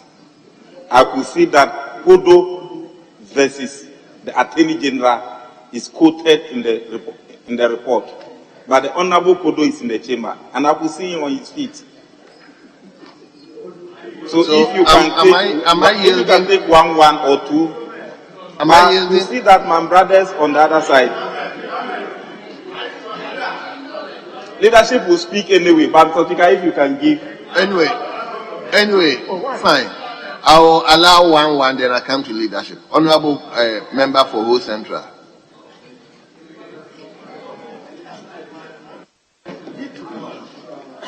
Mr. Speaker. Honorable, you see, your leader pleaded for you.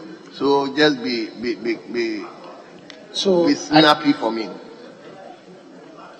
Mr. Speaker, I want to yield to Honorable Richard Achampo, who works with me on this matter very closely. Well. Now I'll come to leadership. Now I'm coming to leadership.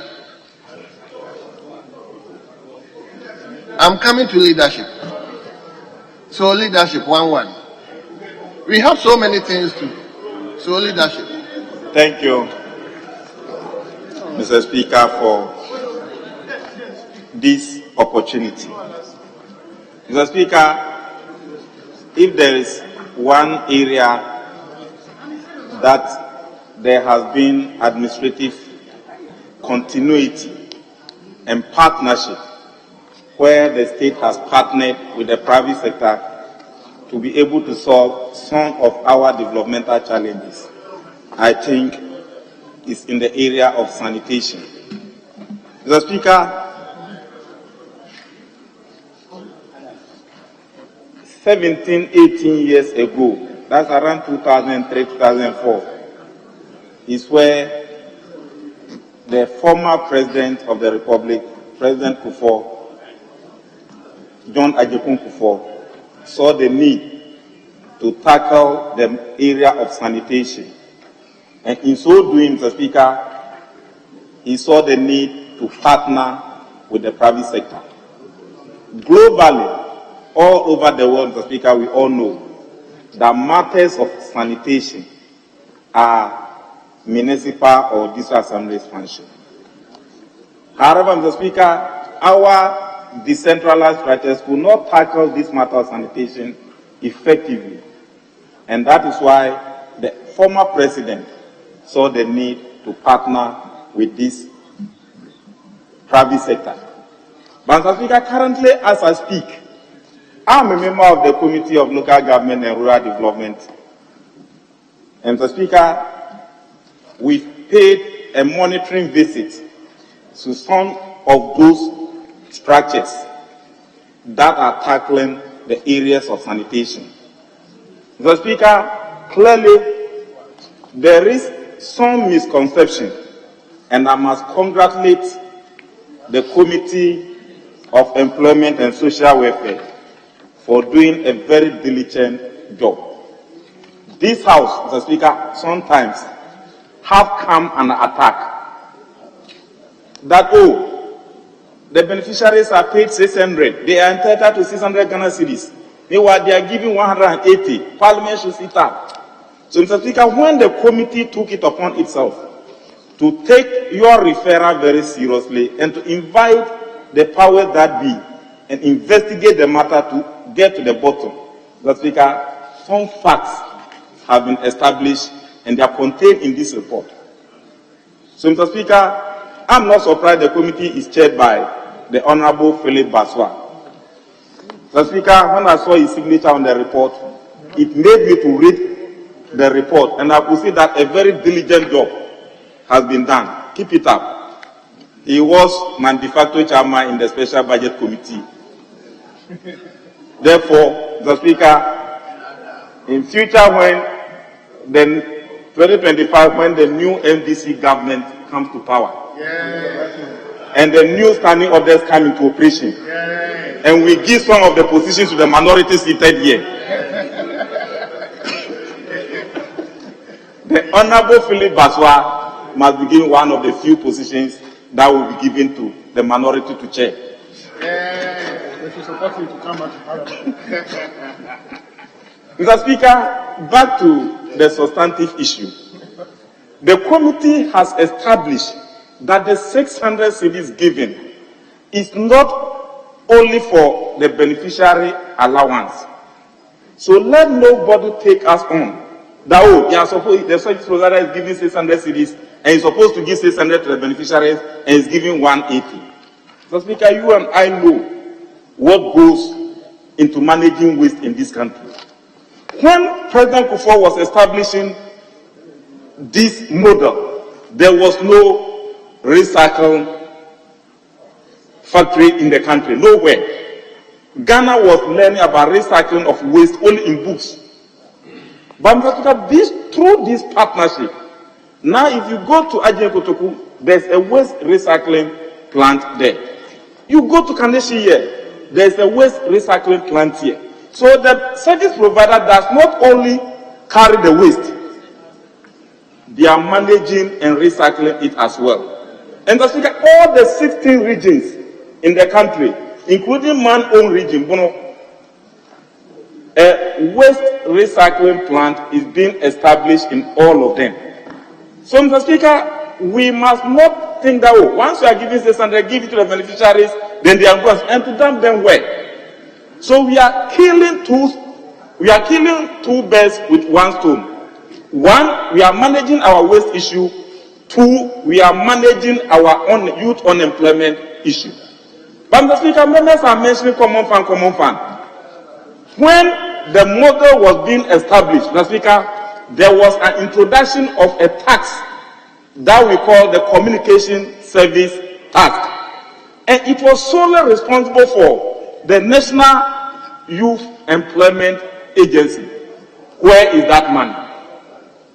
So when you mention, I'm a businessman, Mr. Speaker, and I know, if you give 600 to a businessman, what is the cost of fuel today?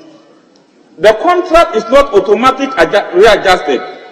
So fuel cost is very high, transportation is very high, recycling is very high, transportation of the waste. And Mr. Speaker, the vehicles and logistics are not being managed by the assembly. They are being managed by the service provider.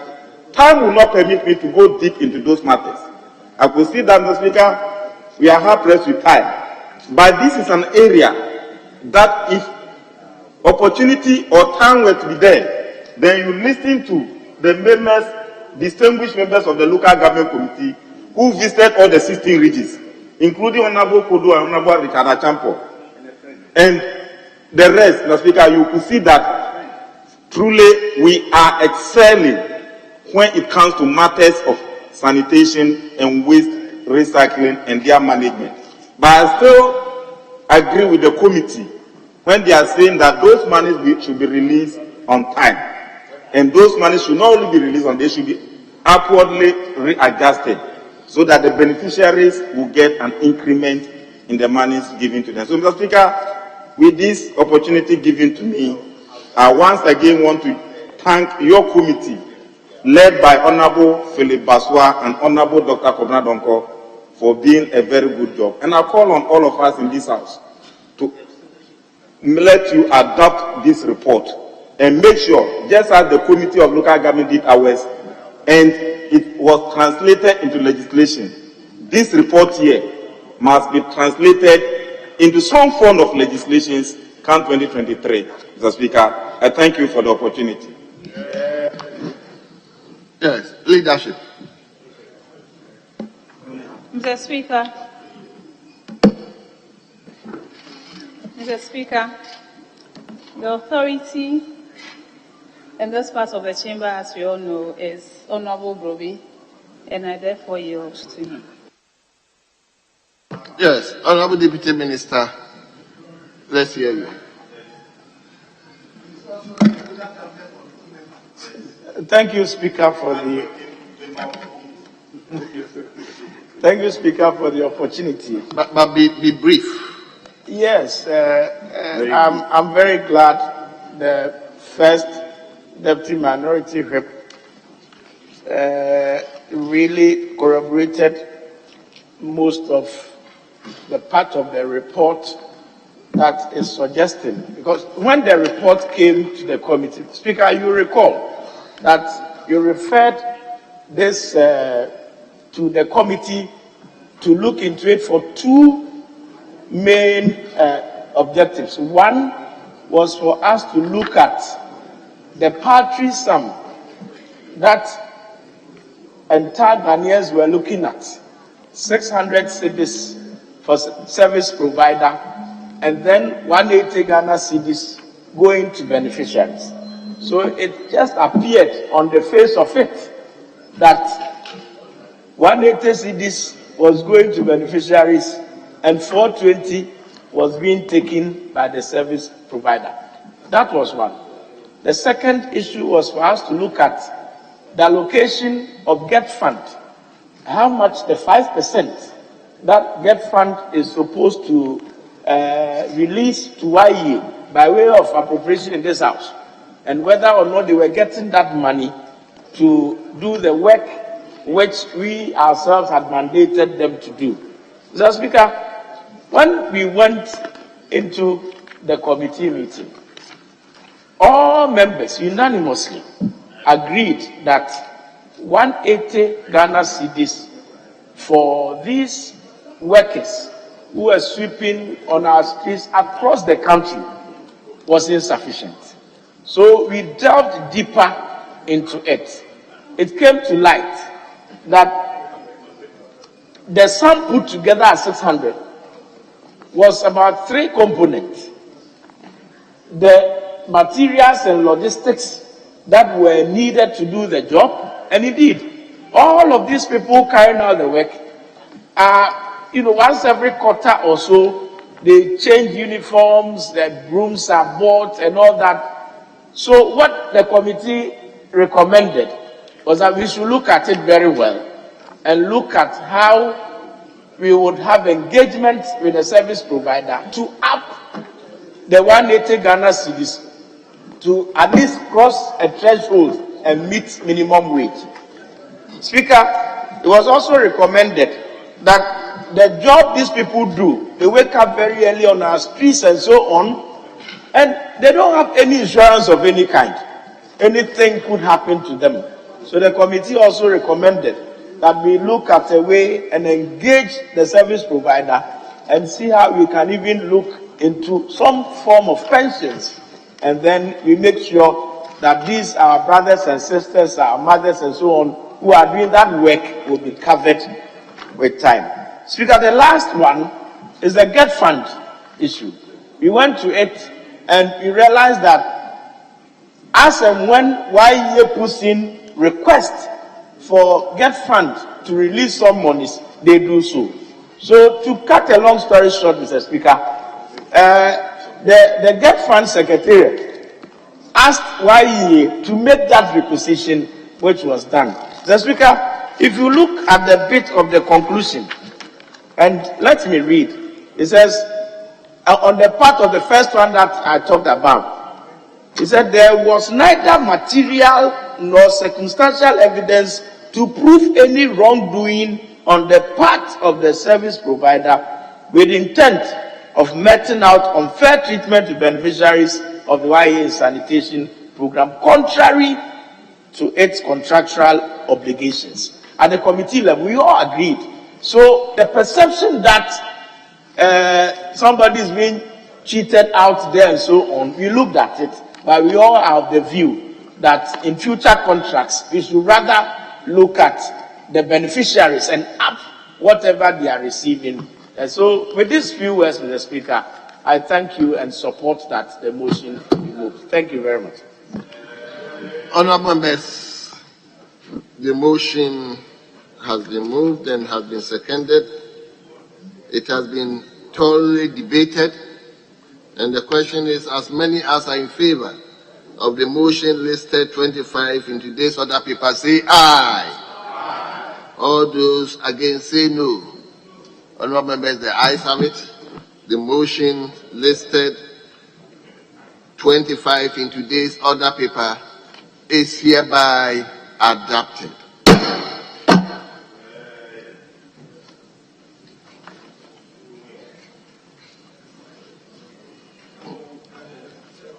I'm taking the last motion.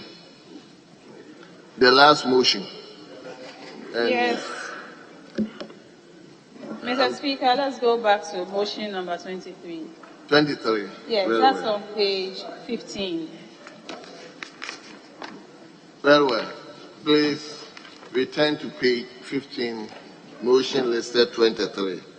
I will urge the chairman of the committee to be brief, just introduce and move to the conclusion, even though it is coming from Public Accounts Committee, so that we can deal with it. Yes, chairman of the committee. Thank you, Mr. Speaker. Mr. Speaker, I rise to move that this Honourable House adopt the report of the Public Accounts Committee on the report of the Auditor General on the management and utilization of the District Assembly Common Fund and other statutory funds for the year ended 31st December 2018. Mr. Speaker, I read your committee's report. As you said, I'll read very salient points and then conclusion. Mr. Speaker, these reports were laid and referred to the committee for consideration and report.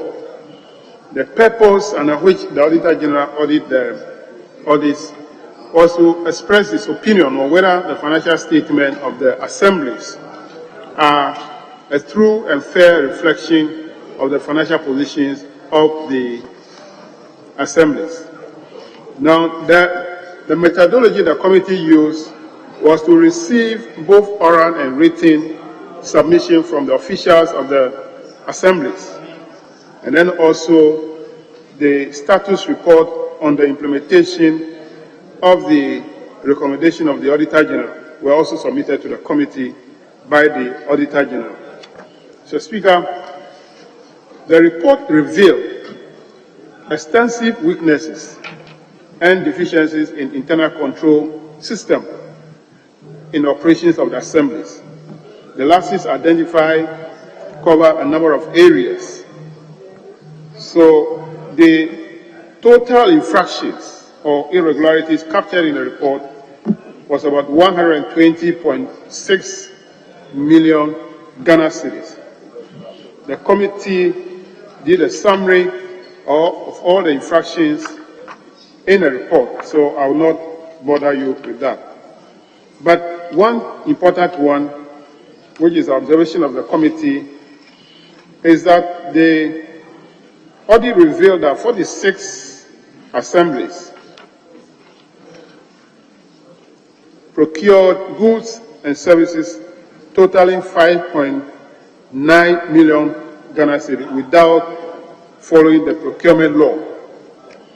The Auditor General recommended that the management of the assemblies should adhere to the Procurement Act and that officers involved in the infraction should be sanctioned under the Public Procurement Act. So the committee, after careful consideration, recommends that the officials of these assemblies should be, who breach the procurement law, should refer to the Attorney General for appropriate action. And the list of the assemblies are attached to the report as an appendix. So, Mr. Speaker, I go straight to an observation which relates to what we have just approved. So I want to read that one. Mr. Speaker, the committee observed that statutory audits are not taken seriously by the auditees. The Auditor General observed several infractions during his audit.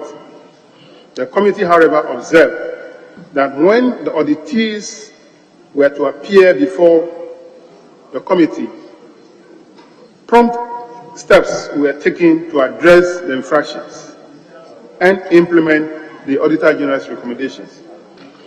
It is a view of the committee that if auditees will attach some same seriousness to the audit processes, most of the audit infractions will not have occurred. The committee therefore urges the auditees to take the audit processes seriously in order to avoid appearance before Parliament. Mr. Speaker, the committee also observed that the contract agreement with Ministry of Local Government and Rural Development and Zoom Live. The committee noted that a number of MDAs, especially the newly created districts, have little knowledge about the nature of agreements entered into on their behalf by the Ministry of Local Government and Rural Development, of which the funds were deducted as source from the Assembly Common Fund and paid to Zoom Lion Ghana Limited. These assertions raise a number of issues. Most of the assemblies Chairman, do not provide. conclusion, please. Mr. Speaker, having taken notice of the discussion on this, the committee will recommend to the MMDAs to be involved in the discussions of the agreement to enable them have adequate enough information to guide their dealings with the company, so that we will not have that issue of the company not providing the services to the assembly. Conclusion, Mr. Speaker, after carefully considering the report through public hearings, the committee is of the view that the report complies with the requirements of the 92 Constitution.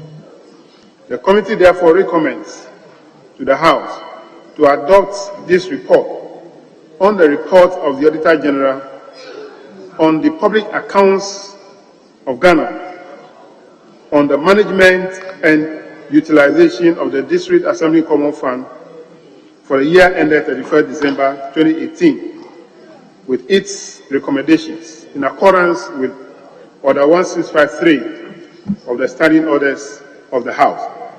Respectfully submitted, Mr. Speaker. Yes, Honourable Member from Preso. Thank you very much. Honourable, be brief. Yes, I will. I realize that the Speaker has been sitting for long. The Speaker, I rise to second the motion for this House to adopt the report of the Public Accounts Committee on the management and utilization of District Assembly's Common Fund and other statutory funds for the financial year ended December 31st, 2018. Mr. Speaker, in seconding the motion, I want to draw the attention of this House to some of the irregularities as identified by the Auditor General. And on page 4, Mr. Speaker, you realize that still is very high, 225, amounting to about 47 million. Mr. Speaker, you have contract irregularities amounting to 65 million, and the number of irregularities as identified by the Auditor General is 146. Then you also realize procurement and store irregularities. That is also about 81. Clearly it tells you that the systems that we continue to put in place, especially in the ministries, is not really getting down to the local assemblies. And it's important that we continue to educate our officers at the local assemblies to ensure that they follow the laid down procedures as prescribed. Mr. Speaker, and that is why people would begin to say that it is about time that we digitize our local assemblies to ensure that they do what is right. Another issue that comes to fore, Mr. Speaker, is the lack of legal understanding at our local assemblies. For instance, if we were to go to page 34, paragraph 8.4, it talks about contract agreement with Ministry of Local Government and Rural Development. Mr. Speaker, you realize that the committee realized that a number of the MMDAs, especially the newly created districts, have little knowledge about the nature of agreements entered on their behalf between the local government ministry and the Zoom Lion Company Limited. Mr. Speaker, even though the committee met with Zoom Lion and they gave us vivid explanations, and we realized that they are even doing a bit of favor, it brings to bear the need for our local assemblies to have personnel who understand legal issues. I think the time is now for the Ministry of Local Government or the Local Government Service to employ lawyers at the district assemblies, in all district assemblies, to ensure that we do away with the contract irregularities, we do away with the procurement and store irregularities, and even with the tax irregularities that every day, year in, year out, we continue to find in the Auditor General's report. Mr. Speaker, with these few words, I second the motion ably tabled by my chairman. Thank you very much. Thank you very much. Honourable members, I think The motion has been moved, has been seconded. I think I can put the question.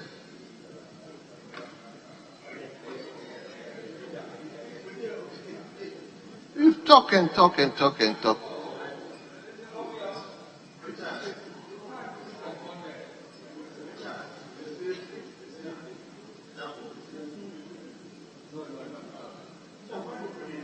I jump on, let me hear you. But I give you 1 minute or 2 minutes. Mr. Speaker, I'll speak more than that, so I'm grateful. Maybe I'll take it another time. Very well. Let me give it to Saga. Thank you, Mr. Speaker. I think I can do with 2 minutes. Mr. Speaker, the report from the Public Accounts Committee, paragraph 6.6, gains my attention. And in that paragraph, the audit report has indicted the East Gonja Municipal Assembly for failing to retrieve 304,275 Ghana cedis, 304,275 Ghana cedis from 931 beneficiaries of the Food Planting for Food and Jobs program. Mr. Speaker, it's curious that we never hear about some of these things until such reports are tabled at this House. If they're commending that the amount should be, withstanding amount should be retrieved in a year's time, failing to do which will mean that the management of East Gonja Assembly will have to pay the amount in full, is suggesting therefore that the East Gonja Municipal Assembly is going to have its current common fund allocation to set off this debt. We at East Gonja District Assembly, some of us don't even know how these monies were shared, who got it, what modalities were used, what were the considerations. And so if these things are done under wraps, only for them to become an issue, and then when it becomes an issue, the entirety of the municipality has to bear the cost, then there's a problem. I think going forward, I would suggest that in future such programs, community meetings and verbals should be held so that we are all apprised of what their funds are for, who qualifies and how they qualify, so that we all know who benefited. And then when it comes to retrieving the money, we can all support that action. But as we speak, it is very likely that these monies went probably to the ruling party's supporters. But the entire East Gonja municipality is going to have to bear the cost of retrieving this money. That is not fair. That is not fair to the municipality. So, Mr. Speaker, I will urge that further to this recommendation, efforts should be made by the Assembly and the Ministry for Agriculture, under whose auspices the Planting for Food program comes, to bring out the facts about who qualified, how they qualified, how much they got, who are the beneficiaries who have so far paid only 10,000 out of a whooping 304,000 Ghana cedis, so that we can chase the rest of them for the remaining money. But it will not be fair to let the Assembly bear the entire cost of retrieving the outstanding money. Thank you very much, Mr. Speaker, for the opportunity.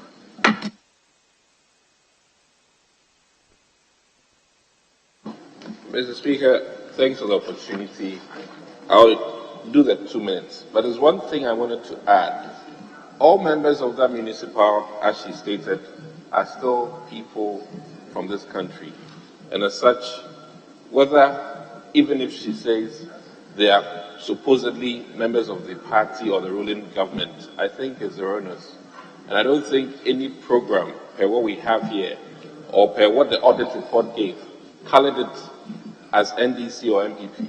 So I'll plead with her to retract just that, okay, if we'll hold. So I'm making it clear that per the audit report, these were people from the municipal and not necessarily colored by any party.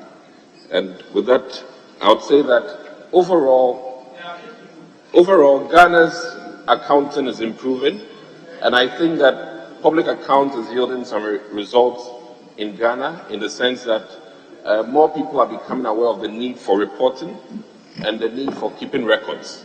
And I think Chairman is doing a good job too. On that note, thank you for the 2 minutes, and I hope that as the years go by, less infractions will be noted. Thank you, Mr. Speaker. Thank you very much. Honourable members, the motion has been moved and the motion has been seconded. It has been debated. The question is, as many as are in favor of the motion, say aye. Those against the motion, say no. Honourable members, the ayes have it. The motion listed 23 in today's order paper is hereby adopted. Honourable members, I have so many statements, and I believe we don't take cautious effort to deal with them one by one. It will come to a point that members' writing statement will be of no use, because we will always say we wouldn't get time to read them. I know we are tired, but I think we can take one or two.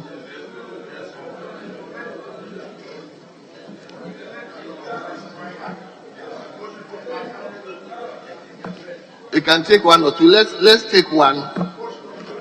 One of them is time bound. One of them is time bound, and he says if it is not taken today, it will be of no effect. So let me indulge members to allow him to take. That's honourable member for BIM. So I think it's an anniversary statement. So Kofi, let's hear you. Thank you very much, Mr. Speaker, for indulging me to read this statement. I wish that the Hansard captures the entirety of the statement whilst I go through the salient points. Mr. Speaker, 2nd July 2022 marks a significant day in the history of Roman Catholic Church in Ghana, and especially the Catholic Diocese of Jasikan. It is an exceptionally special day for the people of Baglo in particular, and Buim in general. It is in this respect, Mr. Speaker, that I begin this statement by rendering my sincerest appreciation and gratitude to the Most Reverend Gabriel Akwesi Abadio Mante, the Bishop of Jasikan Diocese, and the organizing committees for the planning and celebration of such a memorable centenary memorial of the ordination of an illustrious son of Buim, Very Reverend Father Anastasius Odai Kofi Dogley, the first indigenous Catholic priest of Gold Coast. Birth and provenance. Mr. Speaker, Odai Kofi Dogley was born in Baglo in August 1888 to his father Yao Okanta Dogley and his mother Justine Nzowi. Baglo is one of the towns of Buim traditional area, a group of indigents belonging to the Lelemi-speaking people with a paramountcy located at Bodada. Anastasius Dogley was the third of 5 siblings. Baptism. On 25th December 1904, Dogley was baptized at Baglo by Father Heinrich Schroeder, SVD, his name appearing in the baptismal register in Parliament. The entry NLB 156 records his name as Anastasius Dai Kofi, which is probably a corruption of the name Odai Kofi. Formal education. Dudley's formal education began about 1902 at Lipe Avegime. In 1903, having impressed the missionaries who found him to be brilliant and zealous soul, he was taken to Agome, where he received training as a catechist under a 3-year bond with the German SVD missionaries. Having completed his formation, he subsequently served as a teacher catechist and organist from 1907 through 1912. He was appointed to teach at B. Atabu. In 1909, Dudley was promoted head teacher after he successfully completed training at the Akabashule in Nochi. It was after this that Dudley was transferred to Ajanu Fiagbe. Marriage, family, and widowhood. On April 19, 1909, in the Church of the Holy Spirit in Agou Palime, Anastasius Dudley married Agnes Doklu. Mr. Speaker, their marriage was blessed with a daughter, Philotea. The joy of the family was, however, to be short-lived, as in April 1912, Agnes passed away, leaving Dudley behind with their 14-month-old infant. He would take this daughter, Philotea, to the missionary sisters of Our Lady of Apostles in Keta later and request them to raise her up. Vocation to the priesthood. The death of Dudley's wife turned a page to his life. Dudley was now set on becoming a priest. According to Bishop Hamel, Dudley, during his days as a teacher with the missionaries, had manifested a desire to be. He again recounted the Dudley's request to Divine Word Missionary to be accepted as a seminarian in 1912. Preparation for priesthood. Dudley was admitted as a mature student at the minor seminary at Bla in Howe in 1913, where he began his study of Latin. In 1914 academic year, Dudley was permitted to work as a teacher at B. Atabu during the day and take lessons at the seminary in the evening. His formation, realizing the challenge the situation posed, recommended that Dudley be transferred to Aneho in Togo in 1915 as a full-time seminarian. In 1917, due to the First World War, the missionaries left Aneho, and this brought Dudley to Lome, where he continued his formation to priesthood. In June 1919, after having successfully completed 2 years of philosophical studies, Dudley commenced his theological studies. It was during this period that Dudley received the first tonsure. Dudley was subsequently sent to continue his theological studies at Keta to study under Father James Fisher. In August 1920, the minor orders were conferred on him. He was subsequently received into the subdiaconate on Easter Sunday, April 16, 1922, and was ordained deacon on Pentecost Sunday, June 4, 1922. Both events took place in Cape Coast. The first indigenous Catholic priest of the Gold Coast. The period of immediate preparation for Dudley's ordination to Presbyterial order began in December 1921, when Bishop Hamel wrote to Cardinal Van Rosen in Rome requesting to ordain Dudley after having completed 3 years of theological studies. A positive response of Cardinal Van Rosen led to ordination of Anastasius Dudley into the priesthood on Sunday, July 2nd, 1922. The event was one of the great joy for the entire city of Cape Coast and the Catholic mission. A large and compact crowd attended the celebration, including Protestants and pagans, as well as many youth who saw in Dudley a role model for perseverance and success, one who had demonstrated that it was not impossible for one of their own to arrive at the altar. In response to a presentation made to him on the said day, Dudley is reported to have said that he was no extraordinary person. It was God in his mercy who had been good to him. He thus urged other young people to follow this example and come to the assistance of the missionaries. On July 23, 1922, Dogley was in the cathedral in Lome to celebrate his first Holy Mass. According to Bishop Sisu, the celebration began on the vigil of that Sunday with a procession which took about 2 hours. A dense crowd welcomed Father Dogley with songs and acclamation. The reception received by Father Dogley made a deep impression on the European missionaries, some of whom remarked to Bishop Sisu that not even the governor would have received such a reception. This, Bishop Sisu observed, was the final evidence that a black person could become a Catholic priest.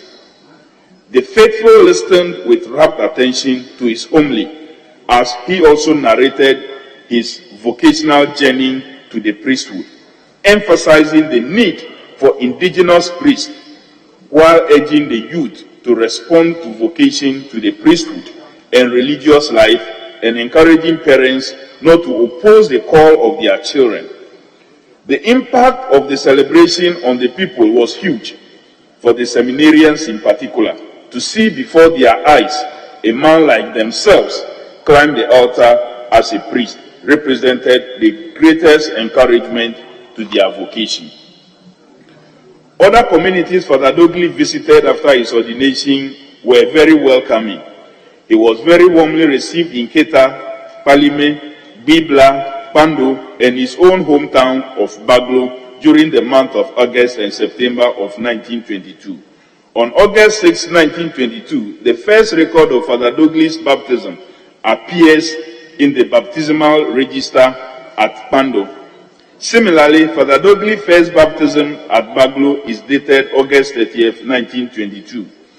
29 baptisms are recorded between this date and September 17th, 1922, with Father Dogley as minister, indicating a spike in baptism on his arrival and suggesting that some locals might have been eager to have their children baptized by the indigenous priest. Father Dogley's charisma, who earned the respect and admiration of his people, is not in doubt. The above testimony of Bishop Sisu is an ample evidence of the kind of impact his ordination had on the faith of the ordinary Christian of his days. His personal validation of struggles as necessary for achieving the goal of an indigenous clergy must have been crucial in encouraging the young seminarians present to persevere their own vocation. This would have led to the altering of perceptions both among the faithful and of potential indigenous candidates for the priesthood, that it was indeed possible for an African to become a Catholic priest. Activities as a priest. Father Dogley's first station was Pando. He traveled with Bishop Hema on bicycle to Papasi and Kitikrachi, where he opened stations.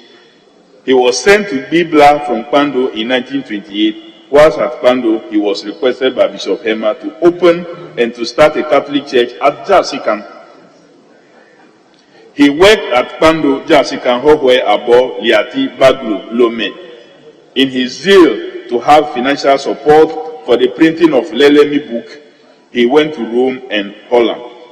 Mr. Speaker, it is worth knowing that Father Dogley did not only encourage young men and women to enroll in seminaries and other religious trainings, he also picked up the interest of his compatriots to allow boys and girls to pursue formal education.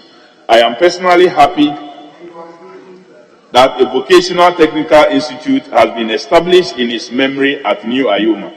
I entreat the students of Father Dogley Memorial School to embrace the ethic of hard work and commitment to God as championed by the great Father Dogley of blessed memory.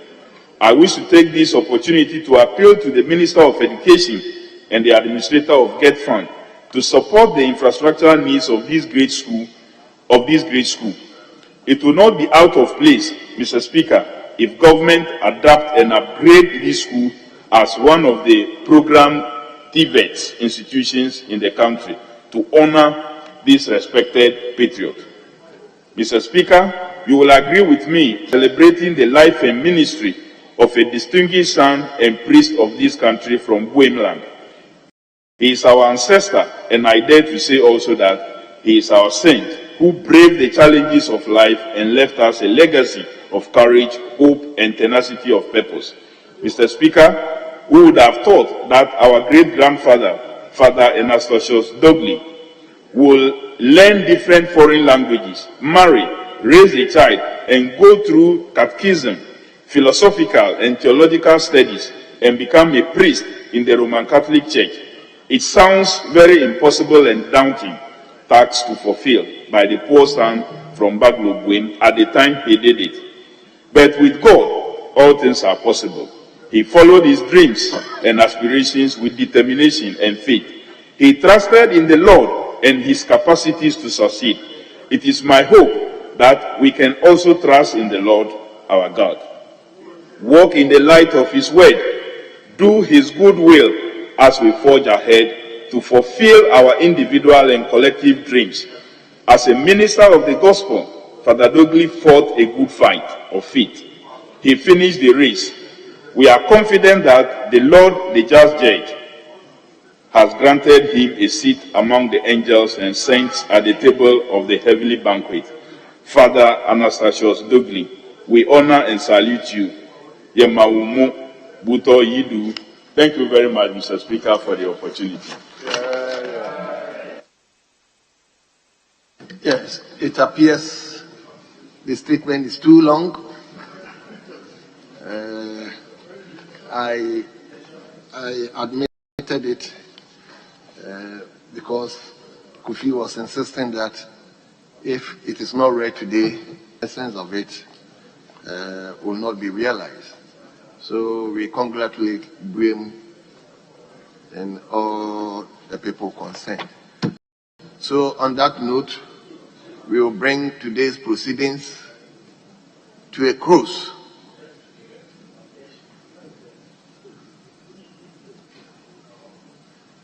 So we are coming back on Tuesday, 10 o'clock in the forenoon. Tuesday, 10 o'clock in the forenoon. We thank you very much for cooperating with us throughout the week. The House stands adjourned.